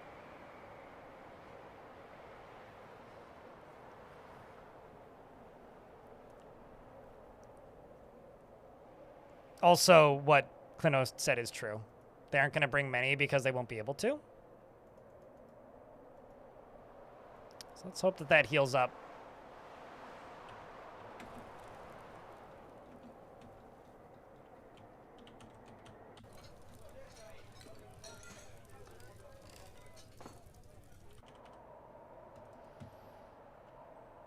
Okay, so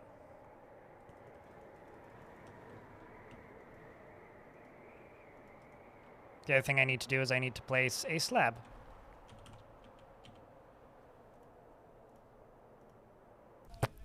Which I haven't done yet.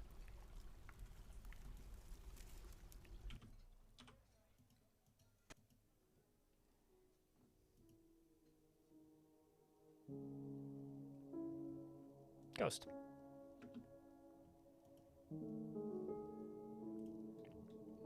There it is.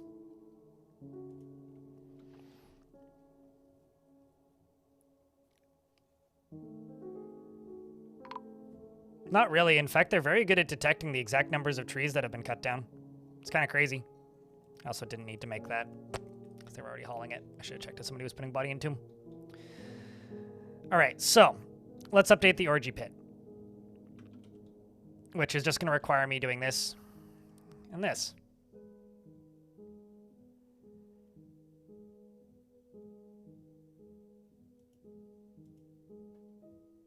Kerplunk. That's 2. And that's 3, 4.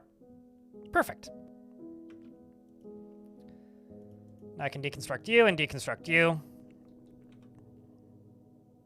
And channel in 2 of those so I can make an addition to the orgy pit.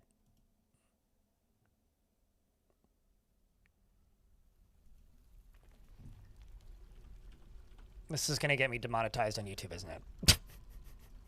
Or at least get the monetization of this VOD minimized.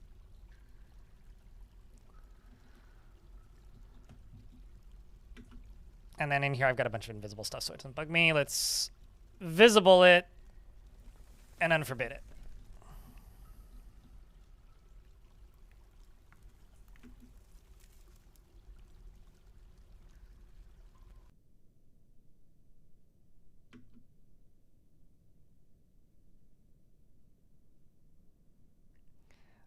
I'm not gonna lie, I could not disagree with that form of headcanon more.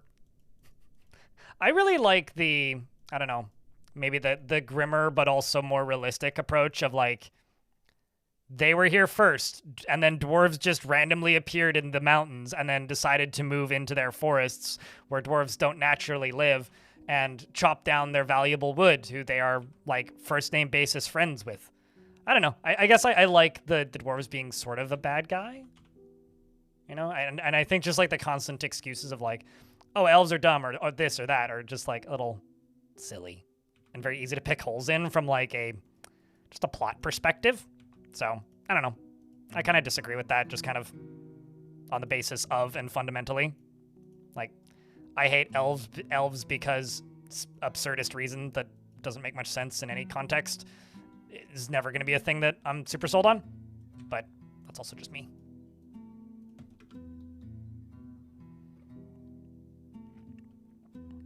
Have you ever counted the number of rings in the trees? How do you know how old they are? Actually, that's something I've always wished that Dwarf Fortress would track, is the age of a tree. Because, like, the game tracks contaminants of what is contaminating a block and the temperature of a thing. Why can't the game also just, like, track the age of a tree? Like, if I click on a tree, why doesn't it just tell me this tree is X number of years old when you click on the log? It's like, this tree was X number of years old when it was chopped down.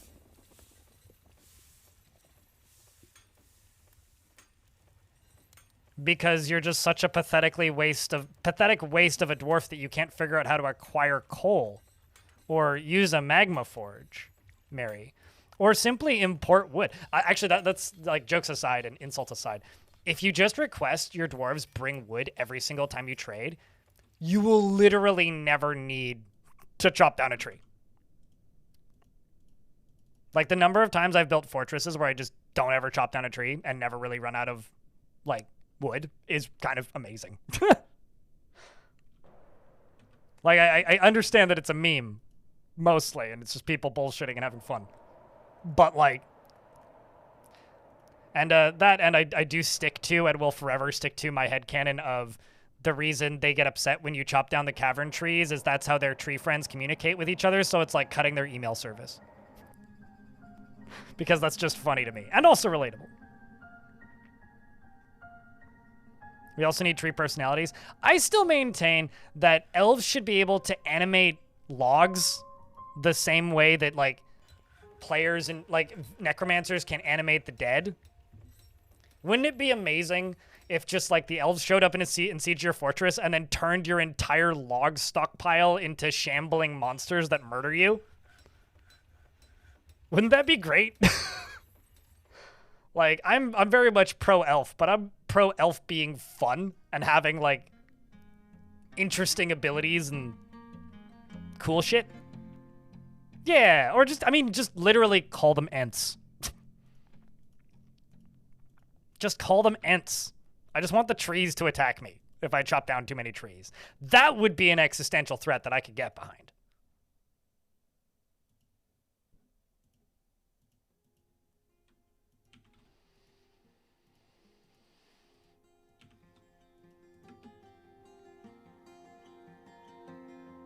You just animate your furniture? Now that would be hard mode.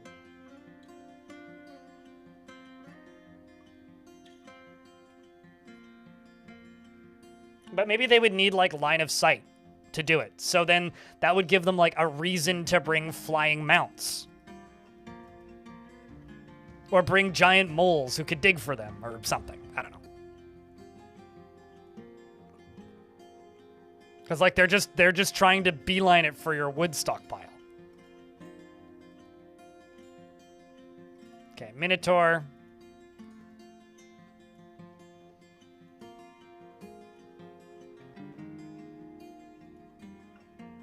Minotaur. Etten. Etten. Etten. Do I have another Etten? Or is it just 3? I think it's just 3. 4? Oh my god, so many Ettens.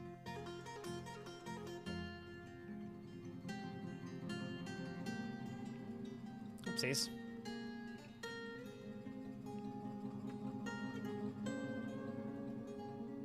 Let's just wait until all these get placed.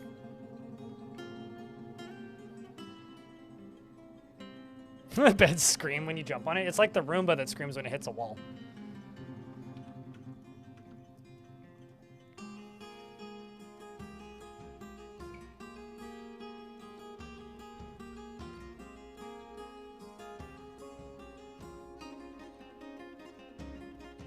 So Etten, Minotaur, deconstruct that.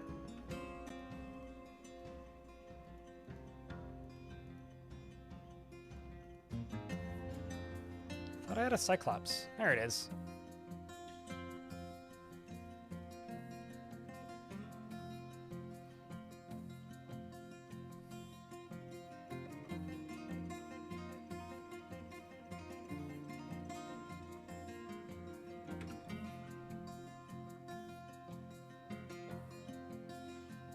I really wish that you could use alternative material for beds. You know, I feel that way too, but I wish you could use alternative materials for beds, but only if they're called something slightly different, like, I don't know, royal beds. I'll just throw out a word, like that's a thing in RimWorld, I think, but... Or like fancy beds, or lavish beds maybe. And then those beds, yeah, you could use iron to make them. But they also require some sort of cloth.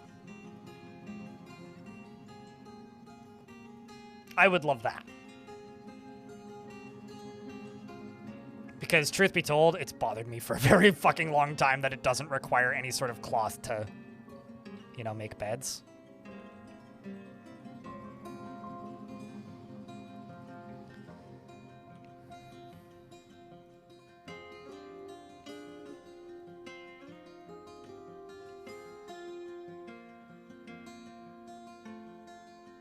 Yeah, and then you could have extremely fancy, nicey beds that require wood, any material, and cloth. And more cloth.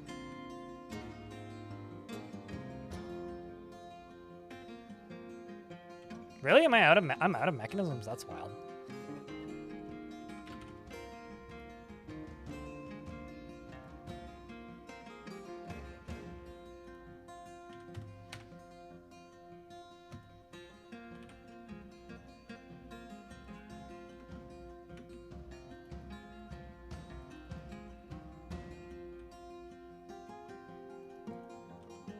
That actually is kind of wild. Oh, that's why. It's because I deconstructed my mechanic shop and then immediately forgot to build another one. That's why.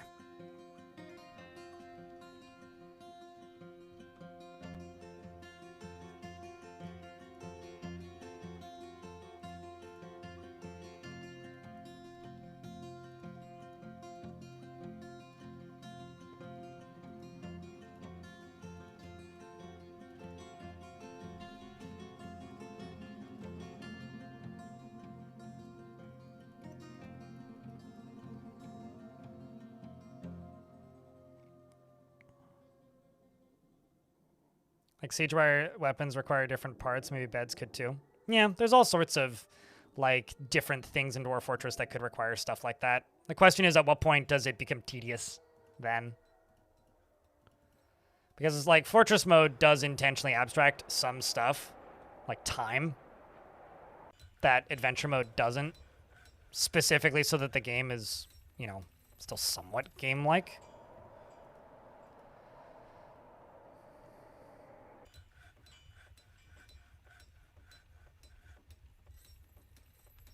But yeah, also then there's all this stuff that we're talking about with like ants and shit, like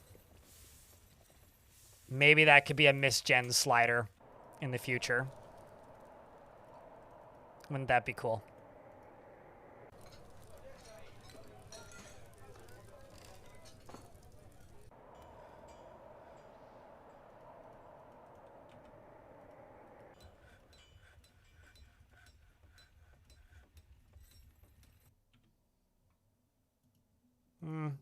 Let's do shale for the rest of this.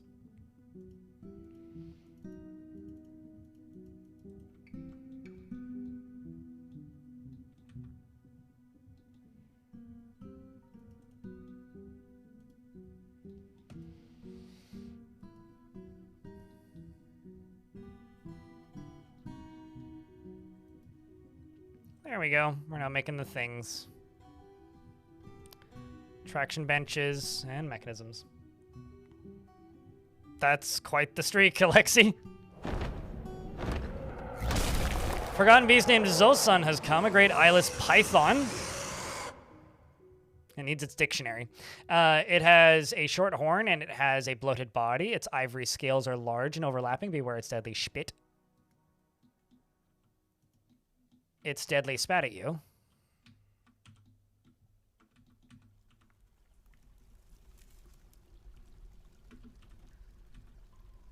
How's weed doing? Ability to grasp is still somewhat impaired. Maybe you can still heal through it. Maybe not. It's still mangled. It hasn't healed yet. Here's hoping.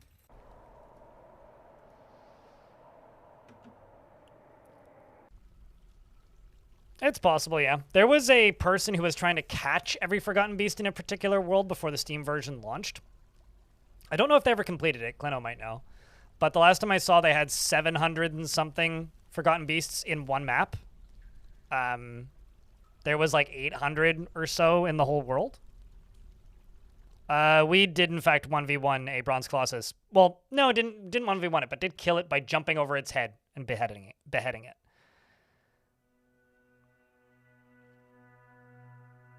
I will ask this question. There's a commonly known theory that dwarves in Dwarf Fortress fish with their beards. How do lady dwarves fish? That's something I wish we had a tool for, is fishing rods. Because, like, it's a manually assigned job that, like, how do elves fish? I don't think they do. With their beards, exactly. But, like, I don't know. I really wish that fishing rods was a thing. Because then you would have, like, a reason to use the vermin catcher. Because then you could use the vermin catcher to, like, catch bait. You know, instead of just having a bunch of bugs in cages, you could have, like, you could use those as bait to catch bigger fish. You might be thinking of Terry Pratchett. Or, like, Tolkien jokes. But in Dwarf Fortress, female dwarves definitely do not have beards. You can very easily mod the game to make them have beards, though. Okay, who are you? Double dragon! Run! Double dwarfin! You got this! You can get away! I have some faith in you.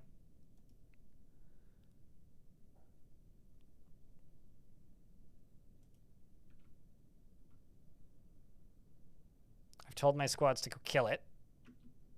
Is that double? Nope, that's Edzul. Run away, Edzul! Some armor has been taken by a Feymud. Here comes the squaddies. Edzul, no! Dodge, Edzul! No, Edzul! You can make it!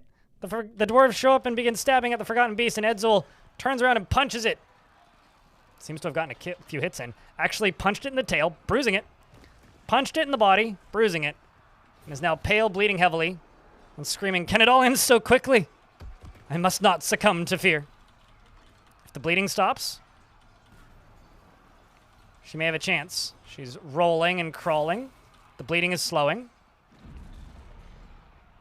And Edzul, aside from some pretty extreme blood loss and losing a finger,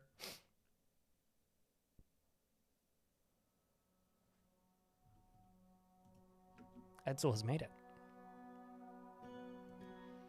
Does need diagnosis, though.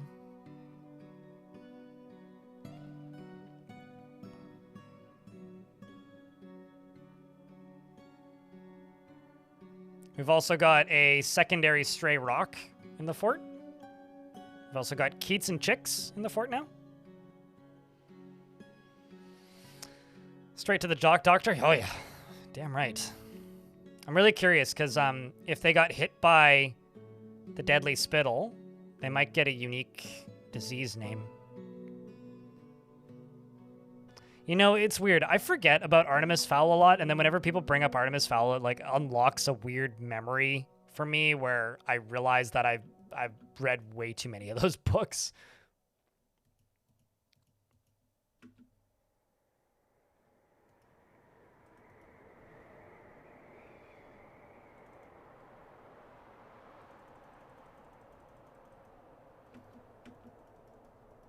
I have to say that Nomald was here might actually be the funniest naming thing that we've had in this fort so far.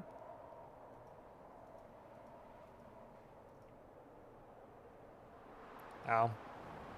Nothing fun. Just some manual injuries. But lower body needs cleaning stitches, upper arm needs cleaning and stitches, foot and kidney both need cleaning and stitches.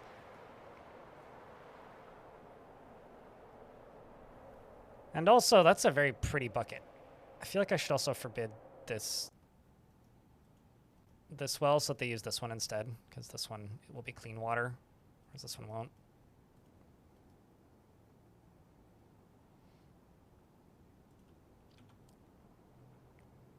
We need 3 anvils. Let's... Do I not have iron anvils queued up already?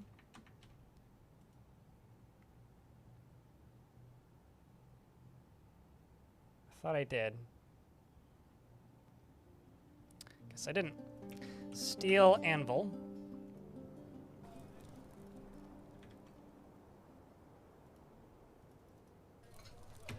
Let's make 3 steel anvils.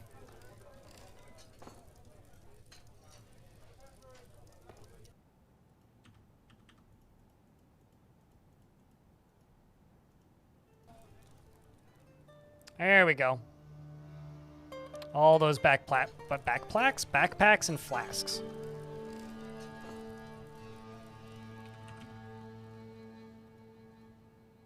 Got 39 boots. Let's do steel breastplate, steel high boot. I also remember queuing them up, but they're not in the list, so maybe I accidentally deleted them at some point.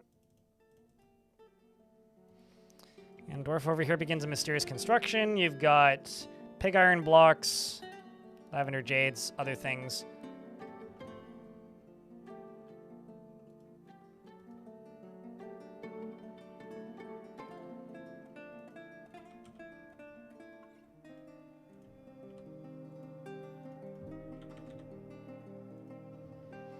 Let's see how much magnetite I actually have.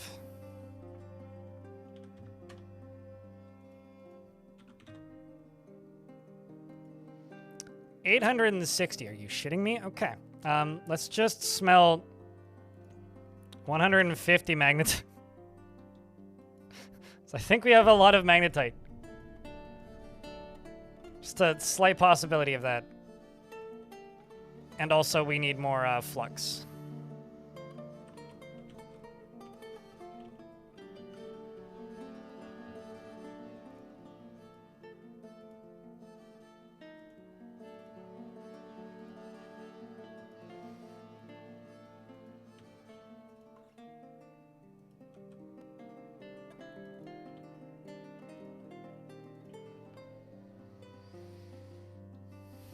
$200 silver goblets? I mean, I would rather make crowns or something than goblets, but... Or flasks, or... Goblets are too useful. I never want to sell goblets. The armorer has created a square pig iron breastplate and claims it as a family heirloom. That one kind of sucks.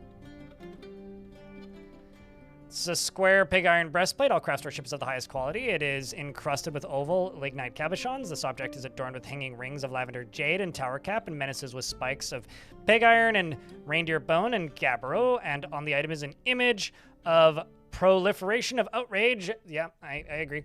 The tower cap crossbow in sheep wool. Your fortress has more than 60 kids. Should you make them have some fun? You should just wait for them to grow up. Make a public,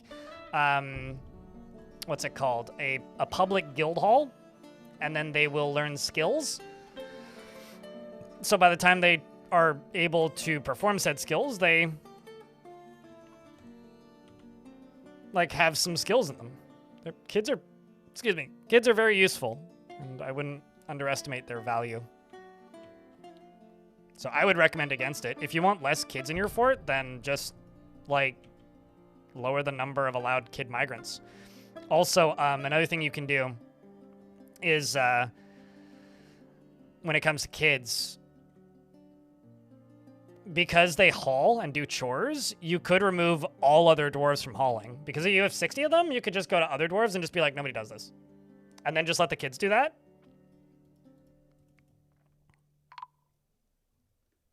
They soak up all the Fey moods. No problem there. That's even better. Basically, like, I don't... If you want to murder your children, then go ahead. But, like, I don't think that's an even remotely necessary course of action for such a thing. We're about to get hit by ads, chat, and I'm a little hungry. I'm going to go... do you just disable chores for kids and let them figure out where the guild halls are? No, you just make them public, and they'll just go there organically. Or you can put toys in there, and then they'll congregate there. I will be right back. I'm going to go get a snack. I am hungry. So, BRB, chat. I'm actually going to go get me some banana bread. I made a big old loaf of banana bread last night. It's very tasty, so I'll be right back while the ads run.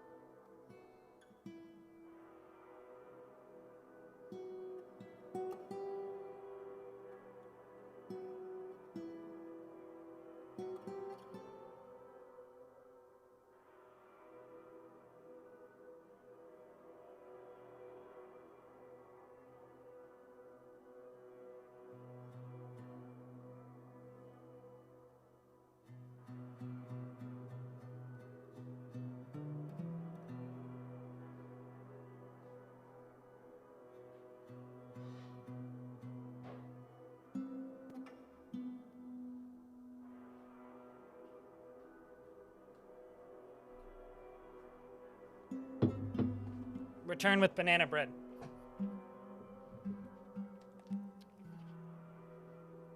You should really be getting ready for bed soon, but you're tempted to boot up Dwarf Fortress. I'm going to do you and everybody else a favor. Go to bed. Should go to bed.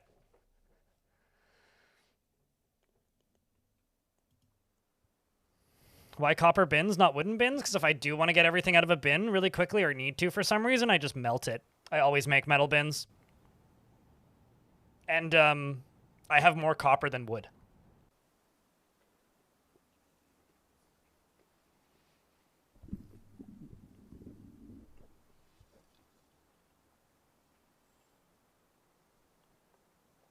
This is a banana bread with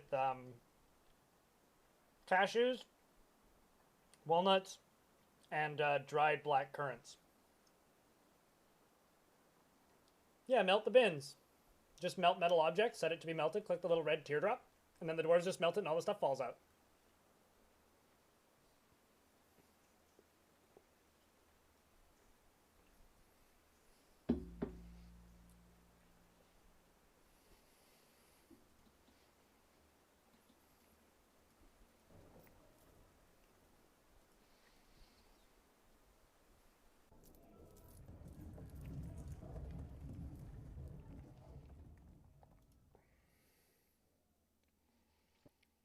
Why don't we sell all of my goblets? And I'll make some mores.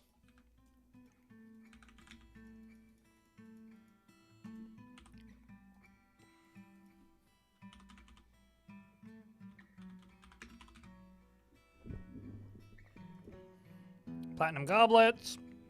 And let's do 20.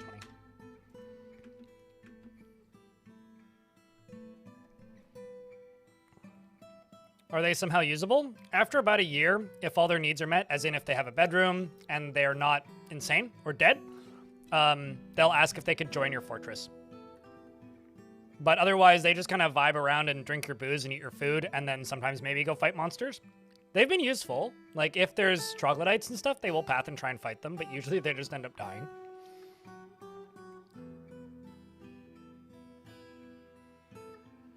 Yours only ever have 2 or 3 because I've been giving them piles of value. The more stuff you trade them, the more wagons they bring.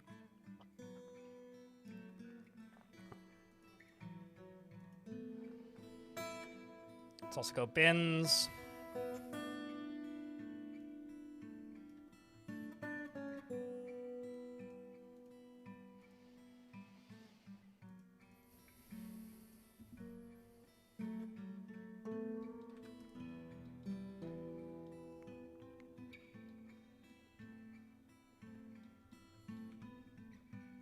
I think I'm also going to move the trade caravan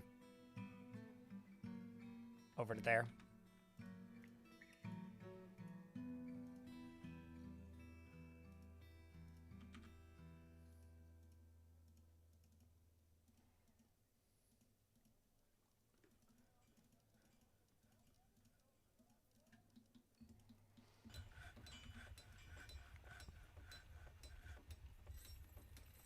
No. Why would it? Varen. Hitting your population stops migrants from deciding to join.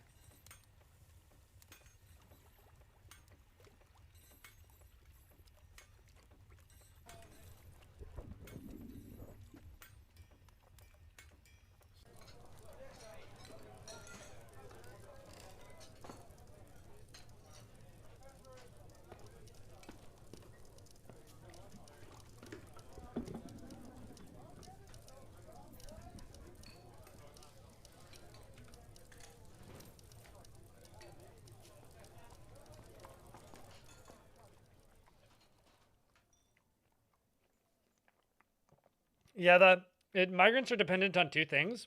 The amount of value you import and export, and, rather, the amount of value you import and export, well, 3 things. The amount of value you import and export, the more people you're at war with, and how many dwarves in the region are available to join.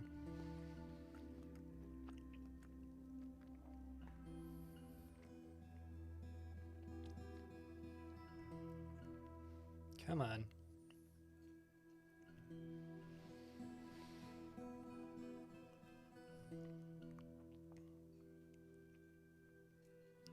If you don't want friendly visitors or neutral visitors, because there's no such thing as a friendly visitor, literally go to your zones, like taverns, and make sure it's not set to this, which all visitors welcome. You want it to be set to this.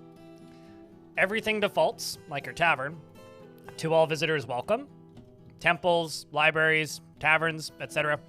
But if you disable that, then they can't visit. So if you don't want visitors, don't have any public zones. If you don't want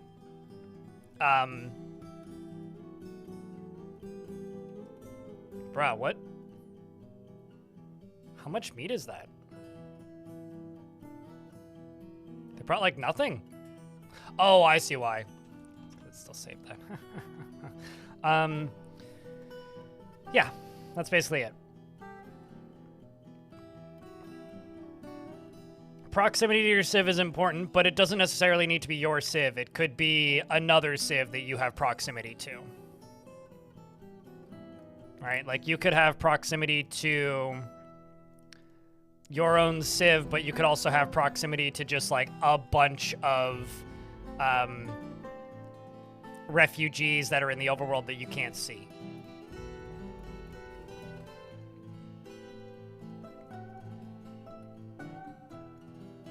Humans bringing dwarf-sized clothing is the greatest thing.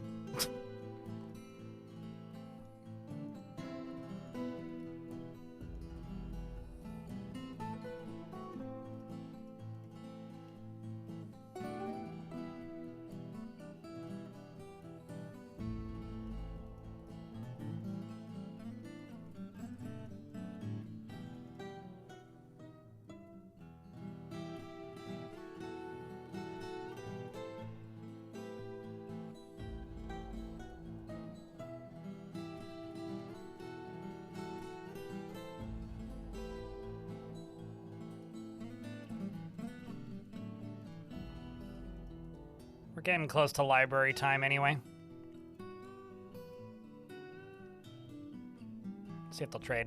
Sweet, they will. How do you see the size of clothing? It says if it's large or not. And if it's large, it's too big for dwarves. If you examine it, it'll say it is sized for, but...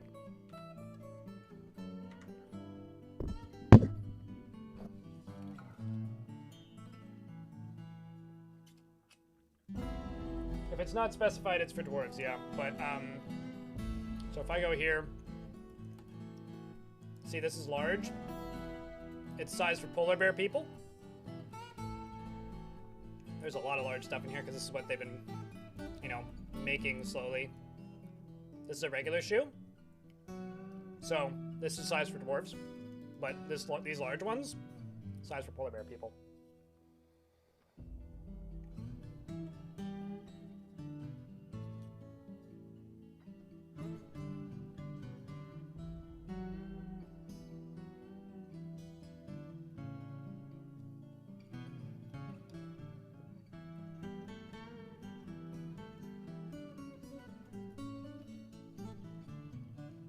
I'm gonna go rinse this. I'll be right back.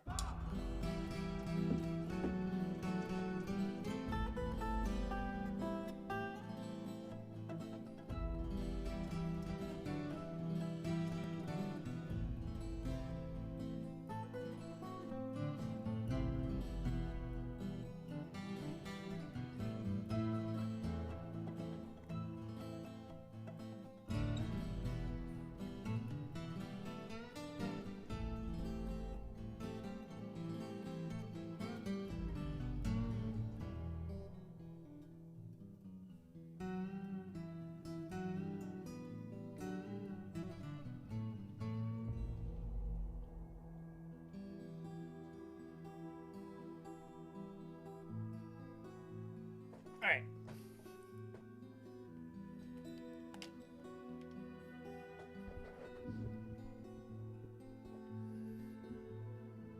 Using more resources to make? Thankfully, no. Thankfully, no. It does not. I'm actually gonna pause a bunch of the collect webs jobs. Maybe just 2 of them. So only 1 shop is doing that.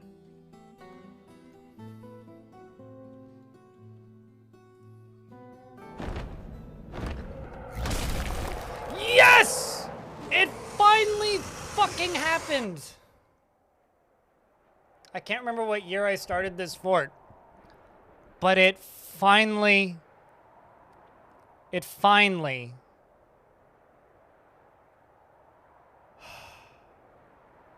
Now the problem is, will I be able to safely get into the fort without it dying to those humans?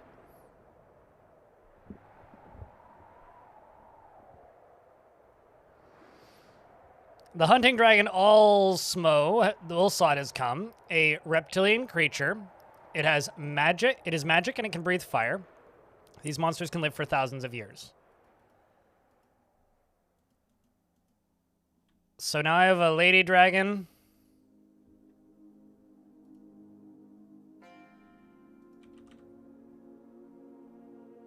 And a male dragon. And this one is semi-wild. Because it came from my other fortress. I was starting to think it wasn't gonna work, chat. Motherfuckers, I was starting to think it wasn't gonna work. Okay, so I am extremely scared.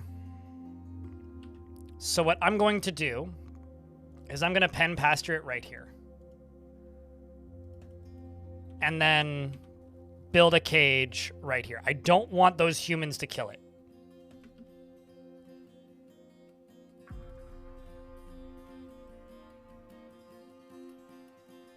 Like, desperately. Save real quick? No. Absolutely not. Okay, fine. None of you used the redemption, you cowards. Of course it's her. She has the same name and is trained. Am I naming the dragon Trogdor? Is that what I'm doing?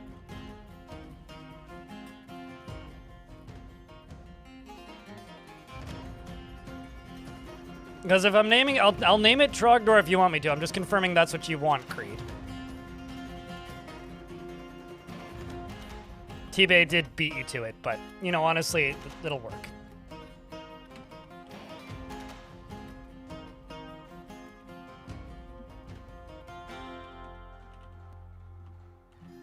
Trogdor. The hunting Durgan. I'm just gonna do one other thing. She will marry males.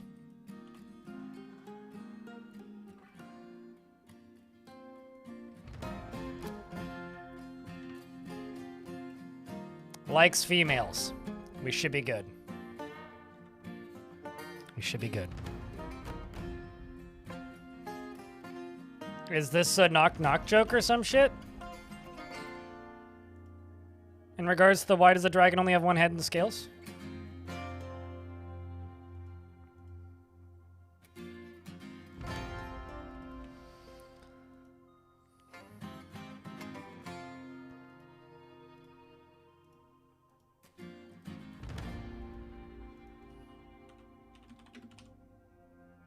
No.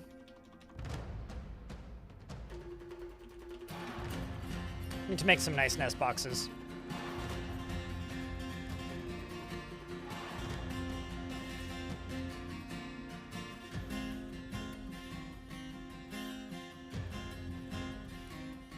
Right, okay, duh. I keep forgetting that callback. That's on me.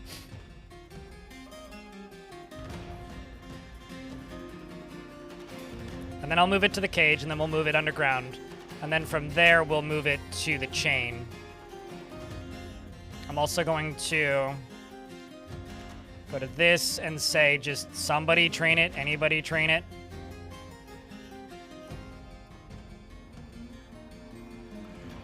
Oh my god, chat.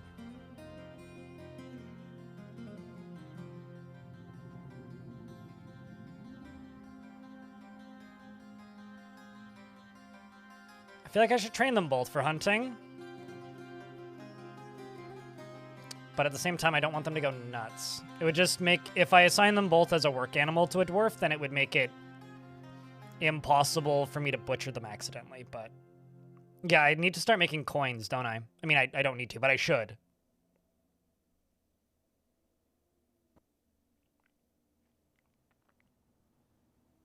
I thought that Hydras have baby variants now. Sotark? Like, I thought that because they have baby variants, that's no longer a going concern. But, I mean, I've done that before. But I'm pretty sure they're born as babies now. Like, I don't think that's a thing anymore.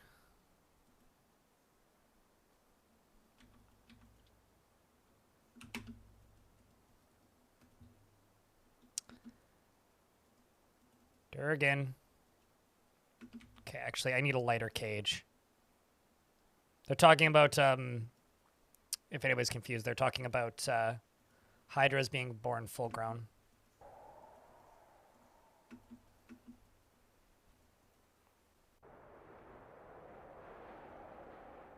Elfie, look what we got! Look what we have! We have 2 dragon!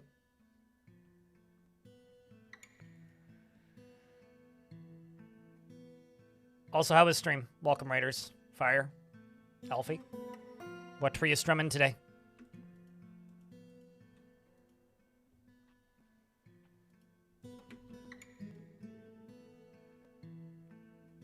Okay, I just need somebody to cage it. Who's doing it?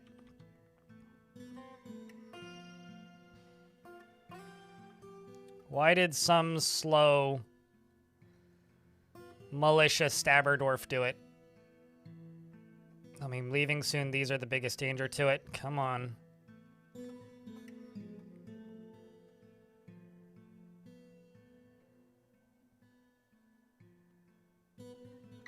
Blue-eyed white dragons? Well, white dragons would certainly be like cave dragons, because that's the right color for them. They're more gray-ish than a white, but I can't speak to the color of their eyes. These dragons are green, though.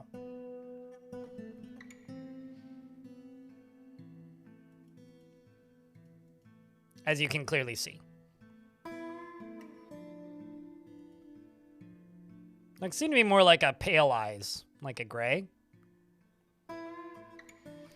Slowest dwarf in the fort. It's not their fault. They only just equipped all of this armor for the first time, okay? Like, go easy on them.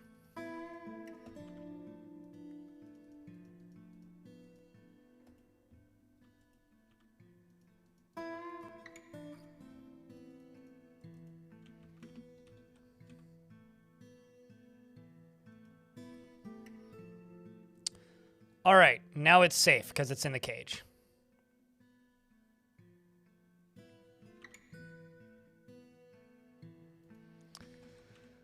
And I can go, oh, do we? Darn to here.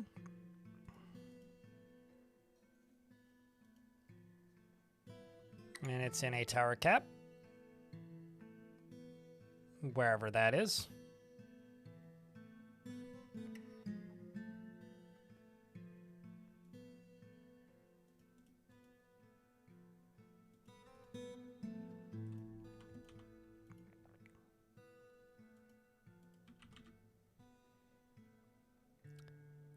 And so now we have 2 dragons.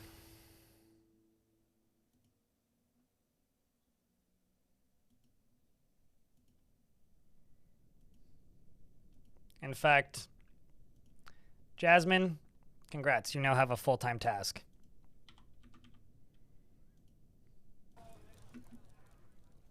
And that's keeping those dragons tame.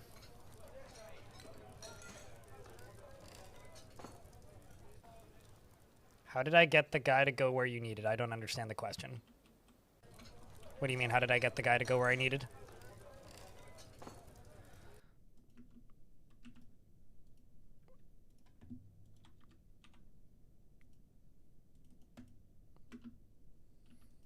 Okay, so you... Pull, pull, pull. Oh. I never did actually finish this up.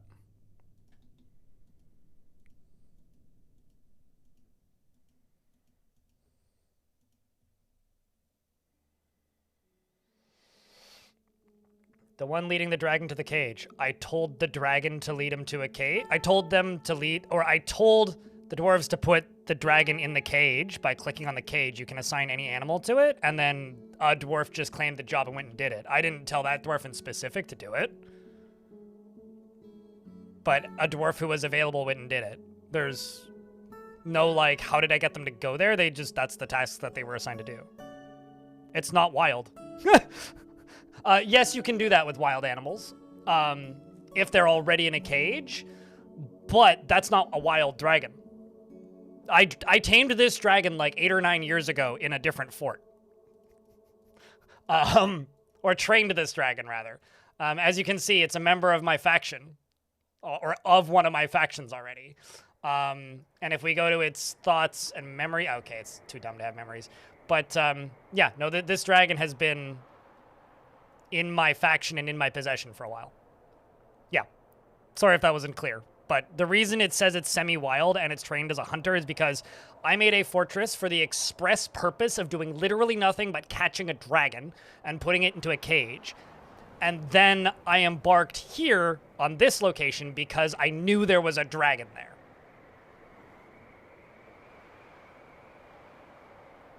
I've got baby rocks. It's just the rocks so far. Nothing else has. Although I'm in the process of putting the Ettins all into their own cages, but I kind of got distracted by the, dragon?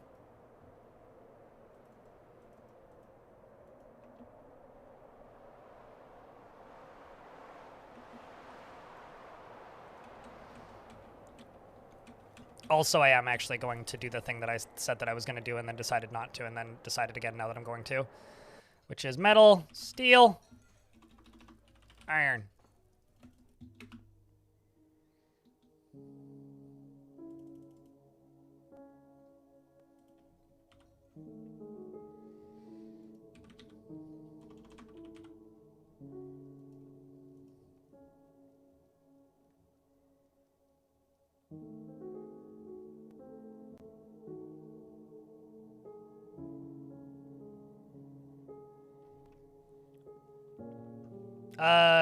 Went for a walk, yes. It wasn't really a fort. It was literally just 7 dwarves in a space that I forced into catching a dragon and then retired the fort. That fort in particular, or abandoned it. That fort in particular was right over here. Dragon Trap. And I ran it right before this one.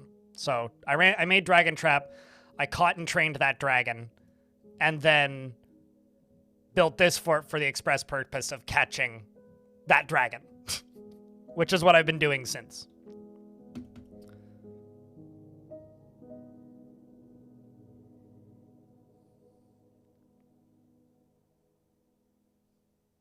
That happens sometimes, be Vigilant. I mean, I play mostly vanilla. It's pretty rare that I mod anything. And, I get crashes during World Gen with pretty consistent frequency.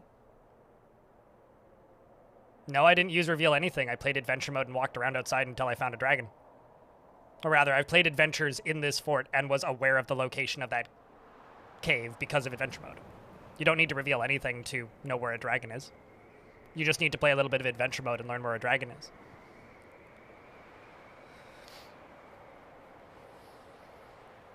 Really? That's impressive, actually. Although I pretty rarely get crashes in Dwarf Fortress. Dwarf Fortress is way more stable than people give it credit.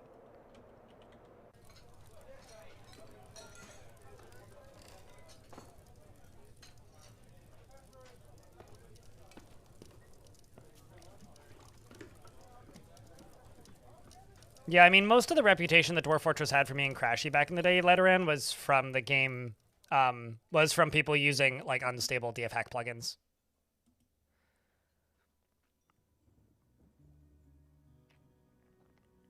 Oh.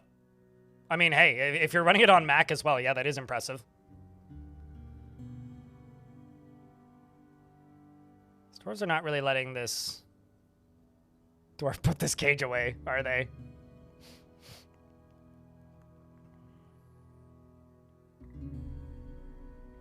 Yeah, sometimes you just have to hit the reset button in regards to making custom world gen stuff.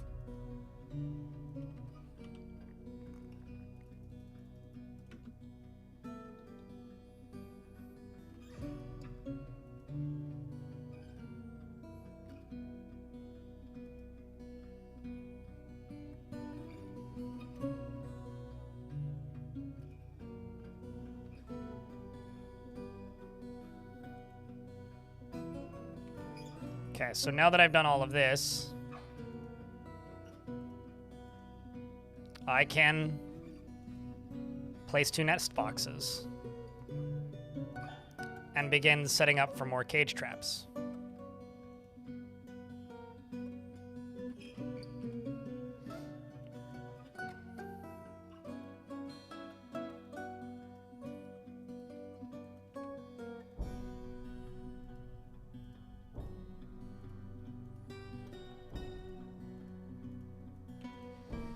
And I'm just gonna go here and type in, nope. Actually, do I have rock egg? I have 2 rock egg, 1 rock egg. God damn it. None of them are fertilized. Oh, that's unfortunate. I'm gonna have to dump those. Sorry, mama rocks. But let me just double check my dragons. They're both trained.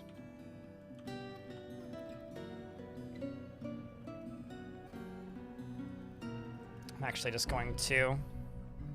very worried that Q and green tea isn't going to be able to deal with all of that. Did I finish all the clear glass?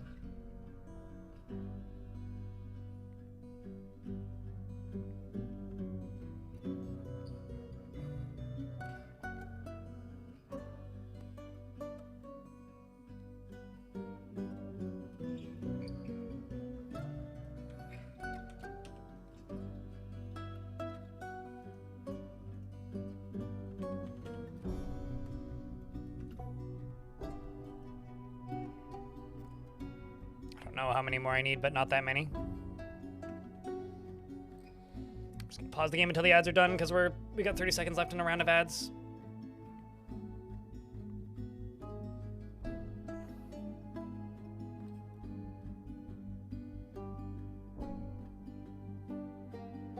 Yeah, I mean, just slaughter them as you have them and keep them gelded accordingly, Mikey Mud, is really what you need to do. Like, really. It's not even that you need to massacre them, you just need to take care of them. Am I gonna conquer hell with an army of dragons? I'll be completely honest with you, Hankingu. I have no fucking idea what I'm gonna do with these dragons. Let's focus on breeding them first, and then we'll figure out master plans for world domination and bullshit and fun and giggles. But one thing first, and that's make them make baby. Once they make baby, then we'll talk about other goofball nonsense we can do. Okay, we should be through the ads.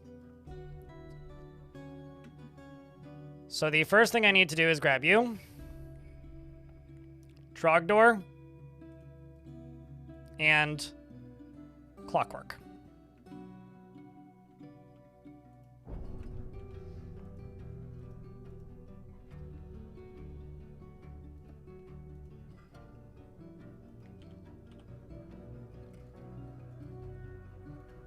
So yeah, I ain't got the slightest idea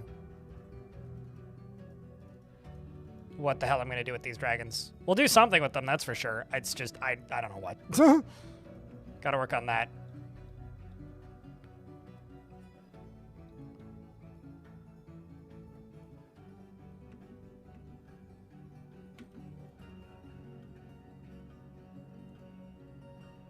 Okay, so I've got dragon eggs down here, meaning I have to go to labor, kitchen. Do not cook the Durgan egg. Do not cook the Durgan eggerator. And then go up to here, and then dragon egg. Do not the dragon egg. We just need the other dragon.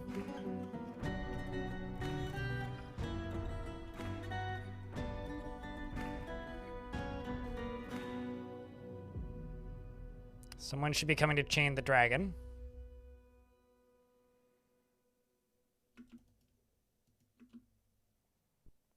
Now I'm immediately bummed out because I don't think this one will get fertilized this time around. Because the eggs have already been laid, so we're going to have to dump those.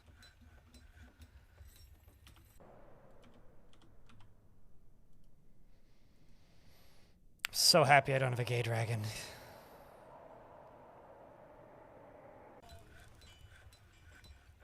I mean, we've got rock eggs if we want insanely big omelets. In fact, I think rock eggs are bigger.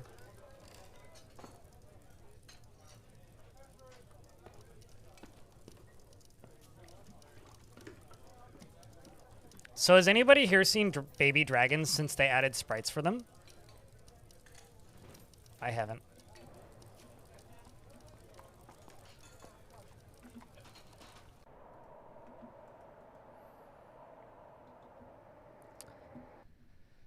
Patient after being confined, angry after being confined.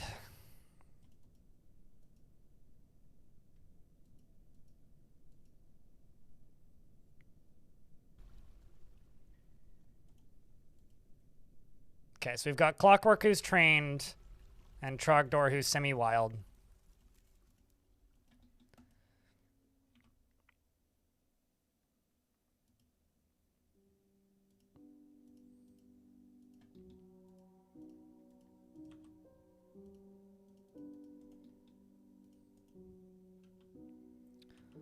And then up here,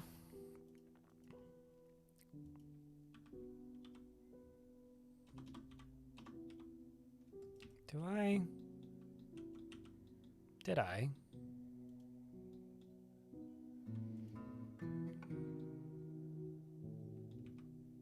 Get rid of my kiln or something? Is that what did it? Why did they never finish these tasks? I'm so confused.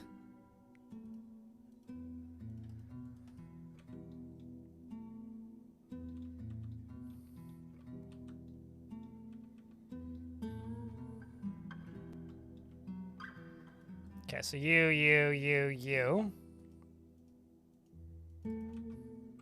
And you.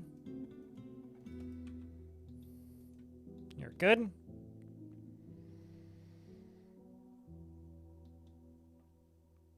I soon need to start separating the hatchlings from the parents down here. And you, just do that.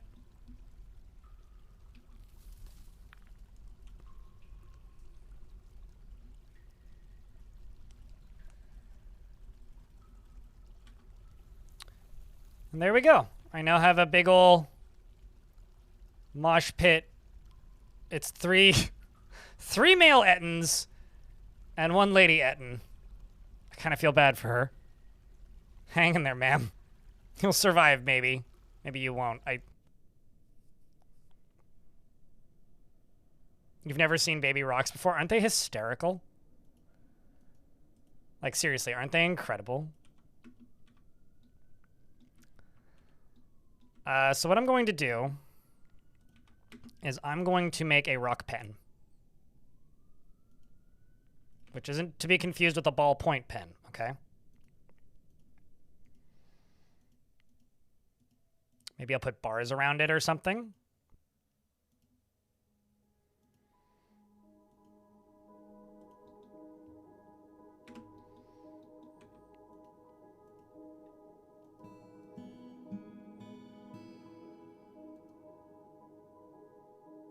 Still only semi-wild.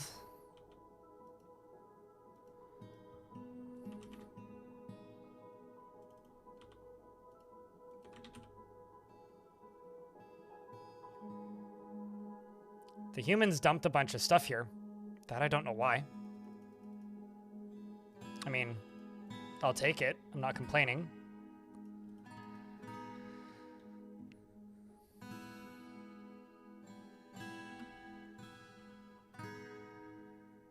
I mean, I've sold rock pets. Or do you mean like literal pet rocks? Let's actually not slaughter the goats, and we'll breed the goats.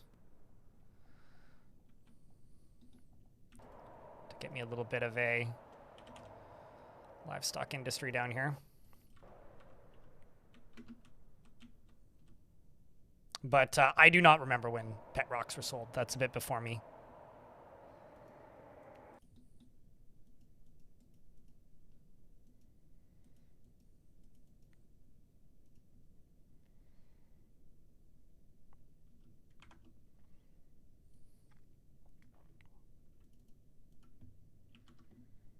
But is in fact something that happened before my time.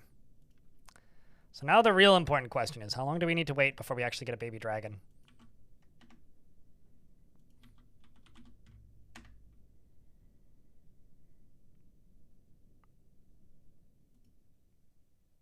What do you mean, were they... it could have been any kind of random piece of wildlife on the surface. But I don't recall buying that many caged animals. Maybe I didn't. Maybe I did buy them all. I'd have to go back and look at the VOD, to be honest.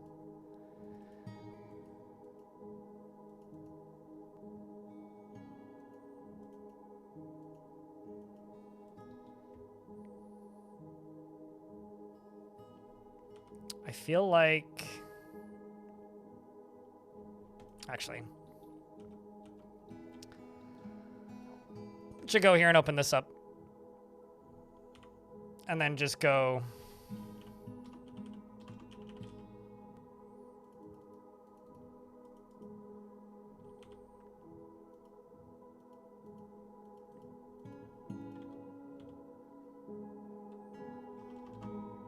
And... I've got a rooster I can slaughter.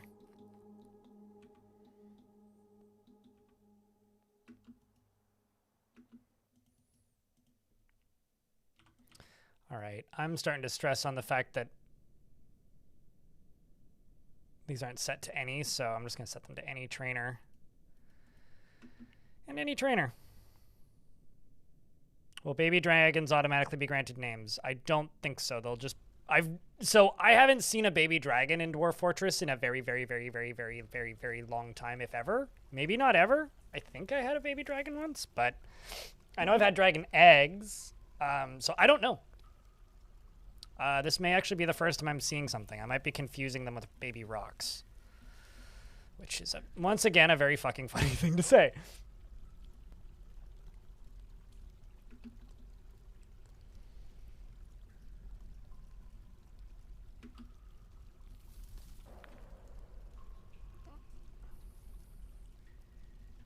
This is just where I'm going to put the hatchlings until they're adults, so that they don't bug the mom and dad.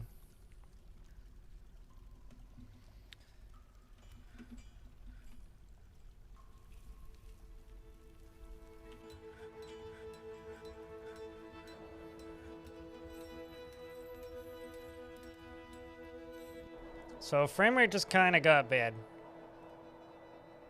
I don't know why.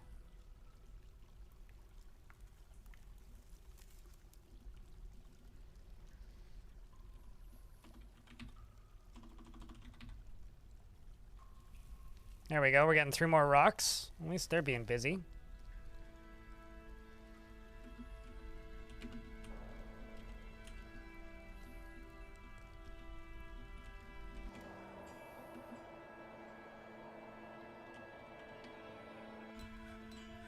With lighting. I don't think we need anything that would make Dwarf Fortress run worse than it already does. Although if you play adventure mode, you have line of sight and lighting. But if it was actually accurate to the way the day-night cycle works, the surface would have more or less be a strobe light, so I don't think anybody actually wants that. But I don't know. I wouldn't mind being able to build candles or something that would maybe make a little artificial glow. I wouldn't actually want, like, dynamic lighting, I guess is what I'm saying. But I wouldn't be against the idea of, like, you know, simple artificial lighting in the game. I think that'd be kind of nifty. Alana Rama! How are you? Welcome, Raiders. You guys want to see something amazing? I have baby rock hatchlings.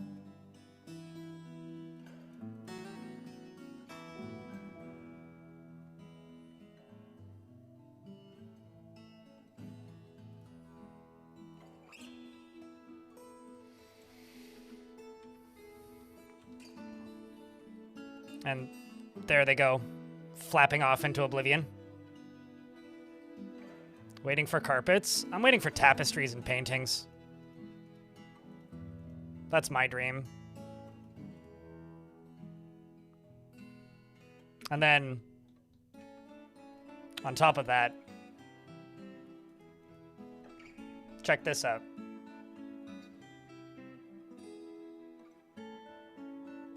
Hard map and hard mode in Timberborn. What does hard mode entail versus normal Timberborn? Because I haven't played Timberborn in so long. For those of you who don't know, Alana Rama, where are my manners? She plays a variety of fun video games, streams roughly the same hours as I do. As part of the same stream team, has helped organize the RimWorld Hot Potato Charity Marathons, as well as the Dwarf Fortress Hot Potato Marathons when we did those. And I recommend you go support her channel. Mods, can I get a shout out for Alana if you haven't already? If it happened, I just didn't look up and see it. But we are trying to make baby dragons in this here fortress. And I'm very hopeful. Stray Eagle has claimed that one. Well, that's a good thing we have 2. Straight.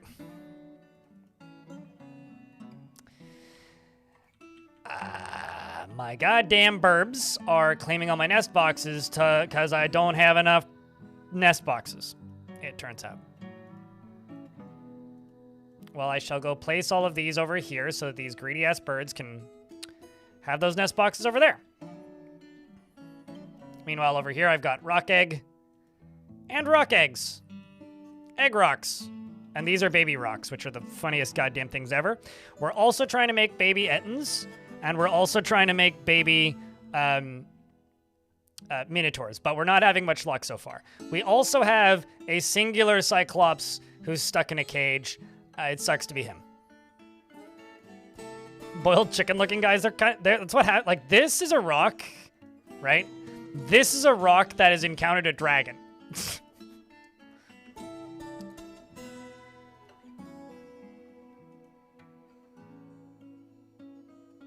Deviled on, holy shit. What is happening today? We had a ridiculous hype train earlier, and then you show up and do that. Thank you so much, dude. Appreciate you, Deviled on. Thanks for helping keep the channel funded.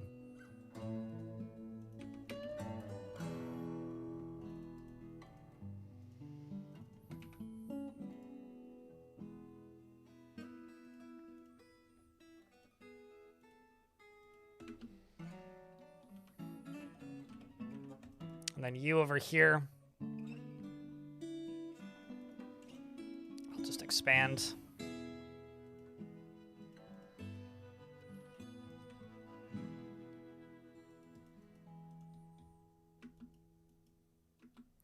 Boxes unclaimed. Boxes unclaimed. All right, Clockwork. All right, Trogdor. You know what you need to do. Lay a goddamn egg and give us a goddamn bab. Are there any mechanics I want from RimWorld I want in Dwarf Fortress? Huh.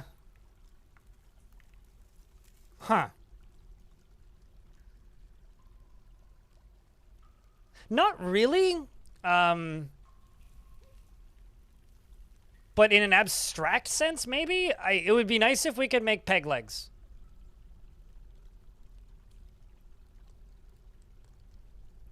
I mean, Dwarf Fortress has geysers. I've already named both the dragons God of XP. I can't rename the dragons. I could name the nest box next to the dragon, Dragon Egg Bucket. I don't let you name things that aren't born yet because it's not likely that there will be a baby dragon for like at least an hour.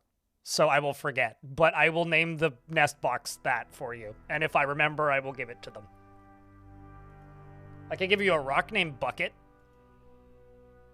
And we could name it like Kentucky Fried Chicken Bucket or something. Also, you're just trained. I need you to be tamed.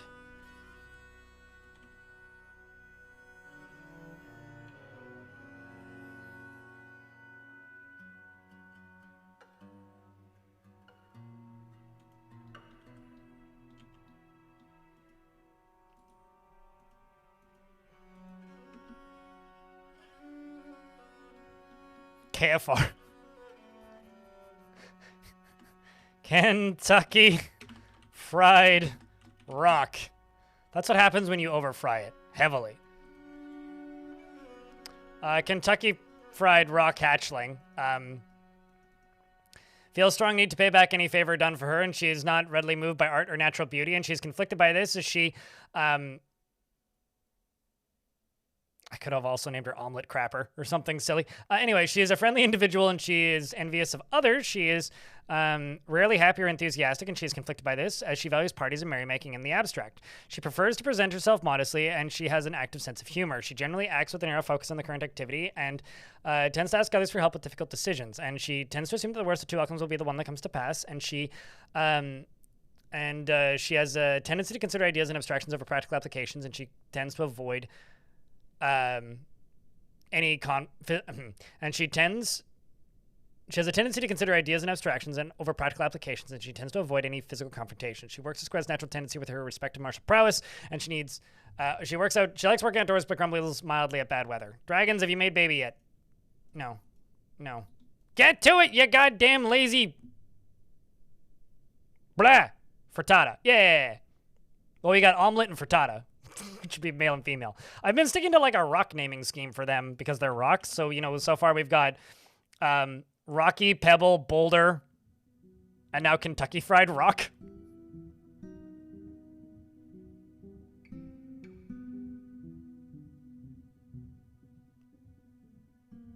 Anyway, but yeah, some sort of prosthetics basically is like the only thing I can really think of that's like off the dome. I don't know, that game's also added a fuckload since I last played it, right? Like the last time I played RimWorld would be like...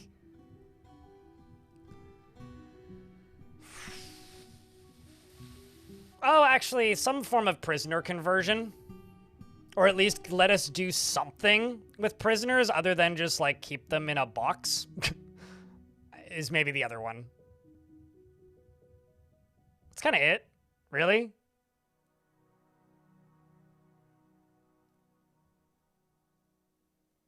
Dwarf Fortress has had, like, the ability for things to push, pull, shoot, like... blasts of ice. So like Dwarf Fortress has had like essentially magic spells through the necromancers and necromancer experiments and that for a very long time. So that's not some like I played the psychic, well, not the specific psychics update, but early iterations of that. I don't know. I don't like playing RimWorld. So Smokeleaf, I don't want Smokeleaf. Because that has some connotations with how that works in RimWorld. I don't like the way the drugs mechanics in RimWorld work at all. I actually kind of hate them. It's like there's a mod that adds literally 1-for-1 all the mechanics from the drugs in RimWorld into Dwarf Fort using a DF hack plugin, and that just sounds like the least fun thing in the world to me.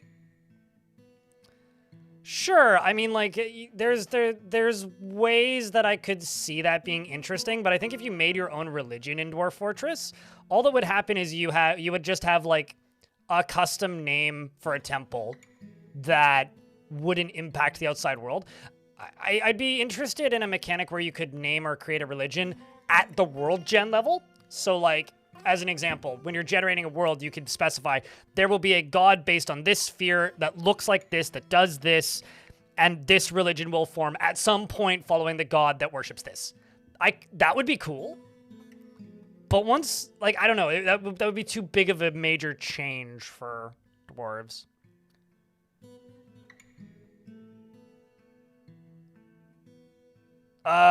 Just go to the Dwarf Fortress Ricky Exterminator and look up Grim Satisfaction. Short answer is yes.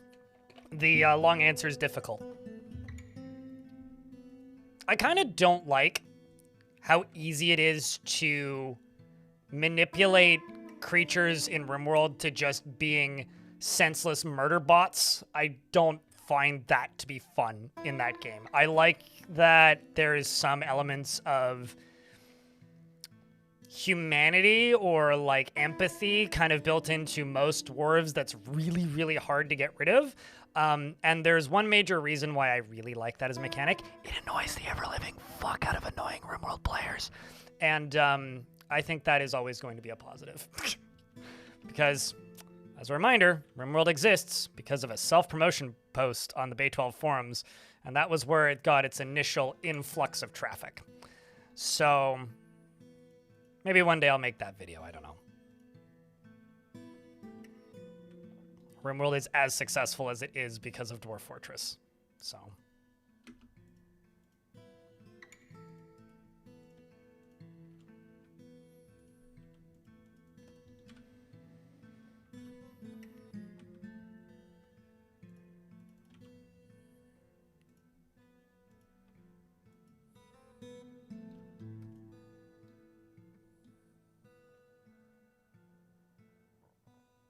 I don't know. I don't really care what you named it. You named it that. If I disliked the name, I wouldn't have named it. I'll put it that way.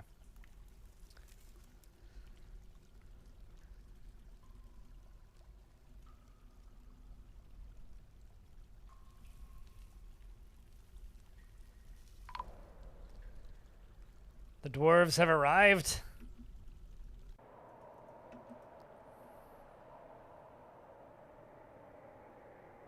Probably, but I think that's like a level more abstract, Zortos. I mean, like, people modded in religions and cults into RimWorld like years before that DLC came out.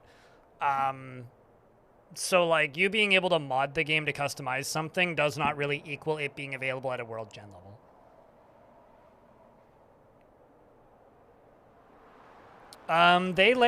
Different creatures lay eggs at different rates periodically. I don't know what the default rate is for dragons. And it also depends on how, so you know how dwarves are like often lustful every now and again? That's a dwarf that'll have a lot of babies if they have a lover. It depends on how lustful they are. And that's a personality-based thing.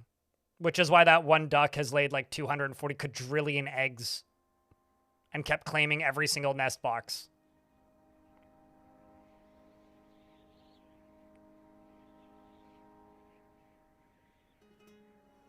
Would they like some pet rocks? I haven't made any of them available as pets. I should, though.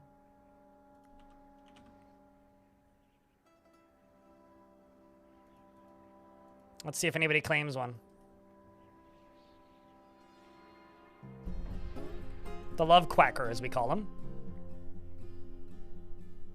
Andymon, thank you very much for the Prime subscription. Appreciate you. I forgot to deconstruct this crap. Oh well.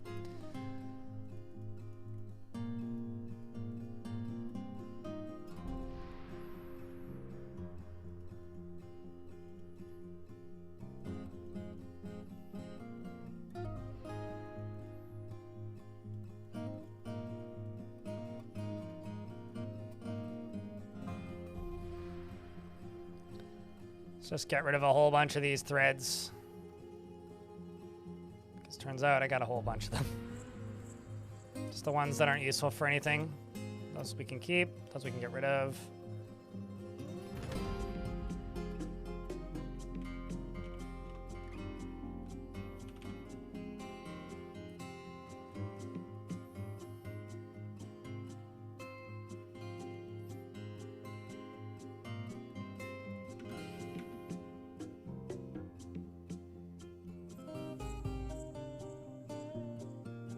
Quack.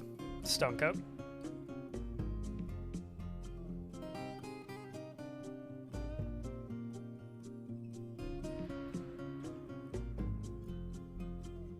Only the sickest ducker.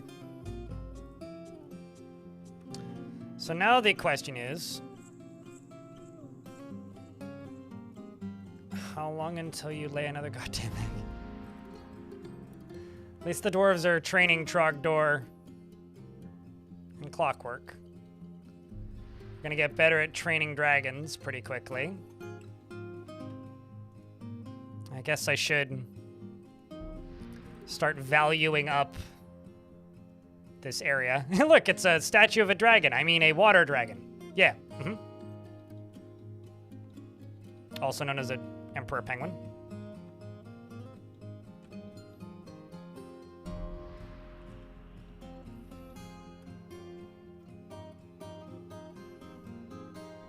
Trying to figure out how smears of dwarven milk got all over the floor. Just dump those. Wonder if they even can. Something weird going on with dwarven milk. I've got milk appearing in places where it's not supposed to be. I wonder if they're dumping out buckets to do something weird with milk. Kind of seems that way.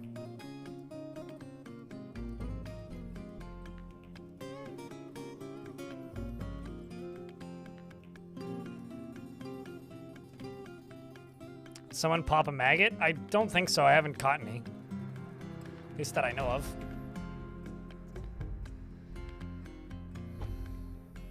That's the third time you've told me that? Or second time, maybe? Kind of. Was that or somebody else told me that? I acknowledge it the first time you said it. The flood dragons. I called them a fire hose, but, you know, you can call them what you like. I don't think I acknowledged it. but you did tell me that. I might have acknowledged it. I don't know. Honestly, I'm really, really hoping for baby minotaurs more so than baby dragons, because minotaurs,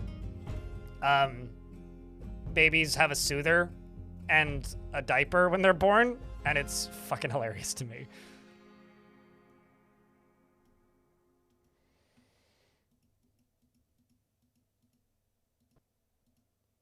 Too lazy to make chains myself.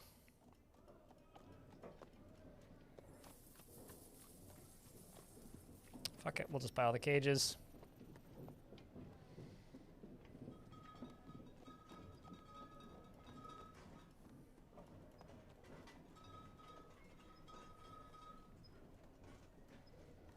Buy the cheese.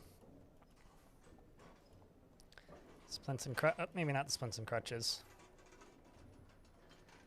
Ignore the menacing spikes because I don't need those. And trade. Nope. Too valuable. All right. Well, then let's not do the plants. Trade. Done.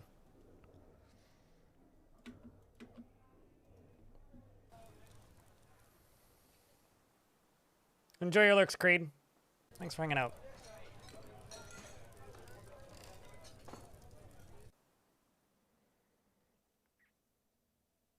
We already have Rocky, who's a rock. Alma the Wizard. And also we have a request for the first baby rock, or not rock, first baby dragon already. I'm not naming any of the baby dragons until we get a baby dragon, because I can't confirm that we will get a baby dragon just yet.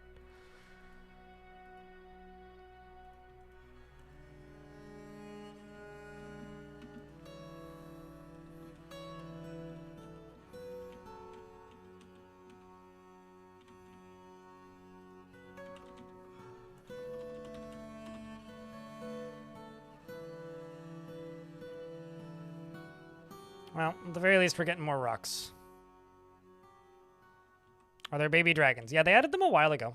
Here, for the sake of this whole exercise, I'll show you what a baby dragon looks like. Also, because an ad's about to start, so.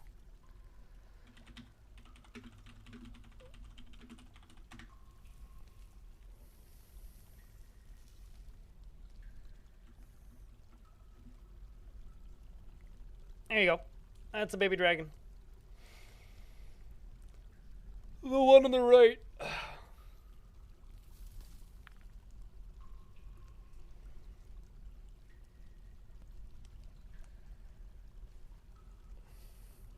And,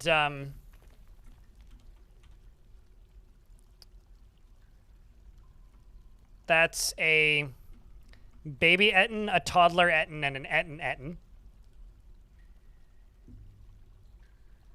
No. Pseudonym Spike. Not without hacking the game. Why do I always forget how to... Minotaur. That's it. It's not Mini. And then those are the baby Minotaurs.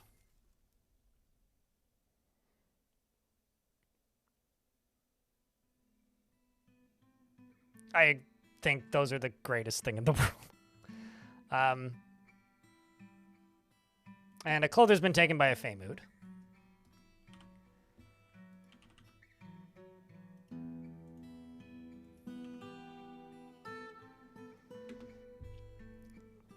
Saw the goblin tell a story of the formation of the splattered hegemonies. Uh-oh. I will be right back. You guys can follow this dwarf once they're done colliding with the clothing stockpile. Where'd the other dragon go? Under the other dragon. They're both still there. I will be right back.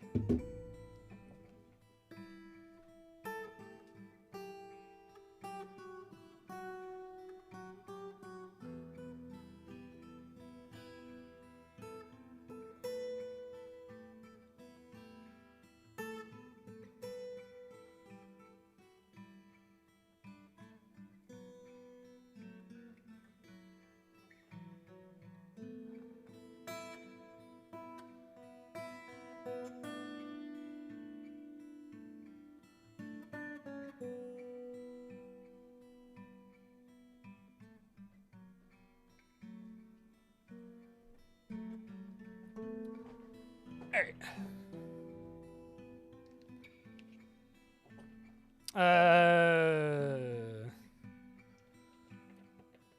Honey would be interesting because then you could actually make mead consistently and easily. Because the way they do the art design for this game, Van Ryn, is they tell the artists to draw something that would look okay, and then they say yes or no. There isn't really much in direction, as I understand it. And if Laughing Llama ever pops into chat, you can ask them, because they would know. Panderific! How's the stream?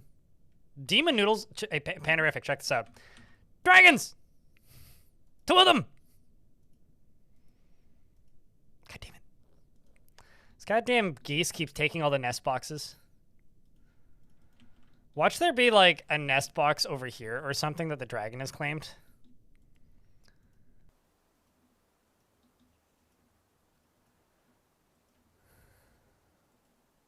Maybe not. That was very presumptuous of me.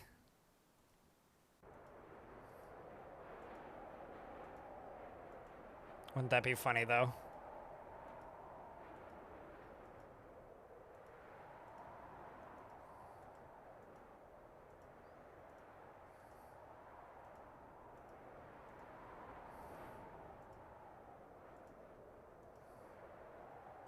Nope, just the goose. Just the goose. And the duck.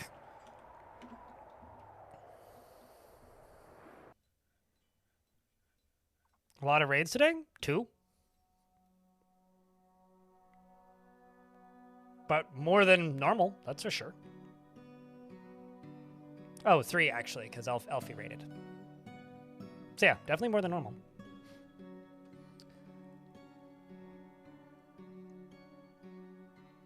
Every egg-laying creature lays eggs every 3 months. When a nest box is available, it feels like it's been more than 3 months for the dragon. It has not. Because the dragon laid an egg immediately upon arrival. So it's like quarterly then? For some reason, I'm pretty sure I've seen it more frequently than that, but... what do I know?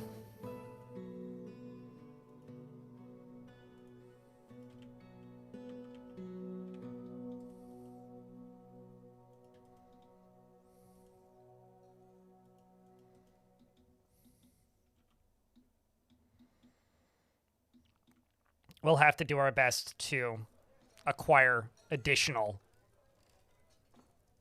dragon egg layers. That's what we're going to have to do. Well,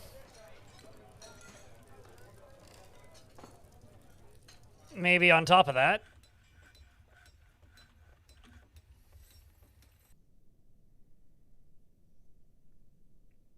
oh shit.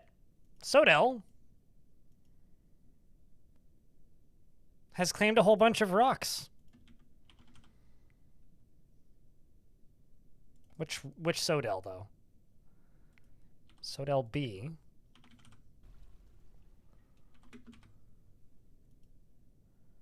You have 3 pet rocks. What a baller. Do you like rocks? Likes rocks for their dedication to their young. Wow. Well, that's pretty cool. Speaking of rocks, the rock, Nanges Lolamonstras, blah, blah, blah, blah, blah, blah, has come. A vertebrae so large, it dwarfs many dragons. It's mighty, those who something mighty wings, blah, blah, blah, fear the sky.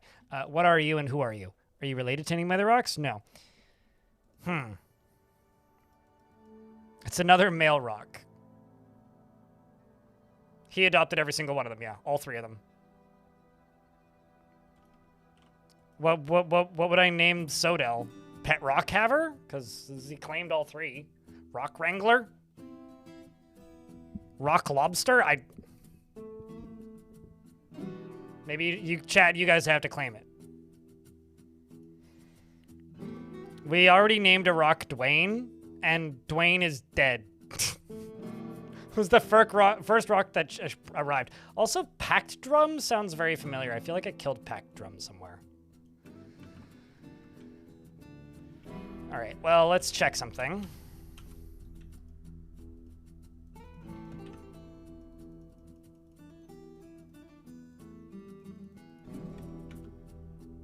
Let's just tell all those squads to run underground. You go here. Let's follow this bird.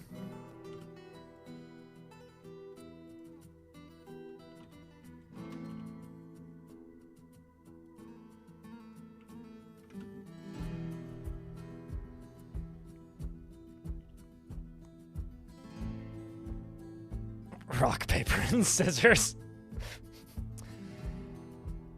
Rock polisher. That sounds like a euphemism for something. There's no way to queue building orders in vanilla here? My guy, you literally queue building orders by setting up building orders. Can you do them in a certain order? No, but you don't need to. Why would you need to do that? It's like you can already queue them up with, like, in the order that you need them done, and they just do them in that order. I'm confused. There's a lot of tools that people insist are, like, mandatory from things like DF Hack that I'm just, like, puzzled as to why you would ever need it.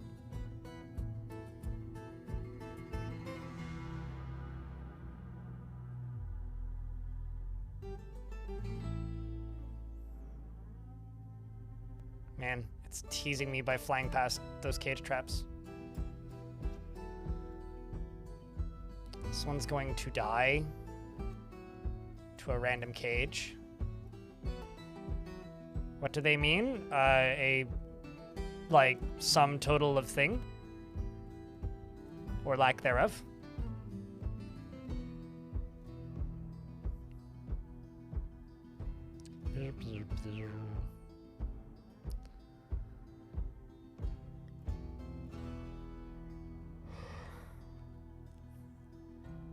Can I just say that you guys have all missed the opportunity to name one Birdman? I'm just saying.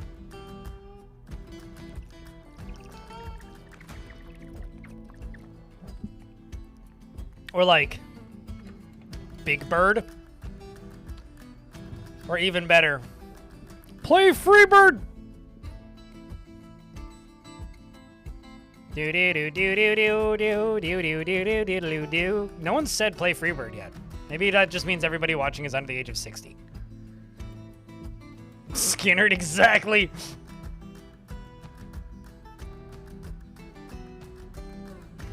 I still can't believe that they made a music video for Freebird. That's like maybe one of the weirdest things to happen last year, and a lot of weird shit happened last year. Rockstar's pretty good, yeah.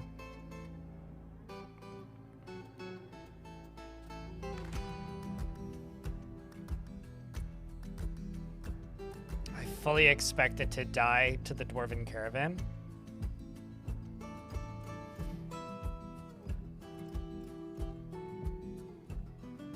How many kills do you have? Esteemed Ferns, the Wooden Impunity.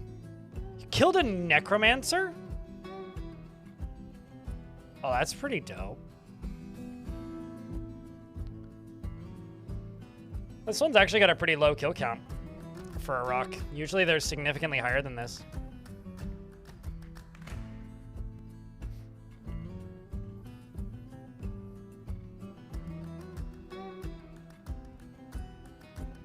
Come on, bird. You just have to fly towards my fort. Don't make me tempt you over here with a cat or something.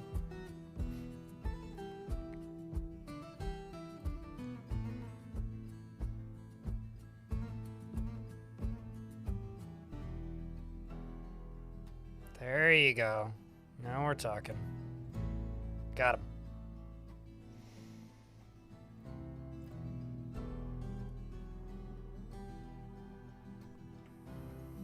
Got him.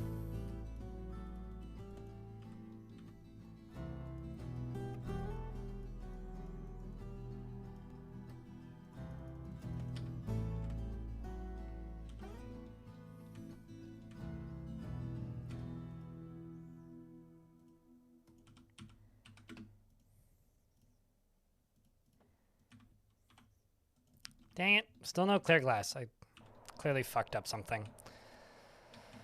Let's go.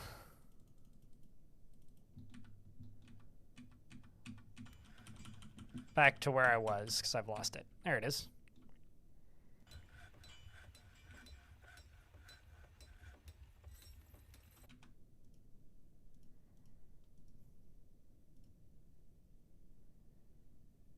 That or I could just butcher this one. You know, because we're right on the edge of the, like, age of whatever, I kind of feel like it would be extremely easy for me to hit, like, a high score of age, if that makes sense. Because currently we're in the second age of myth. If I just, like, slaughter most of my rocks, and then let them rebreed, and then slaughter them, and then let them rebreed, and then slaughter them, we could, like, rank up the age of myth to a ridiculously high age of myth. Name that rock Skinnerd? Sure. At tier, the clother has created Matsingong Gash, a pigtail cloak. Dope, and offers it to Thunderfire, the Crystal Storm. That's a gift for the king, if I do say so myself. What do you need desperately? Short swords?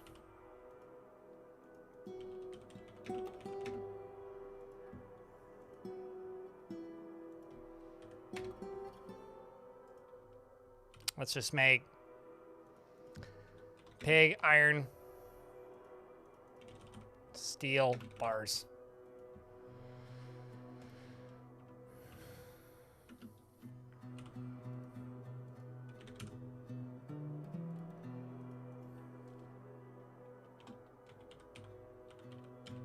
Am I age farming? That sounds way worse than it is. This is the wooden impunity.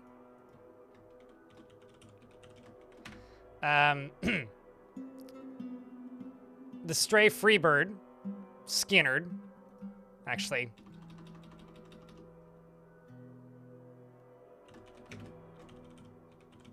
There we go.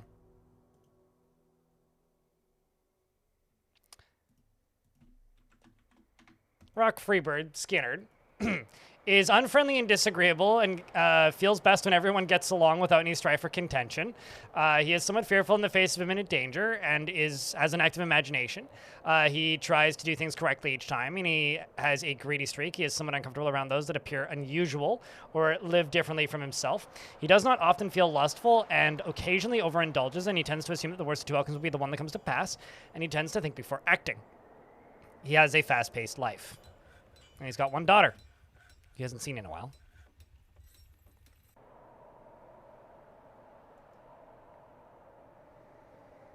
Yeah, it's all good that you only just realized it, but, you know, it's like, that sounds bad. I feel like I shouldn't be saying that out loud, but I feel like there's probably a term similar to that in Age of Empires, so, you know, I'm sure we'll be fine.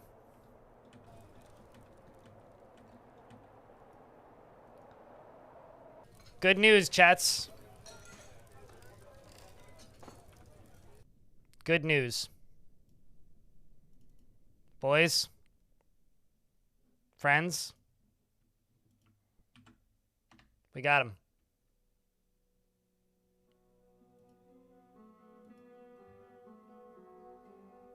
We got him. Now we just need the incubation period to end.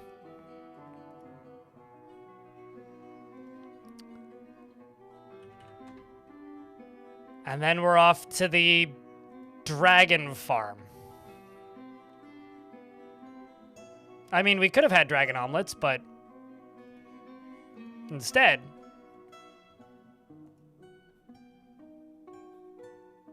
I wonder how heavy their eggs are. Yeah, rock eggs are way bigger. Yeah, so rock eggs weigh 201 Dwarf unit with a value of 60. And dragon egg weigh 6 Dwarf unit. Mr. Bungle shoutouts, dude.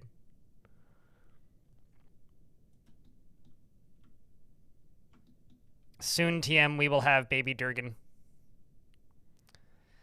Babby Durgan.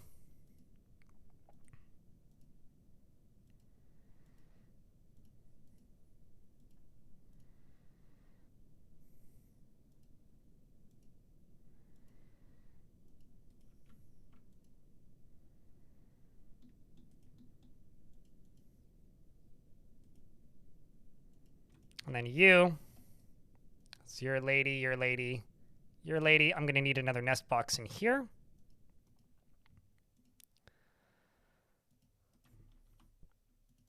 There's something upsetting about saying the words rock nest box when I'm making nest boxes for rocks.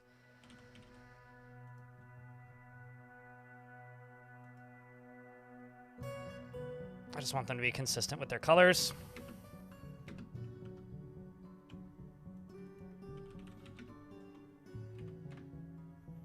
Also want to check something dragon on the wiki.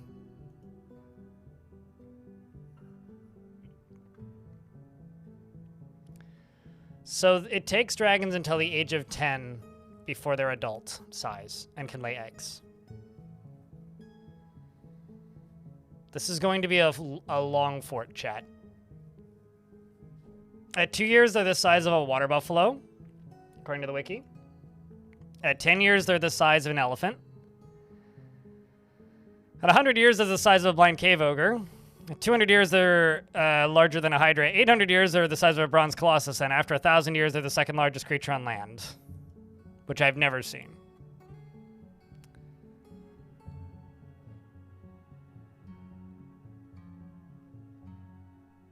That must suck, living your whole life without,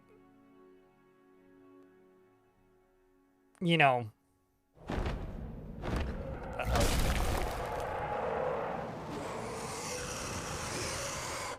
getting away from the back pain of growing.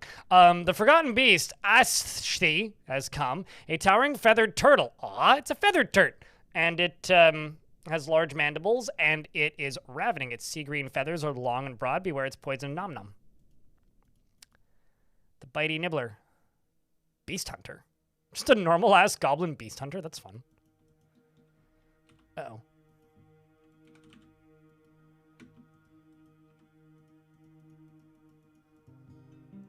Go get him, boys. I actually really like that color combo. I want to say one of them is 400. I don't know about the other one. Let me check after this fight. No, not my goats. Oh, they just ran past the goats. And collided with Bismuth055, who is dodging as best he can dodge. While right over there, Vabok, the proficient Swads Swiper, is coming towards the creature. Bismuth seems to be doing I was about to say an okay dodging job, but clearly not. In fact, he did punch it once, and then got kicked in the head, and his head exploded. Then a duck gets kicked, then something else gets kicked, and then the dwarves arrive, and it dies.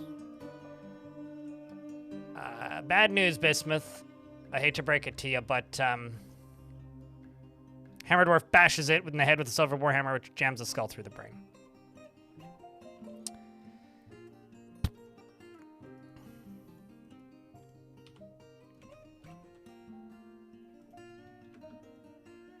What if I just...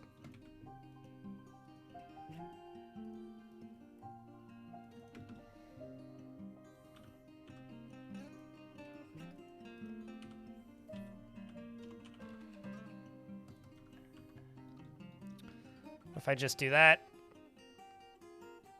Okay, he'll get a tomb.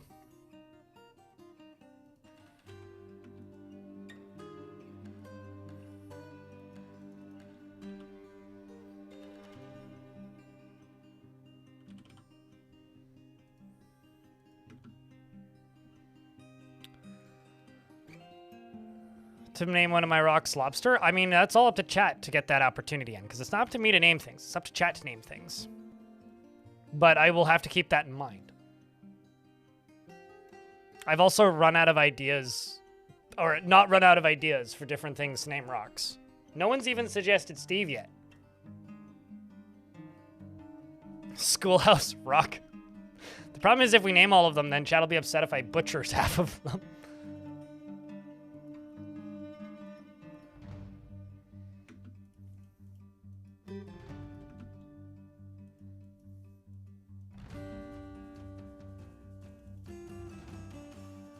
We already named one Dwayne. That was the very first rock that showed up, and it died. Well, they could theoretically make like 8 per year, Darius? Same with dragons. Skinner is a disposable meme? Wow. Okay, sure.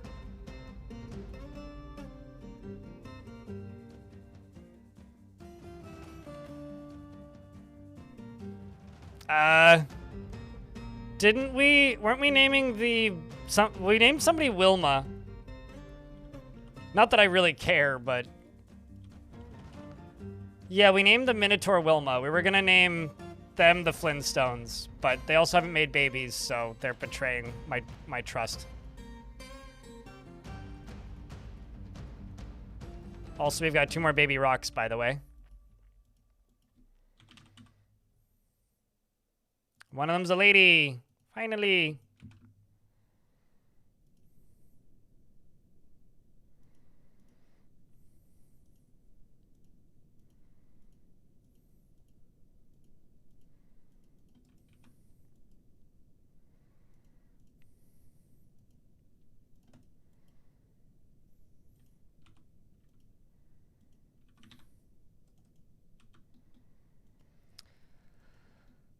Whew. How fares? Isn't dead is still in the rock pen, so I generally am not like the sort of streamer who tells you exactly what they've been up to because they're not dead. God of XP. But once I update Legends, you'll be able to see everything that they've done today.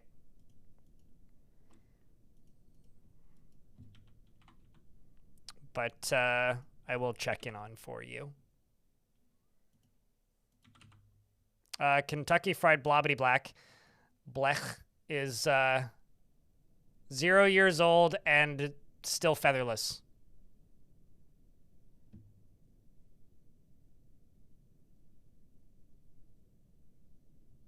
You're welcome.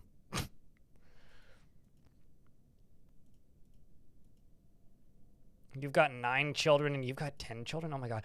Boulder's made has that's Boulder's family. Right, yeah, because we named Dwayne the Rock Dragon. Because we were trying to catch a dragon, and instead of getting a dragon, we got Dwayne. And then we killed Dwayne by mistake. I like how it says child, no name yet, because, like, they've laid an egg, so they're going to get a child. They're just not named yet. Because it's just an egg.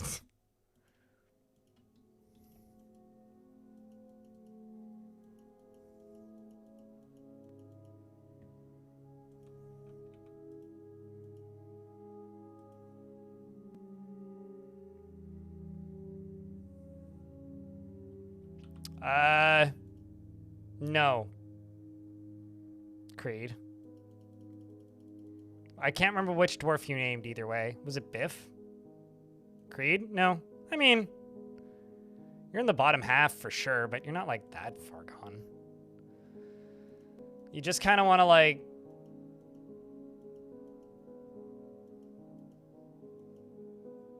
You just want to do something exciting. You want to like join the military or some shit.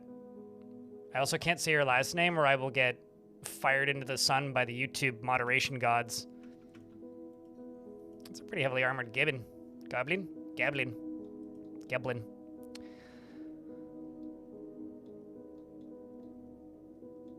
Uh-oh.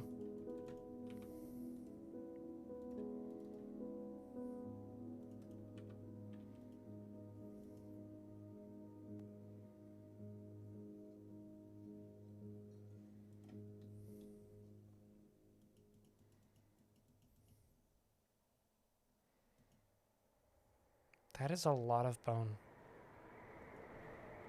Holy shit.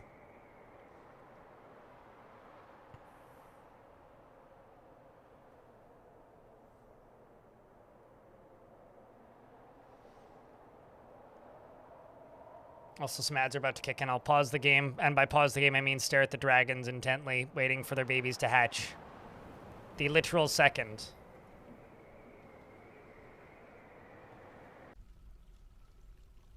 That we have the opportunity to see it. I want to see it. But we're literally going to stare at the babies, the dragon babies, until they hatch.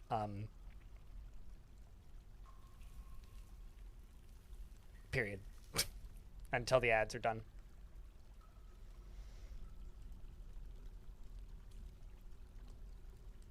I wonder how many baby dragons we'd need to make before we get to the age of the dragon. Same with the age of rock.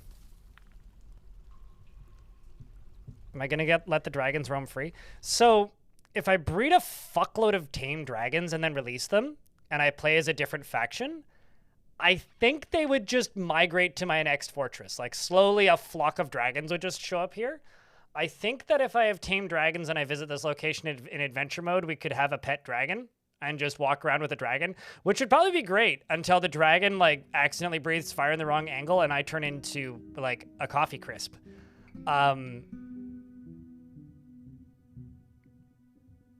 I don't know. I mean, I think I've said this before. I'm pretty sure I've never successfully bred dragons before. I know I've bred rocks before. I managed to make a baby cyclops once. Sorry. A baby cyclops once. But I don't believe I've ever managed to breed dragons before.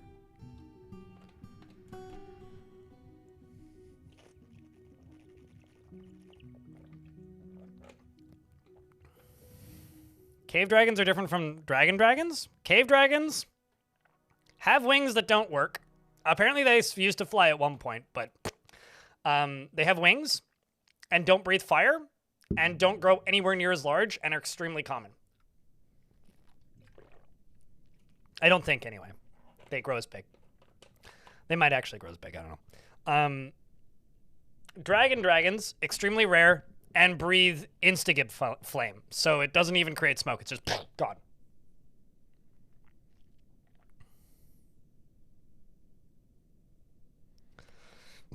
Lit by the dragon flame, clearly. Agreed. And in the old school days, green Ds were dragons, and white Ds were cave dragons. And on the internet, we called those shit posters.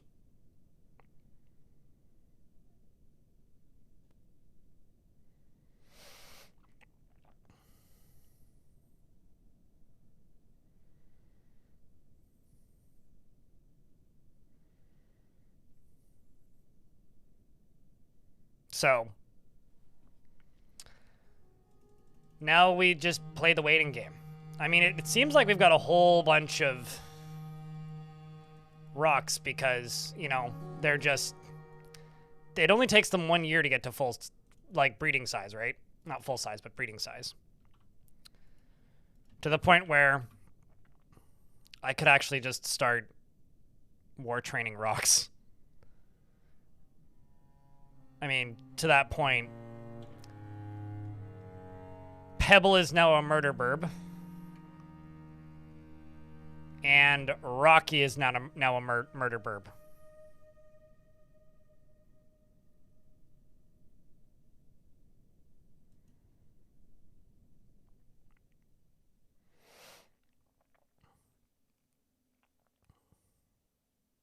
It was just tame dragons locked behind a wall with the arrow hole walls facing the walkway. I vaguely remember that, yeah. There's been a few forts I've seen in over the years that have had stuff like that set up.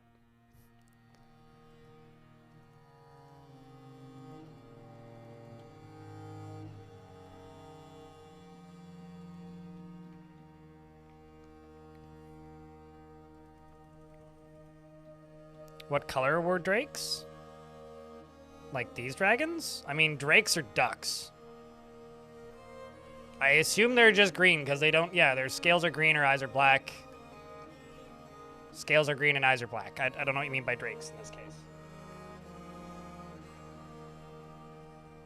Although it actually very clearly looks like eyes are white, but... I don't know.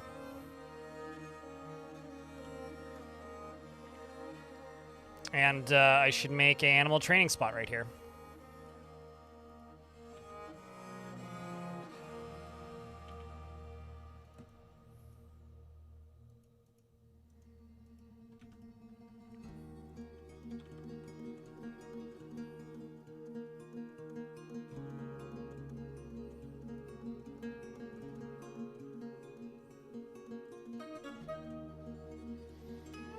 Then that other rock can be moved up here.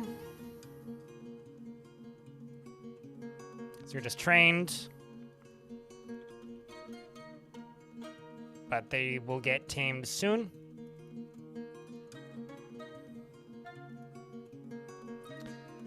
So now, Weed McYeet, who, by the way, did heal his hand,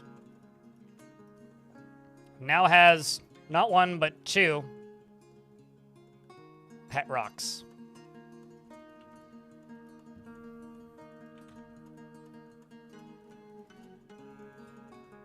We got Rocky and Pebble.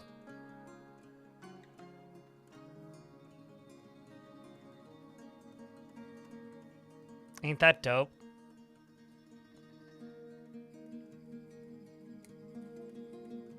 You know, this faction had a population of 0 when I started this fort.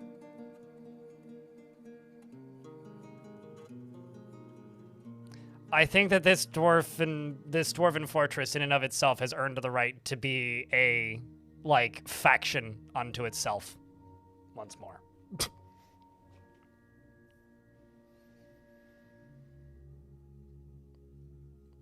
Look at that glory. Just look at it. Also, I noticed something. I don't know if anybody else has noticed this. I've had a public tavern for most of the period of this fort. Nothing has been stolen. I mean, yeah, I put some of the artifacts behind bars, and some of them are just sitting in these stockpiles, and some of them are just, like, out in the open sitting, like in here. But no one has stolen any artifacts. Did Tarn quietly nerf thieves? Like, I'm starting to wonder, because it feels like it.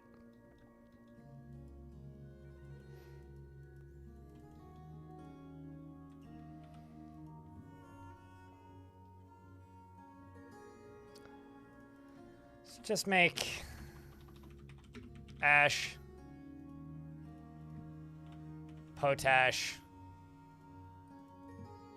pearl ash, clear glash.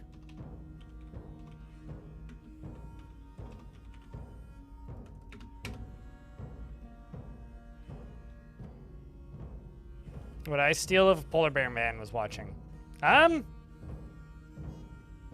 Sure, but like, I mean, obviously, I feel like that's kind of missing the point here. Like, stuff not getting stolen is kind of a huge deal, if it really is the way of things now.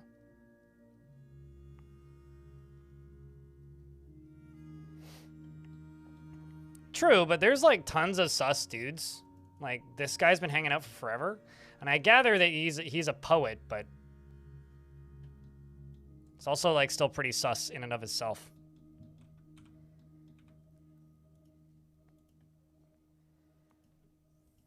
These are all of my traction benches that the king has been demanding over the years. Oh my lord. My king has a thing for traction benches.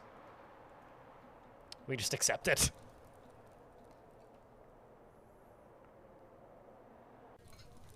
But not secured. Got it. I don't know, like, all of this stuff is secured, so maybe that's it, but I feel like I need a library. You know? Like, this is kind of my entertainment level. This is all tavern. Question is where would I put the library?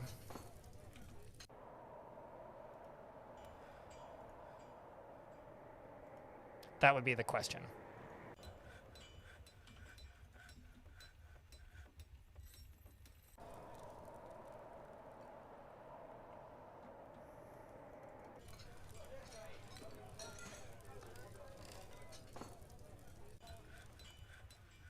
Thieves are too scared of the king? Perhaps. But I didn't have anything stolen before. I don't know, I'm just so used to having like dozens, if not hundreds. Like, part of the reason I've had this open fort is because I'm working on a video on villains and I wanted to see something get stolen, but nothing has. clearly I'm tempting fate and stuff's gonna get stolen in like T-minus 4 seconds.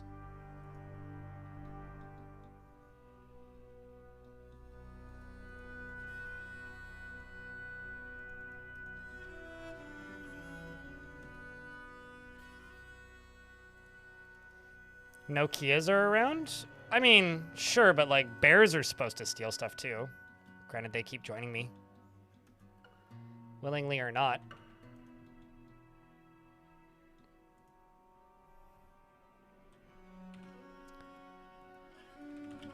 Under bars, we've got quite a bit of various things. Let's do... Ooh, black bronze bookcase.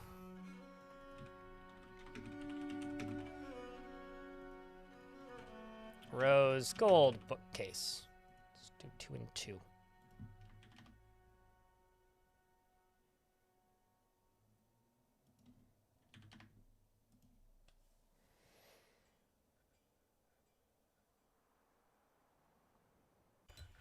Yeah, but not super close, Miri.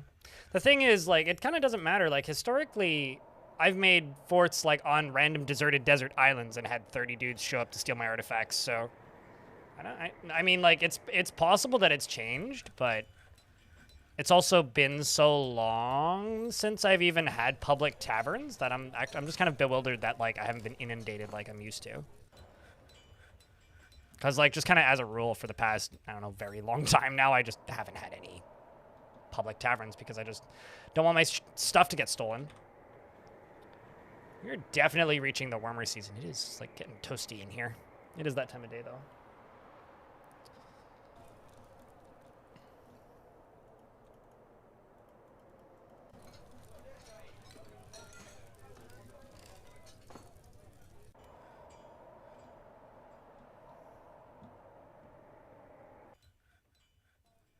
Got a dog that's been grown to become a stray dog. Not a dragon. So right now it's early winter. 26th of Moonstone. Meaning I would say at most... we'd only have to wait a couple more weeks.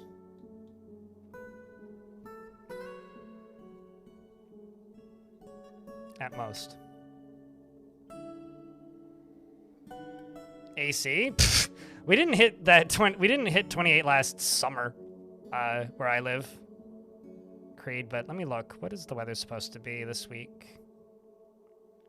Of course, we're speaking in, like, the metric system. Yeah, no, it's supposed to get warm next week, but, like, Monday next week's supposed to be 22, which looks like the hottest on the long-term forecast. Which is good. My peppers will like it. It just means that next week you guys might hear some audible car sounds because I'll have the sliding glass door open in my office. That's all it means. And I'll need to bring the fan up to blow some fresh air over at me. And then I'll just get to hope that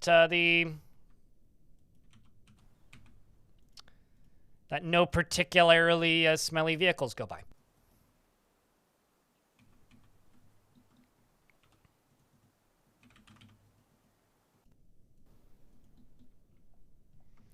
Let's just go down to that cavern layer again and see if I can spot some more gold, because this was where the gold was.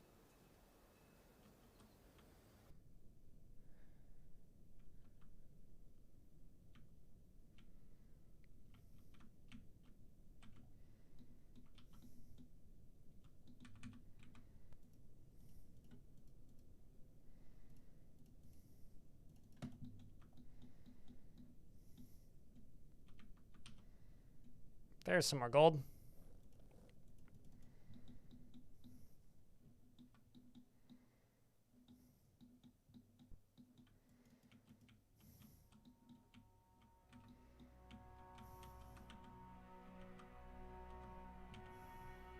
It's all tetrahedrite. I want to make some gold coins and give my dragons some pet coins, because what's the point of having dragons if you don't cover them in coins? I mean, I could give them bismuth coins. Those would also look nice. Probably plenty of other materials I could make into coins that I have, but gold coins are like the coin. You know, like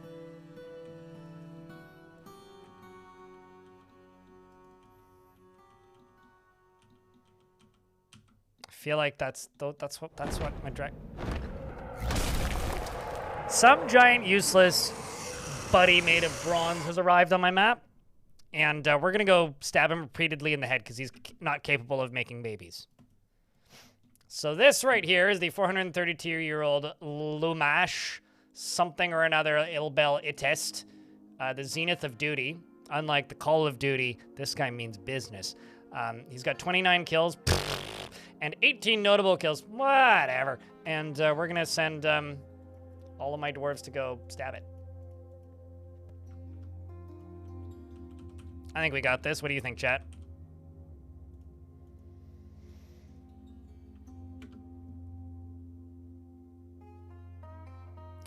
Because how old, like, what year is it right now, Mary? It's 2026. How old is the world? Same for Dwarfort. And before I accidentally spoke to the one young Earth creationist in my chat. But history is older than the world in all cases. Hey, chat, can I get a round of beers for good luck or a vile force of darkness for this giant bronze punter who just sent a dwarf splatting onto the ground? In fact, it kicked her so hard in the head, the injured part exploded. And now his foot's covered in blood. I didn't even do that on purpose. I'm serious. I didn't. All right, well, in that case. Of course, it's a lead one. It's gonna be the heaviest cage in the... It's not a lead one.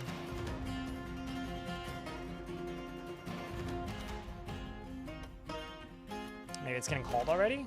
Yeah, it is. I need to acquire a third statue for my collection.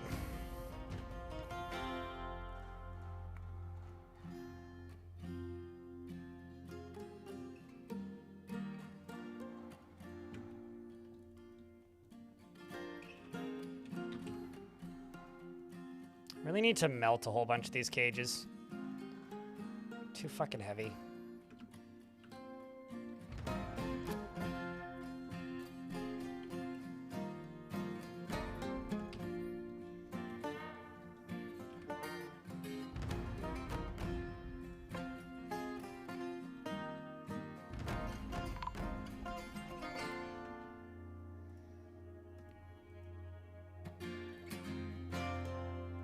And there's the dwarf.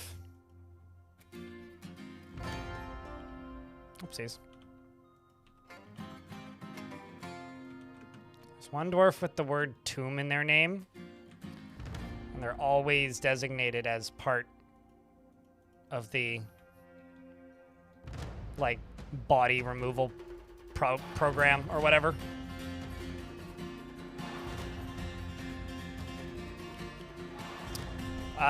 If I could, I wouldn't be killing it, said Genus.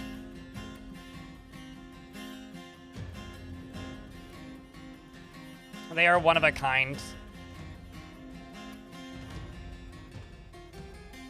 What's the front gate if not just a multi-purpose arena? Prove me wrong.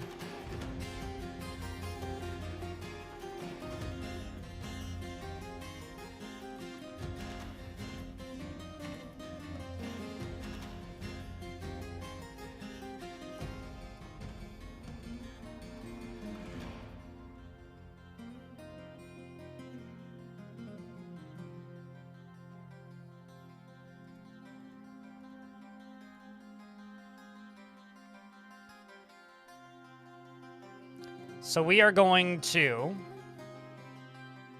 fight this bronze colossus and turn him into a pile of bronze rubble while several dwarves nap. Let's see what Weed's got in his backpack. Weed McYeet here has prepared jabber intestines. It's got rainbow trout, giant grizzly bear kidney. Ooh. And wait, did I butcher giant grizzly bears or did I just get, And exceptionally minced water buffalo tripe. Did I butcher my grizzly bears? Oops. No, I didn't. Okay. Somehow I just ended up with grizzly bears. All right.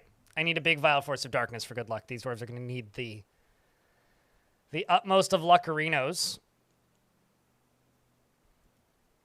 Because it ain't going to take too long.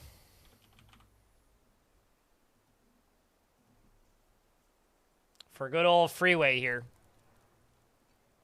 To link this sucker up.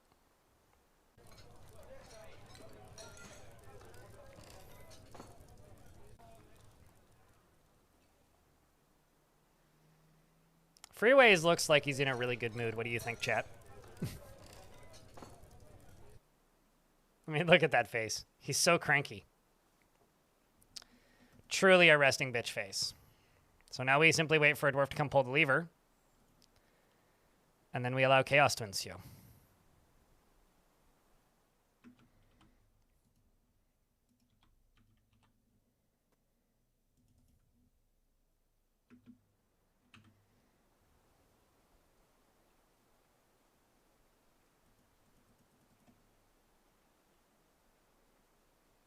Come on. There you go. So Onul, who's wearing a fancy-ass octopus leather cape. Damn, dude. And is going to go do the honors of pulling the lever. And Nil here is about to shit his pants. I suspect. Almost immediately, the beast comes alive. And dwarves, including Slug and Zon, vault directly towards the monster at the zenith of duty. This dwarf here, Nil, decides to get in on the action and says, he attacks the bronze colossus and it dodges him, and he says there's no need to feel vengeful. Even though he's completely unarmed, he punches it. Valiant effort, but it hasn't done much. Meanwhile, the other dwarves are stabbing it repeatedly and bashing it, which is fracturing it, cracking it essentially. Spearmaster stabs the bronze colossus, but it glances away. Other dwarves stab it, but it glances away. They stab them as well with steel spears, which chip it. A spear dwarf stabs it with a steel spear, which chips it. The spear is lodged firmly in the wound. Lumox here is vaulting directly towards, I presume, the actually no, collided with another dwarf who was jumping towards it and got knocked away. So this dwarf was just standing there trying to stab the beast, got slammed into by a dwarf who is mid-air, flying directly towards the bronze colossus. The bronze colossus, however, has seen many days, probably most of them not as bad as this one, because as you can see, it's almost more dent and fracture than creature. It's getting whacked in the head by steel spears, which is chipping it, which is twisting its head and its neck. In fact, it got stabbed directly in the head, which did more damage to it, and in a moment, most likely, it'll become a statue. This dwarf is punching it repeatedly and probably hurting his wrists, if I were to bet. You may want to stop doing that, even though it's giving you some free training. We got plenty of dwarves as well that are stunned, mostly from dwarves flying into each other and friendly firing by bumping into each other, and that's it. This bronze colossus was killed by the swordmaster, who stabbed the bronze colossus in the upper body, which cut it asunder. And that dwarf, of course, was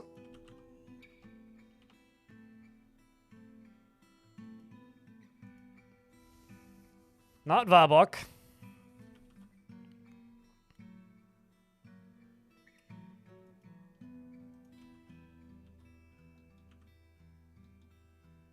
Did it say Swordmaster or Spearmaster?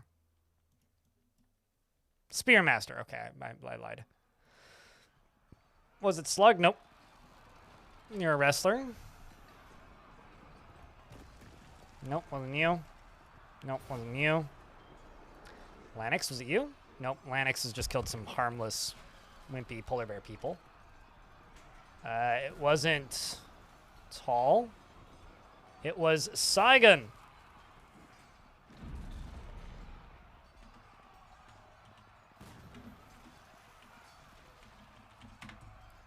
Comet Colossus. Well done. What, you thought you might have missed the stream? Yeah, this is... does anybody remember the instant campsite from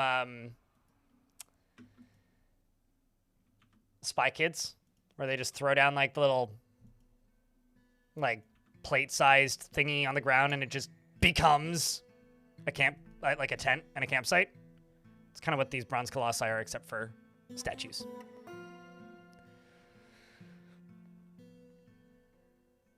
I mean, whose fault is that, Volend? Is it mine? Or is it yours for not talking? Only you can wake up chat. Just like only you can stop forest fires. Do you have a problem with that? Is there an issue with chat being quiet? Like, do you walk into a restaurant and say, man, nobody's here today? Is this what you do in every walk of life? Because if so, that's very pleasant.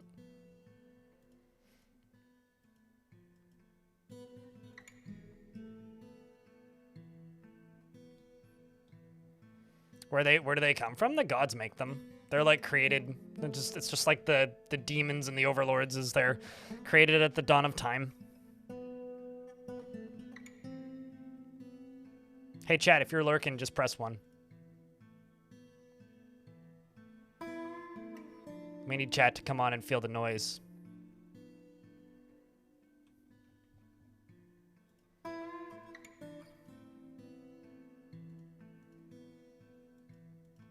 Girls rock the boys. Is that because we talked about frittatas earlier?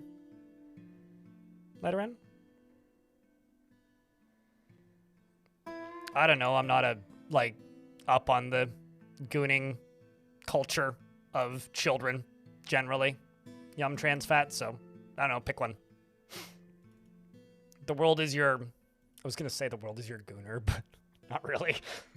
It's certainly your oyster, I guess. It's a free world, I think.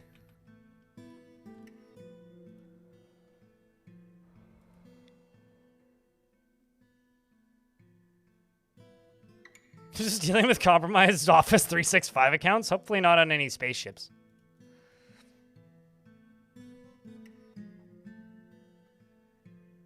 Depending on the humidity, the world has plenty of moisture.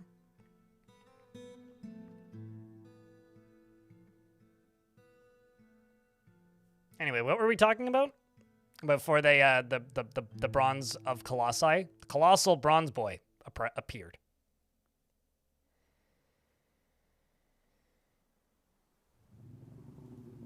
Can quantum stockpiles all be different? I mean, if you want them, if you just want to literally put everything in your fort, you could do them all in one route. No, I think to answer your question, no, you need them in separate routes.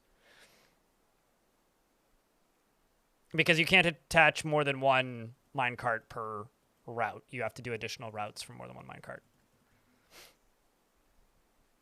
I don't live in a country where the IRS has any, like, jurisdiction, so that's a you problem.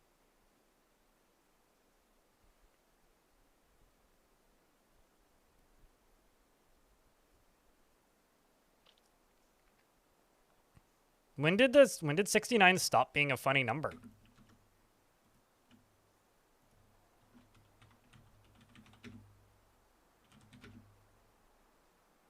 Hold on.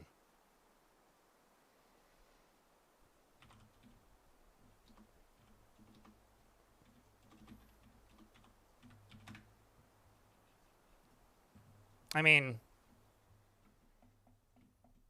I don't think this will get me in trouble on YouTube, and if it does, I will laugh my ass off.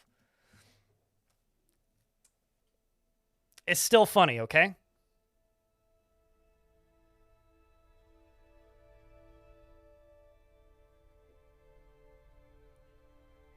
It's still funny. And if you disagree, then you don't have a sense of humor. Okay? That's all.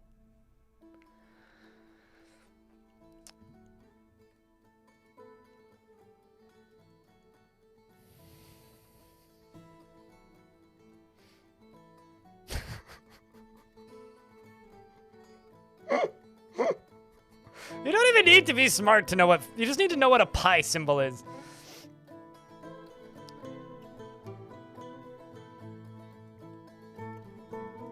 It's okay, gnome. You're a gnome. We all know. Yeah, you might need to know what a square root is. Yeah.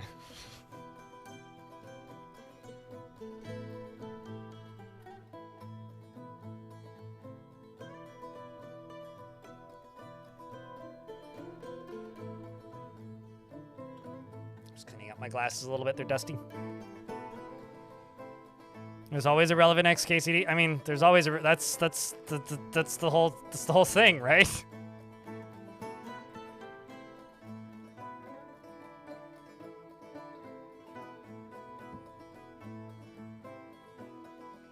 If you don't know what square roots are, you're probably not 18 yet, and please leave. Or at least, like, ask your parents if you're allowed to watch my stream. Maybe ask them for supervision. I mean, person in YouTube chat was saying earlier that their 3-year-old wanted to say hi, and there was a very long hi posted after that, and I'm sitting here thinking, going like, when was the last time I cursed? Shit. You know, kind of thing.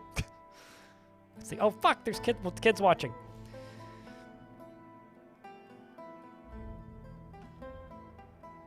I know the name of it. I just look up numerical sex positions, which is the name of the comic strip. I don't actually know which number it is.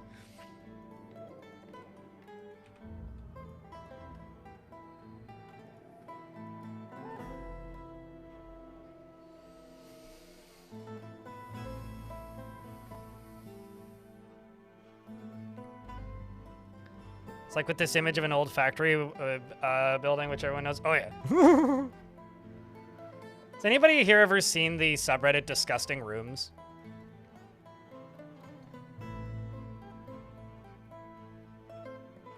Happy to put that in your search history.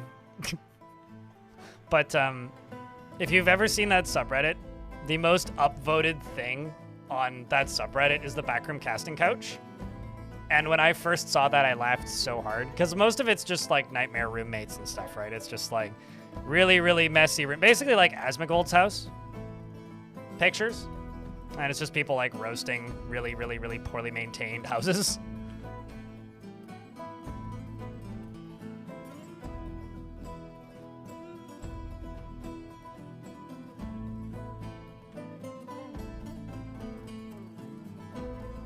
Okay, let's do that. That.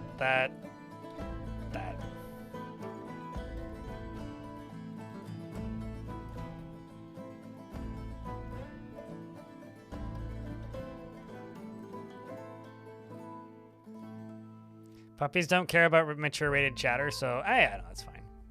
Puppies are cool. Besides, I'm pretty sure your puppy probably gets more mature rated chatter than the average stream viewer here does. For me.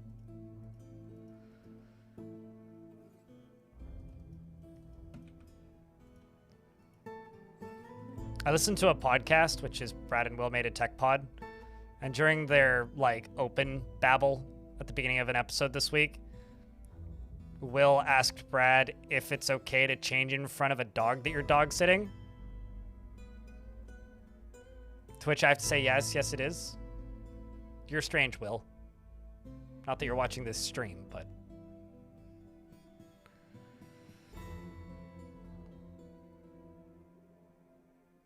Name one of them Dwayne The Rock Johnson. We literally named one Dwayne Johnson already.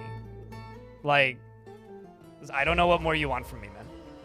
Also, you can get 400 channel points by following the stream. And you've been here long enough, Professor Voland, Mr. The Chat is Quiet, to have earned at least that many. So, you could probably do it.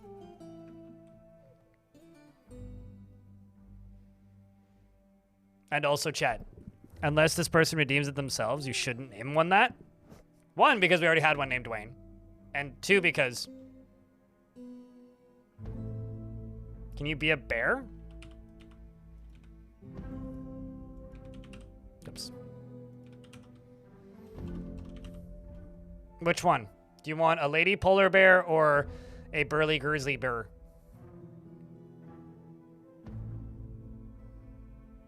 Oh, bear person. Right, I have those. Which one? Sorry.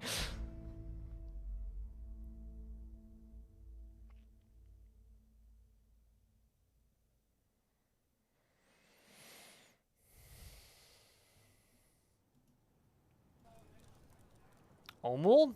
You're 15.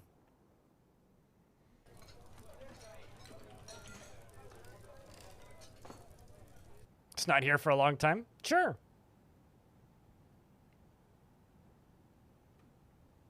What more do you want me to say, man? Do you want me to put any variations on your name, Darius? I guarantee you should have enough channel points to be able to redeem that. It takes like 30 minutes. You've been here at least that long. Just Darius the Metalbur? Okay.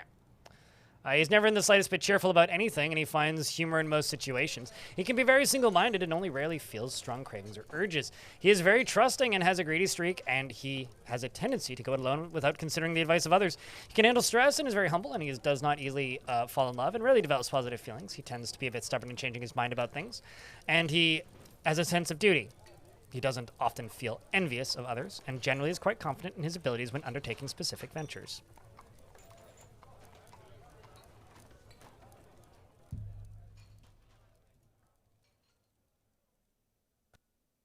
And if it feels like I'm being mean to you, it's because you said the chat was slow, which is generally considered to be pretty rude. But I've gotten my laughs out of it at this point. We did already have a rock named Johnson, so it's a bit moot.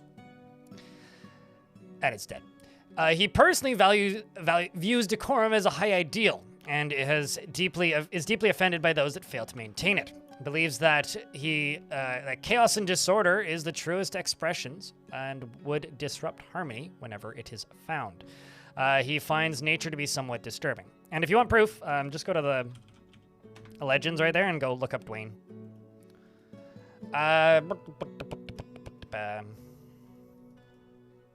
He is muscular and his hair is white. Surprise. He has no friends. And that's everything.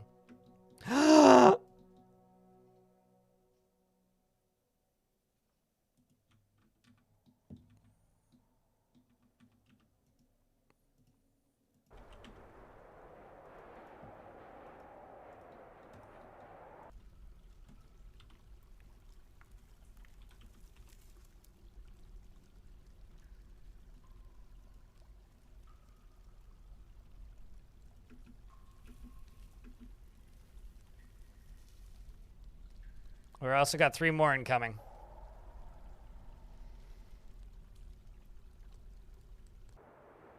It's a firecracker the size of a cat. This is a nuclear bomb that's sentient.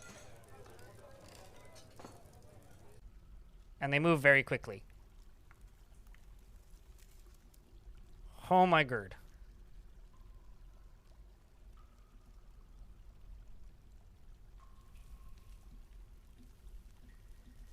Yeah, no, the traps won't work because they're technically part of our faction. And we've got 3 more incoming.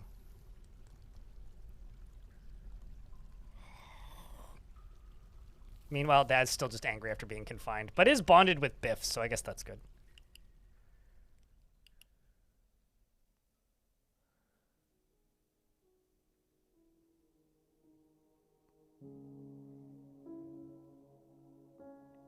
Well, my apologies, Voland, for overreacting. But at the same time, there was already a dwarf named, or not a dwarf, a rock named Dwayne. See? It was this dwarf's, or what I keep saying dwarf, this rock's eldest son. So you'd be besmirching the good name of Dwayne. Thought maybe everyone was on YouTube. Not to be rude to YouTube, but that would be very strange. But I don't know. For future reference, it's kind of rude to point out if a chat is quiet, especially this one, because like we have an older audience here, and when you have an older audience, that tends to equal quieter chat in general.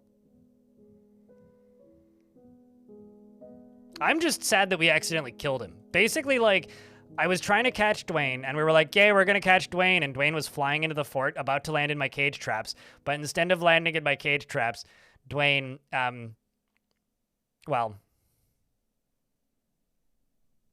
how do I put this? Got stabbed to death by a whole, like, caravan of traders, and I wasn't super thrilled.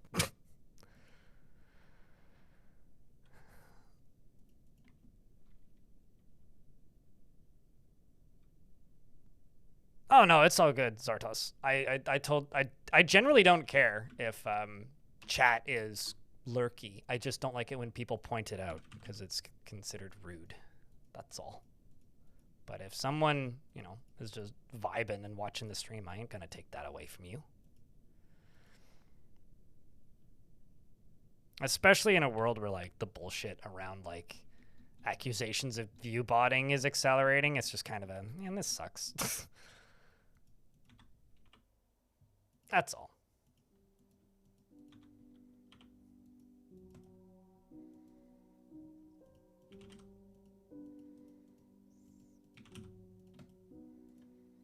Let's make steel bars and make gold. And then we can make gold coins.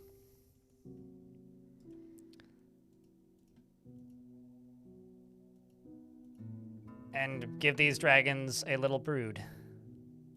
Or horde, should we say.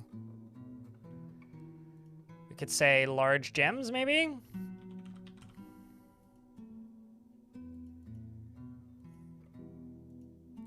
Large gems of whatever quality.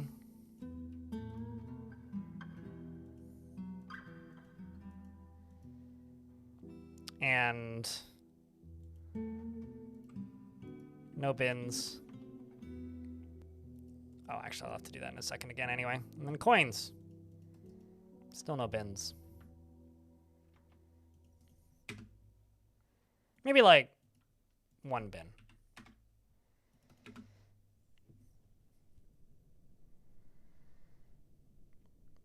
You know what they say, watch streams on your boss's internet connection and dime? They do look appropriately boopable.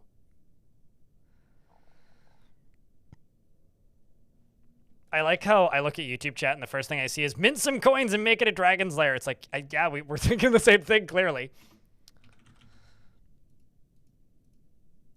I could do silver coins. I could do some platinum coins. I could do lead coins. Let's do lead coin.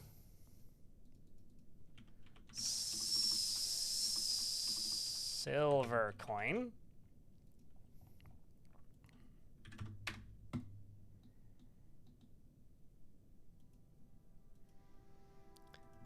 The reason the dragons are going to take a lot longer than the rocks, though, is the rock hatchlings.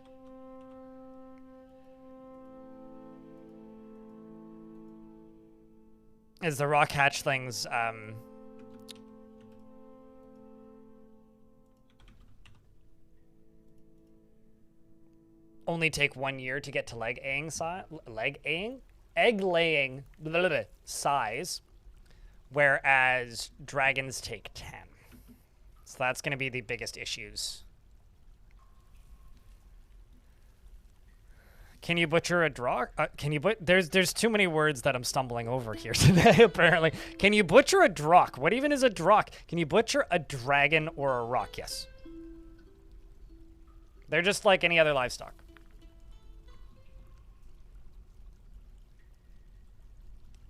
I mean, chat told me to butcher Skinnerd already.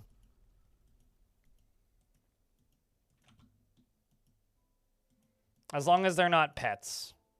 Or named in any way.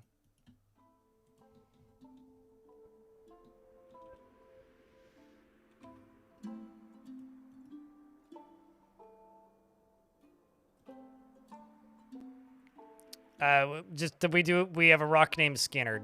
Freebird, obviously. So there we go. We got our gold coins incoming.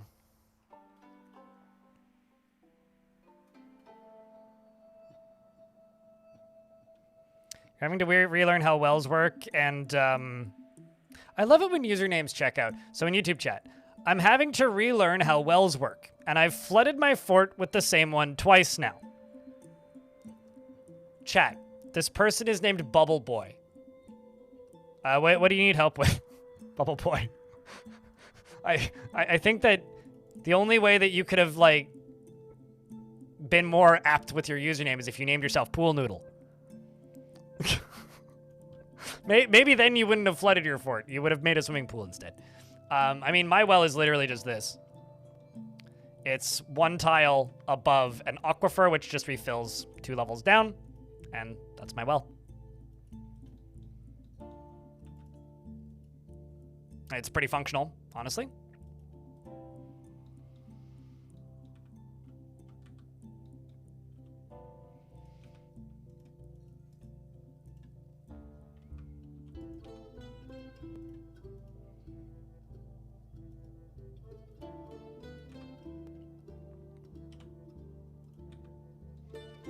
Why don't I do something like this?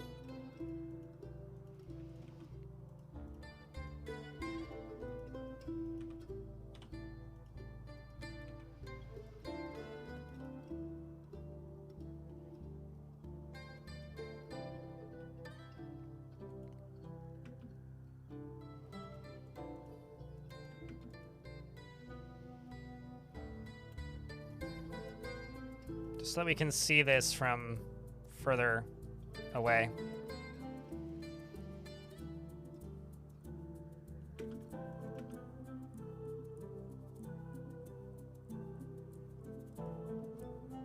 How to get water down? Can you dig a vertical column? You think water pressure is just causing it? So like if you have water coming in from here, but it's coming from higher up, it's gonna try to get to whatever level it started on. But if you do like a corner like this, it'll still try to get to where it started. If you do this, it won't.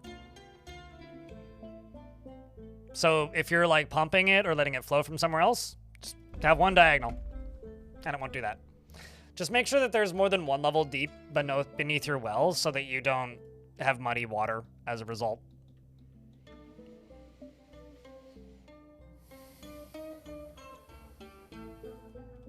Speaking of things that are technically bugs, but we don't care. Did you guys see that giant bird just like fly through here and then just like teleport down a level?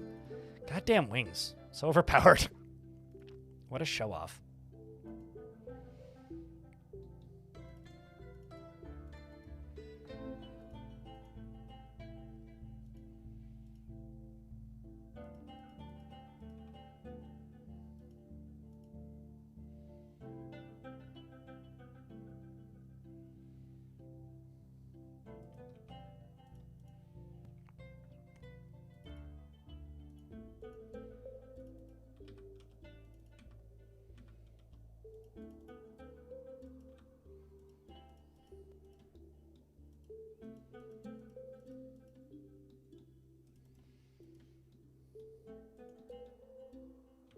Let's also go this way.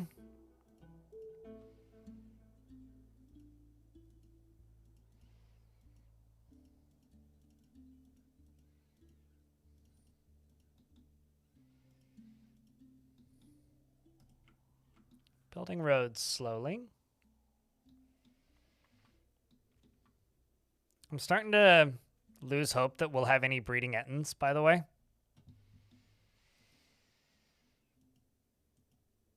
Starting to lose hope on that one.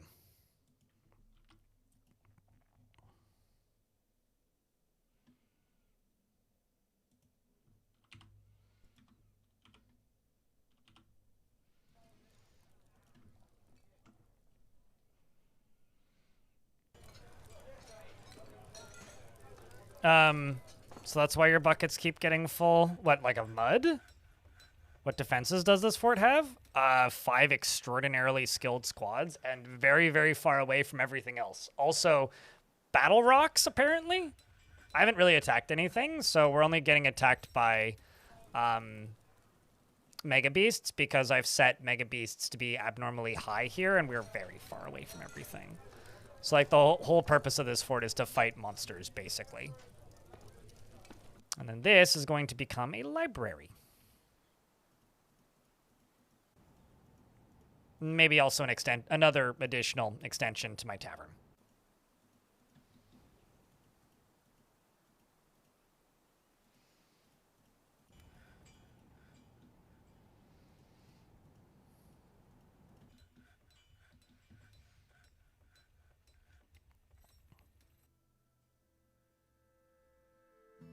big library. I mean, this and all of this is my tavern. So, yeah, and then this is the king's quarters, and this is the duke's quarters.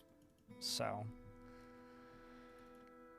and the fact that I'm permitting my king to live is quite astonishing because my king keeps demanding traction benches of all fucking things.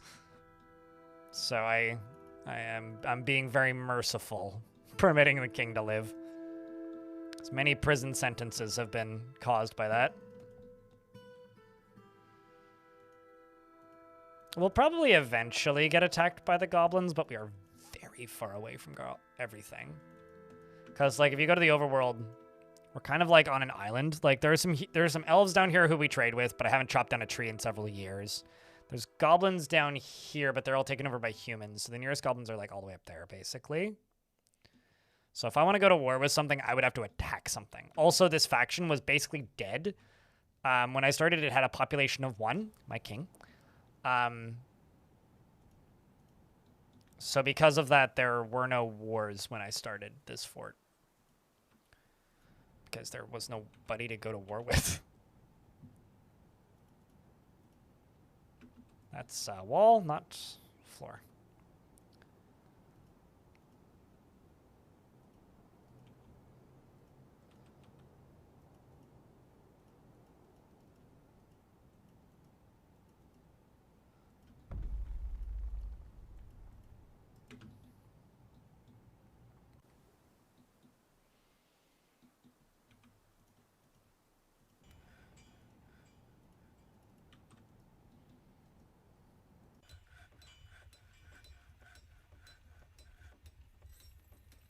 Gonna make a little statue thing.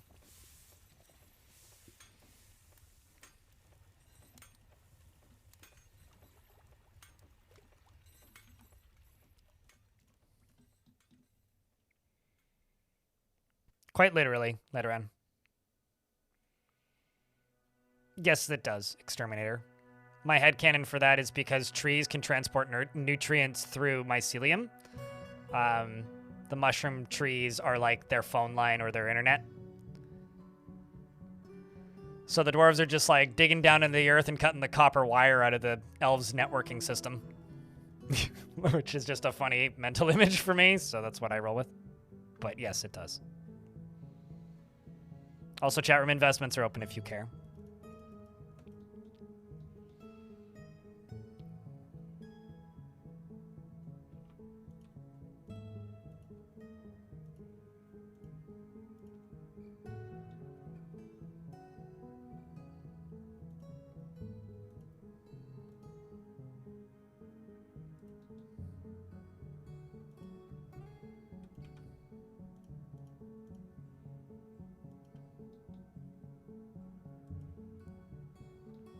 If anybody wants to know what this is, I have no idea. It's just, I'm making a pattern thing because I got space.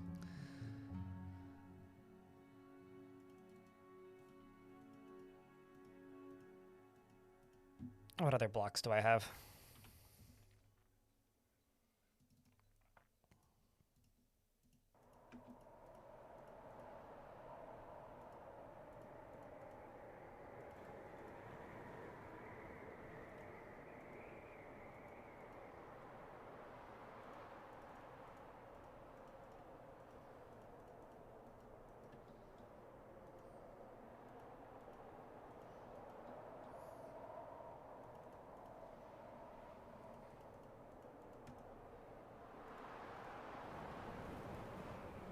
And why don't I also do this?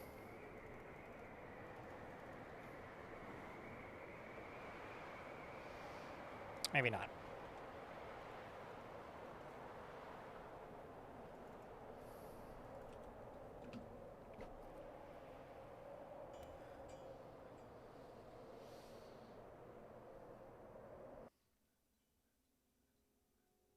Maybe those could be like study rooms for the library?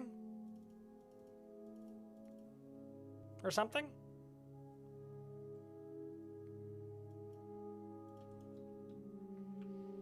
Oopsies. was holding down shift. Not the button I was intending to hold down. You know, today I've done something I've never done before. I've successfully made baby dragons. Also, Moreb has claimed No Mold was here. I need to make sure No Mold works. What else do you need? Bars metal, cloth thread, leather skin, dolomite, gems, leather, gem shining. You need a cut gem.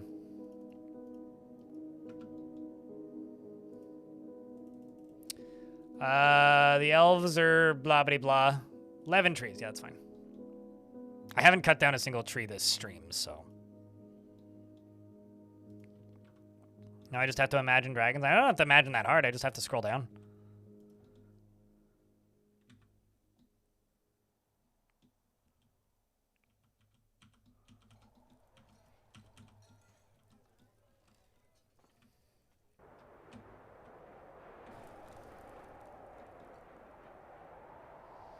As long as it's not radioactive.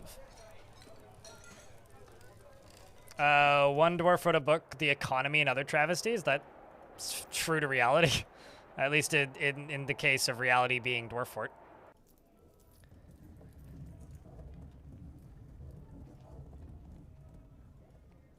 Coin bin, leather bin, cloth bin. Cloth bin, let's bring that.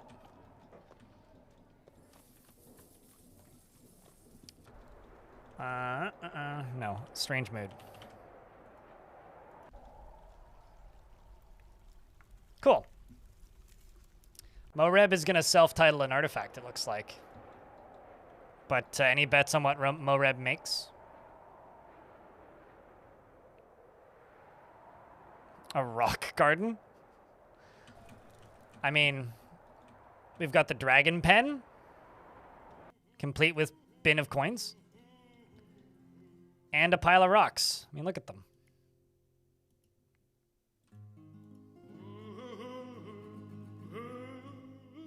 Look at them. Aren't they adorable? And we got, 3 infertile rocks incoming. I gotta get rid of those eggs.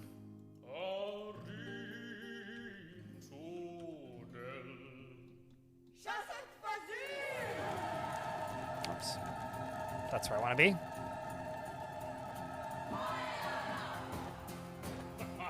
See what we've got. What'd they bring? Please more giant grizzly bears. Please more giant grizzly bears. Giant pond turtle. That's not what I was expecting, but I'll take it. Giant leopards. Giant red squirrel. Giant wolf. I prefer a like non-giant squirrel, and less of the non-giant flying squirrel, like a full-size flying squirrel. So like large would be good. I didn't order any mediums apparently, but they brought them. I'll buy the random barrels and the leaves and fruit for some variety. Why don't we buy those pedestals because they're pretty?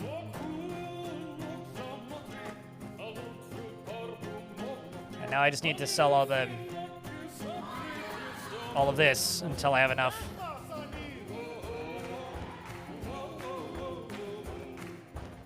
Oh shit, not the sheep wool.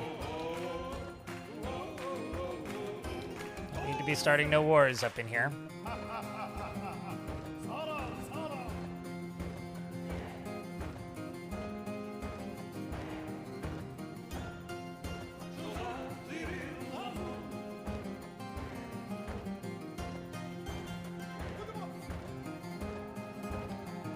Let's hope I didn't fuck this up. Yay, we didn't fuck it up.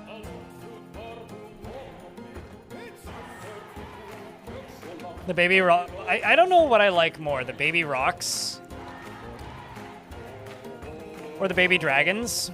I think they're pretty equal in my mind, Blazing Iceberg. I mean, the baby rocks just look like a hairless, like, chicken. That, like a chicken that got on the wrong end of a flamethrower.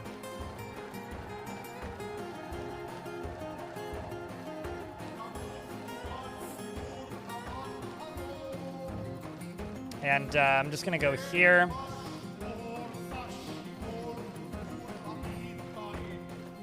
Just going to slaughter you, and you. And we'll get very large Lunchables. Slaughter a couple Ganders.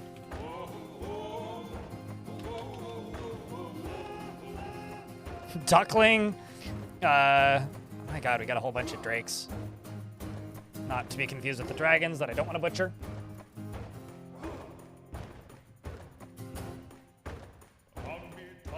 I wonder if they can... if they're going to be able to domesticate these.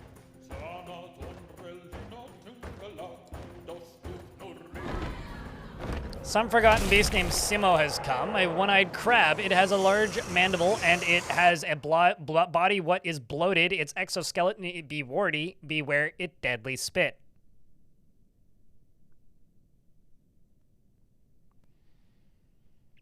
So dwarves are like crackheads to the elves, which kind of checks out. Why? Because they're like pulling out all the copper wire in the basement, Bubble Boy? I guess so. I would say more like raging alcoholics. But I mean, whatever you prefer. Hey, chat, wish me luck. We're going to go kill this beast. That is a fugly-looking spider monster thing. I do really like the colors on it. I can't wait until we get like a wide... Uh-oh, that's a spiderweb, not a beast. This creature has killed nothing. Hey, chat. Can I get a round of beers for good luck? Murdering this monster. Moreb, on the other hand, has created Aban Moreb, a blocky steel greaves, and offers it to us. I'm gonna give it to the mayor. And then we'll go check in on them later. I don't know if the mayor can wear them, but...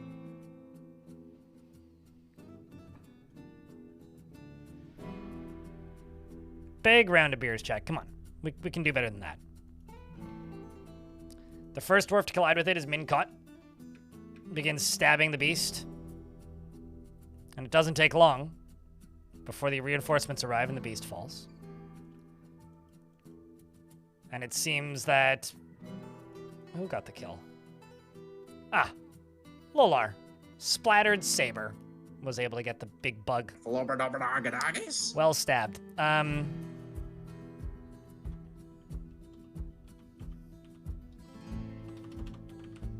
The mayor is off to go pick up equipment.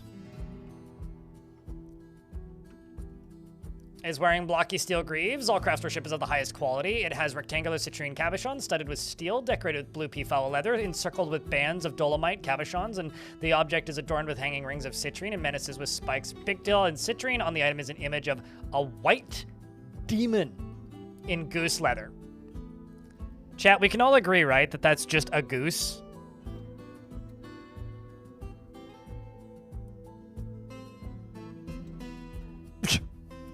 Can we all...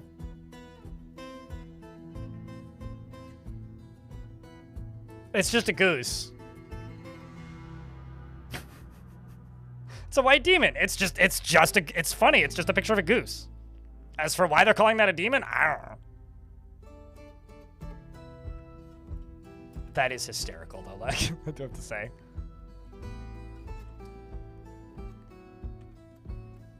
I'm pretty sure in order to train dragons,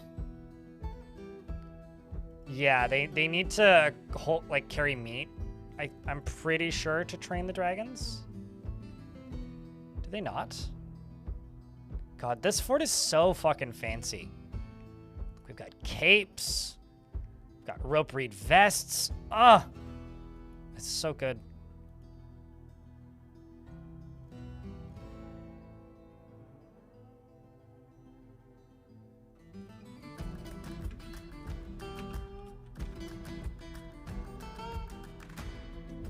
You're off to go get... Hold on. How are you possibly getting nicer trousers?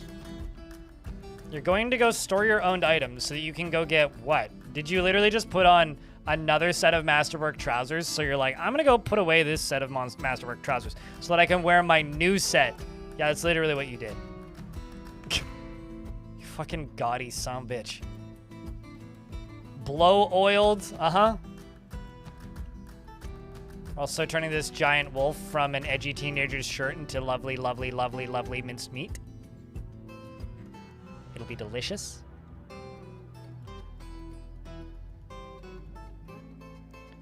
This over here can be for more prepared meals and drink. And we'll take items from over here. This in here. Bars, what do we have? 44 gold. We haven't really made any more gold.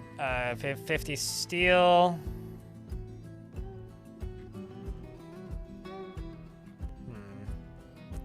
What if we just do iron throne, iron table, and I'll do 26 tables and 16 thrones.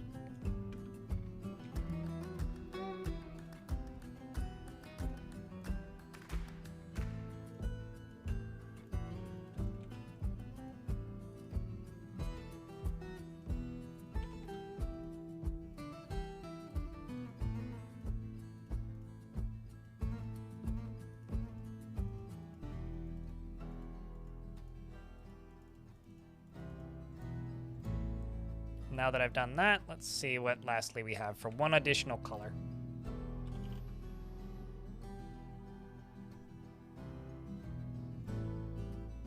Yeah, let's just do you.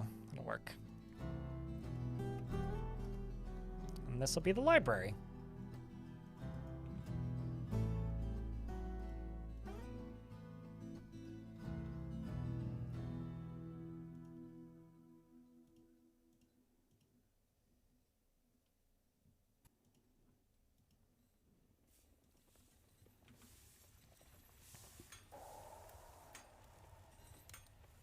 I kind of really like the look of this library, actually. Then I can do like a row of chairs and tables up in there with a big old dining room.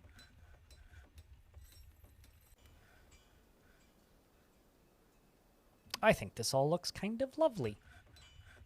Can't remember if I made a library earlier or not.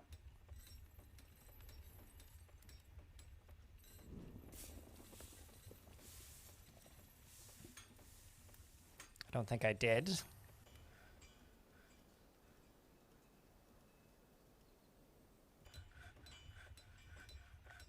Library. Scrolling through, I have not. The Golden Sanctuary.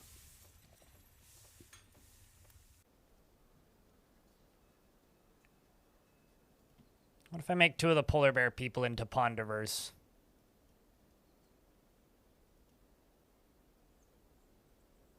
Maybe Moreb into a scribe.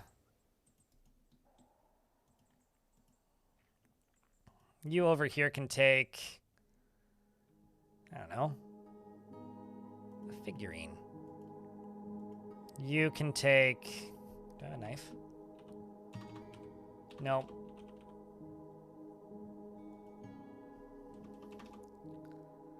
What about amulet?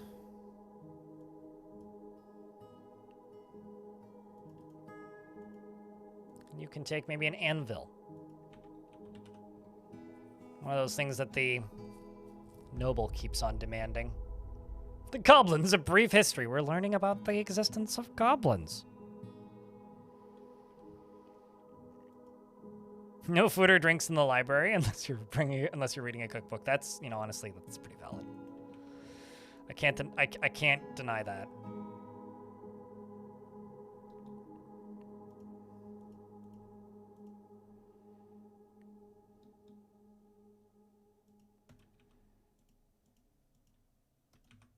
Do I have any statues? I gotta. Nope.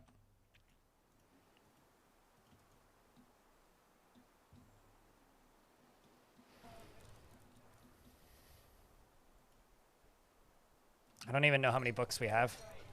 19, just from purchasing books, I presume. Well, I guess it's time to go acquire more books. Maybe it's time to introduce ourselves to everybody else around us.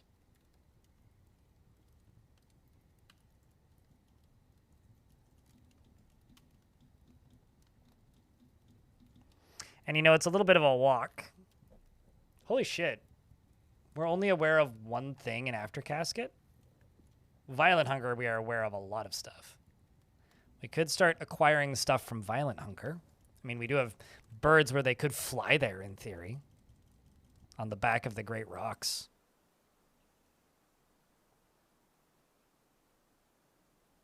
That could be fun.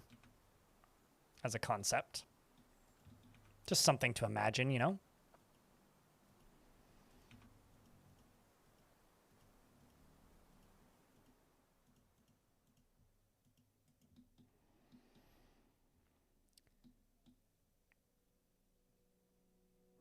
Well, we're going to go and explore Rag Breaches, led by Weed McYeet and his 2 pet rocks. Hello, how's it going? And Squad. Alan, it's going pretty good. Check this out. Oh, wrong screen. I like how I type in draw and there's just like a duck in the middle of those. Check this out. Not 1, not 2, but 3 eggs and 4 dragons. I'm building an army. And we will be unstoppable. Are they tame yet, actually? The babies are tame! Wah! I'm sure that'll end well, right? Us being Targaryens. Also, we've got rocks. And some minotaurs, but these ones are being annoying and refusing to make babies. I'm quite disappointed in their in their lack of enthusiasm. Oh my god, we have so many baby rock hatchlings that are all ladies. That's lovely. Ah! Great.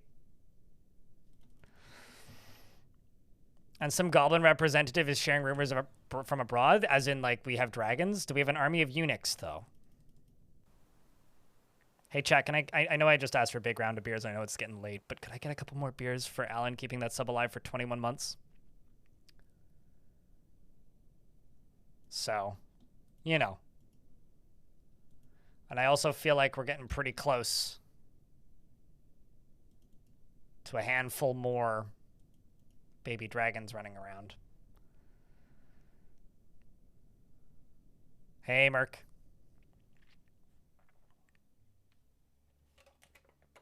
Welcome back.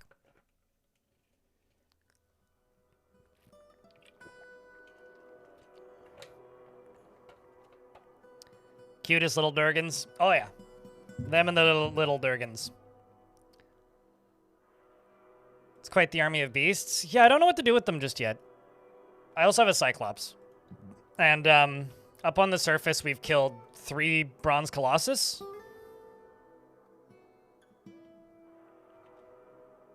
So as you can tell, we've been quite busy. And, like, this is the fort. I think it's looking pretty spectacular, if you ask me.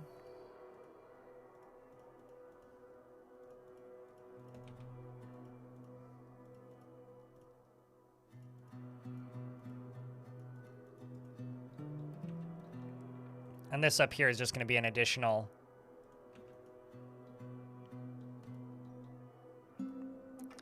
We'll make this into a dining hall attached to the library.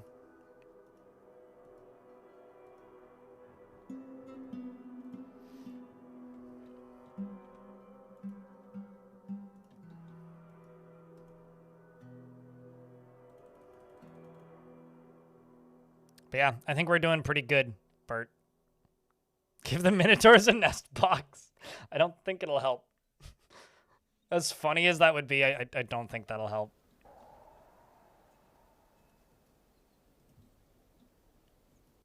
That would be pretty great, but I'm not super hopeful.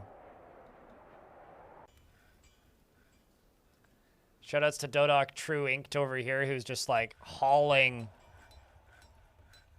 very slowly. Also, Dodoc, your last name just sounds like the name of a dwarf who would be a scholar? Or a scribe, rather. So I'm going to give you True Inked. We do have 2 writing material. I don't know how I got it. Must have traded for it a while ago. So it's not unlikely that we'll be able to make at least a copy of a book.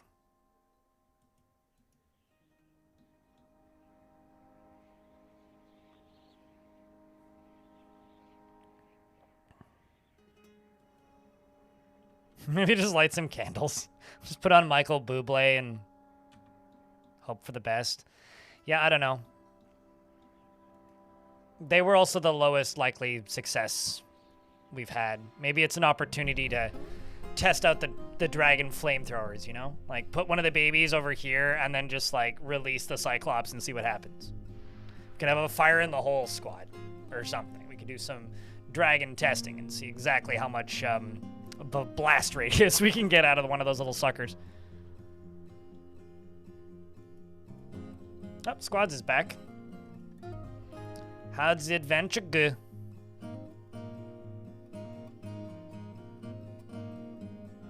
It's quite a nice dude. Well, thank you, sword phobic. I'm also pretty sword phobic. I don't want to get stabbed by a sword.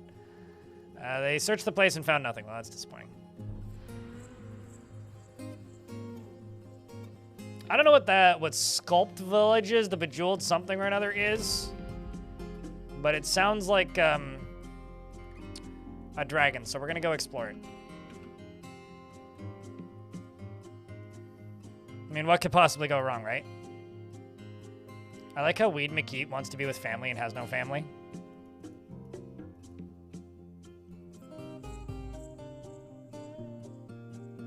There they go. Off the map. One by one. All together now. Do you have a... Oh, you have a busted up hand, Wolf. It's unfortunate. You're making me hungry, Creed. Big Flapper also flapping off the maparoni. Triplets have hatched.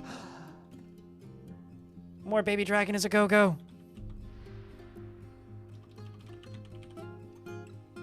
Look at that.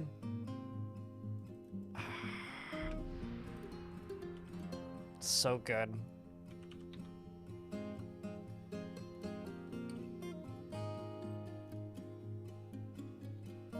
So freaking good, man.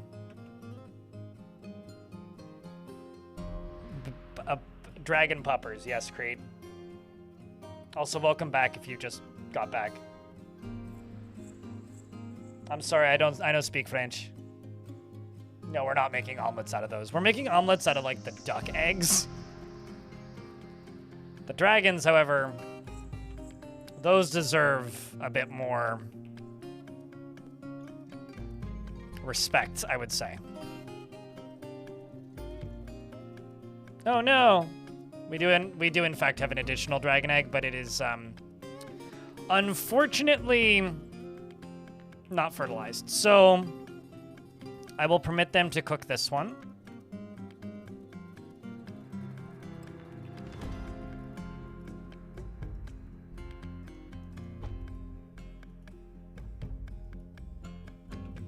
Actually, maybe not, because then I'll forget. I'll just crush it.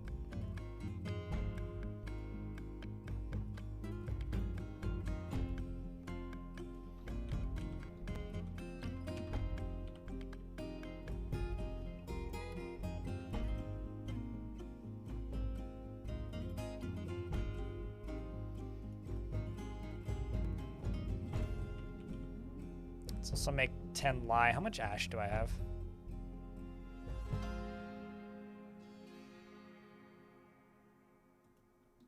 Am I out of...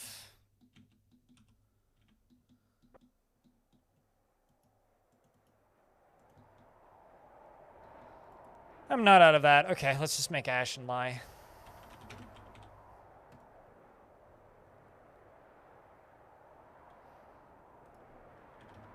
Let's do 30 and 30. Well, actually, 32 and 32.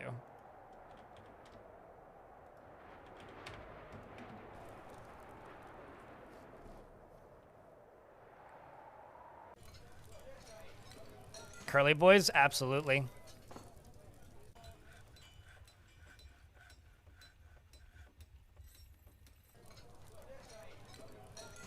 I'm confused about this Dexter thing. I'm assuming this is a reference I'm not getting. If it's Dexter's Laboratory, that certainly explains it.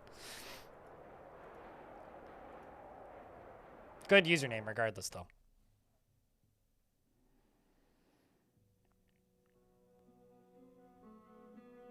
I think I've seen an episode of that show in total, so it was like an era of TV that I've kind of completely missed. I do like the aesthetic of Dexter's Laboratory, though. Like, it had a good look for a TV show.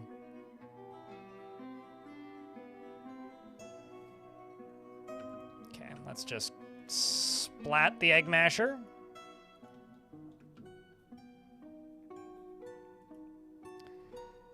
Egg masher. This is to get rid of eggs that, you know, don't need to exist no more. Although the rock eggs literally just rotted away, which is kind of incredible.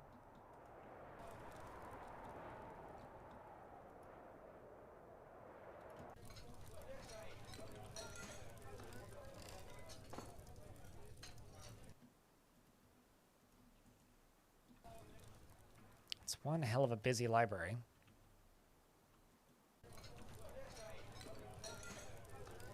Because every single dwarf is reading every single book I have in the library, basically. That's kind of incredible.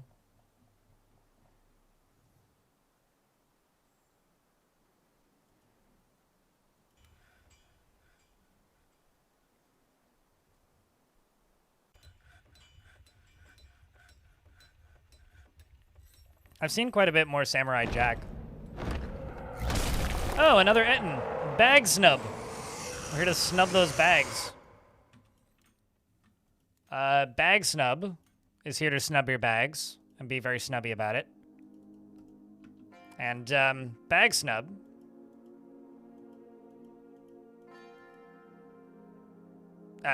is not very smart, despite having 2 brains, allegedly. Maybe they're both half size. It's like one half's left brain, other half is right brain, and all they do is argue. Mayhaps two-headed nincompoop here needs to turn into needs to go down in a blaze of glory once we get some adult-looking dragons freed up. Because I think that could be entertaining. What do you think, chat? I think that could be entertaining. But I think that tomorrow we're going to need to do some baby dragon science. We need to come up with ideas, and we need to build on that to see how far we can push this baby dragon dwarf culture. You know? That's what we need to do. We need to see how far we can push this. Because for right now, I'm fading a lot. My brain is getting a little fuzzy. I think what's actually happening is my 12-hour allergy meds are starting to wear off because my eyes are getting a little watery, and this little headache popping up in here a little bit, ever so slightly. So, I think we'll be back on tomorrow because it has been 8.5 hours. It's been a solid length stream. Could always go longer, but at this point, you're getting diminishing returns for quality. I'll be honest, I wasn't expecting this fort to be successful. I was kind of thinking, yeah, that dragon's never going to show up. I was kind of thinking that dragon's never going to show up. YouTube, folks, I'm shutting you down first. If you want to come raid somebody, pop over here onto Twitch, and then we'll go raid someone. Otherwise, I will see you tomorrow, and we'll do some dragon science.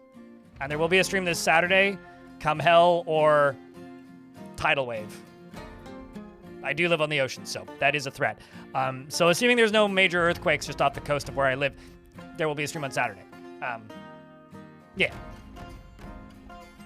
So YouTube folks, thanks for hanging out. Thanks for watching some baby dragons. And do keep an eye out for updated legends. And maybe I'll be generous and share the save file so you guys can have some baby dragons too. Take care of yourselves, YouTube folks, and I will see you tomorrow, normal time. Alrighty, Twitchosphere. Who's ready to go yell at some dwarves up here?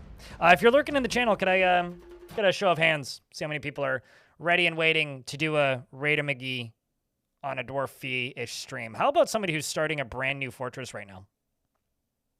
How does that sound? Sound good to you? Big round of beers if you agree. And grab your favorite emotes and post them in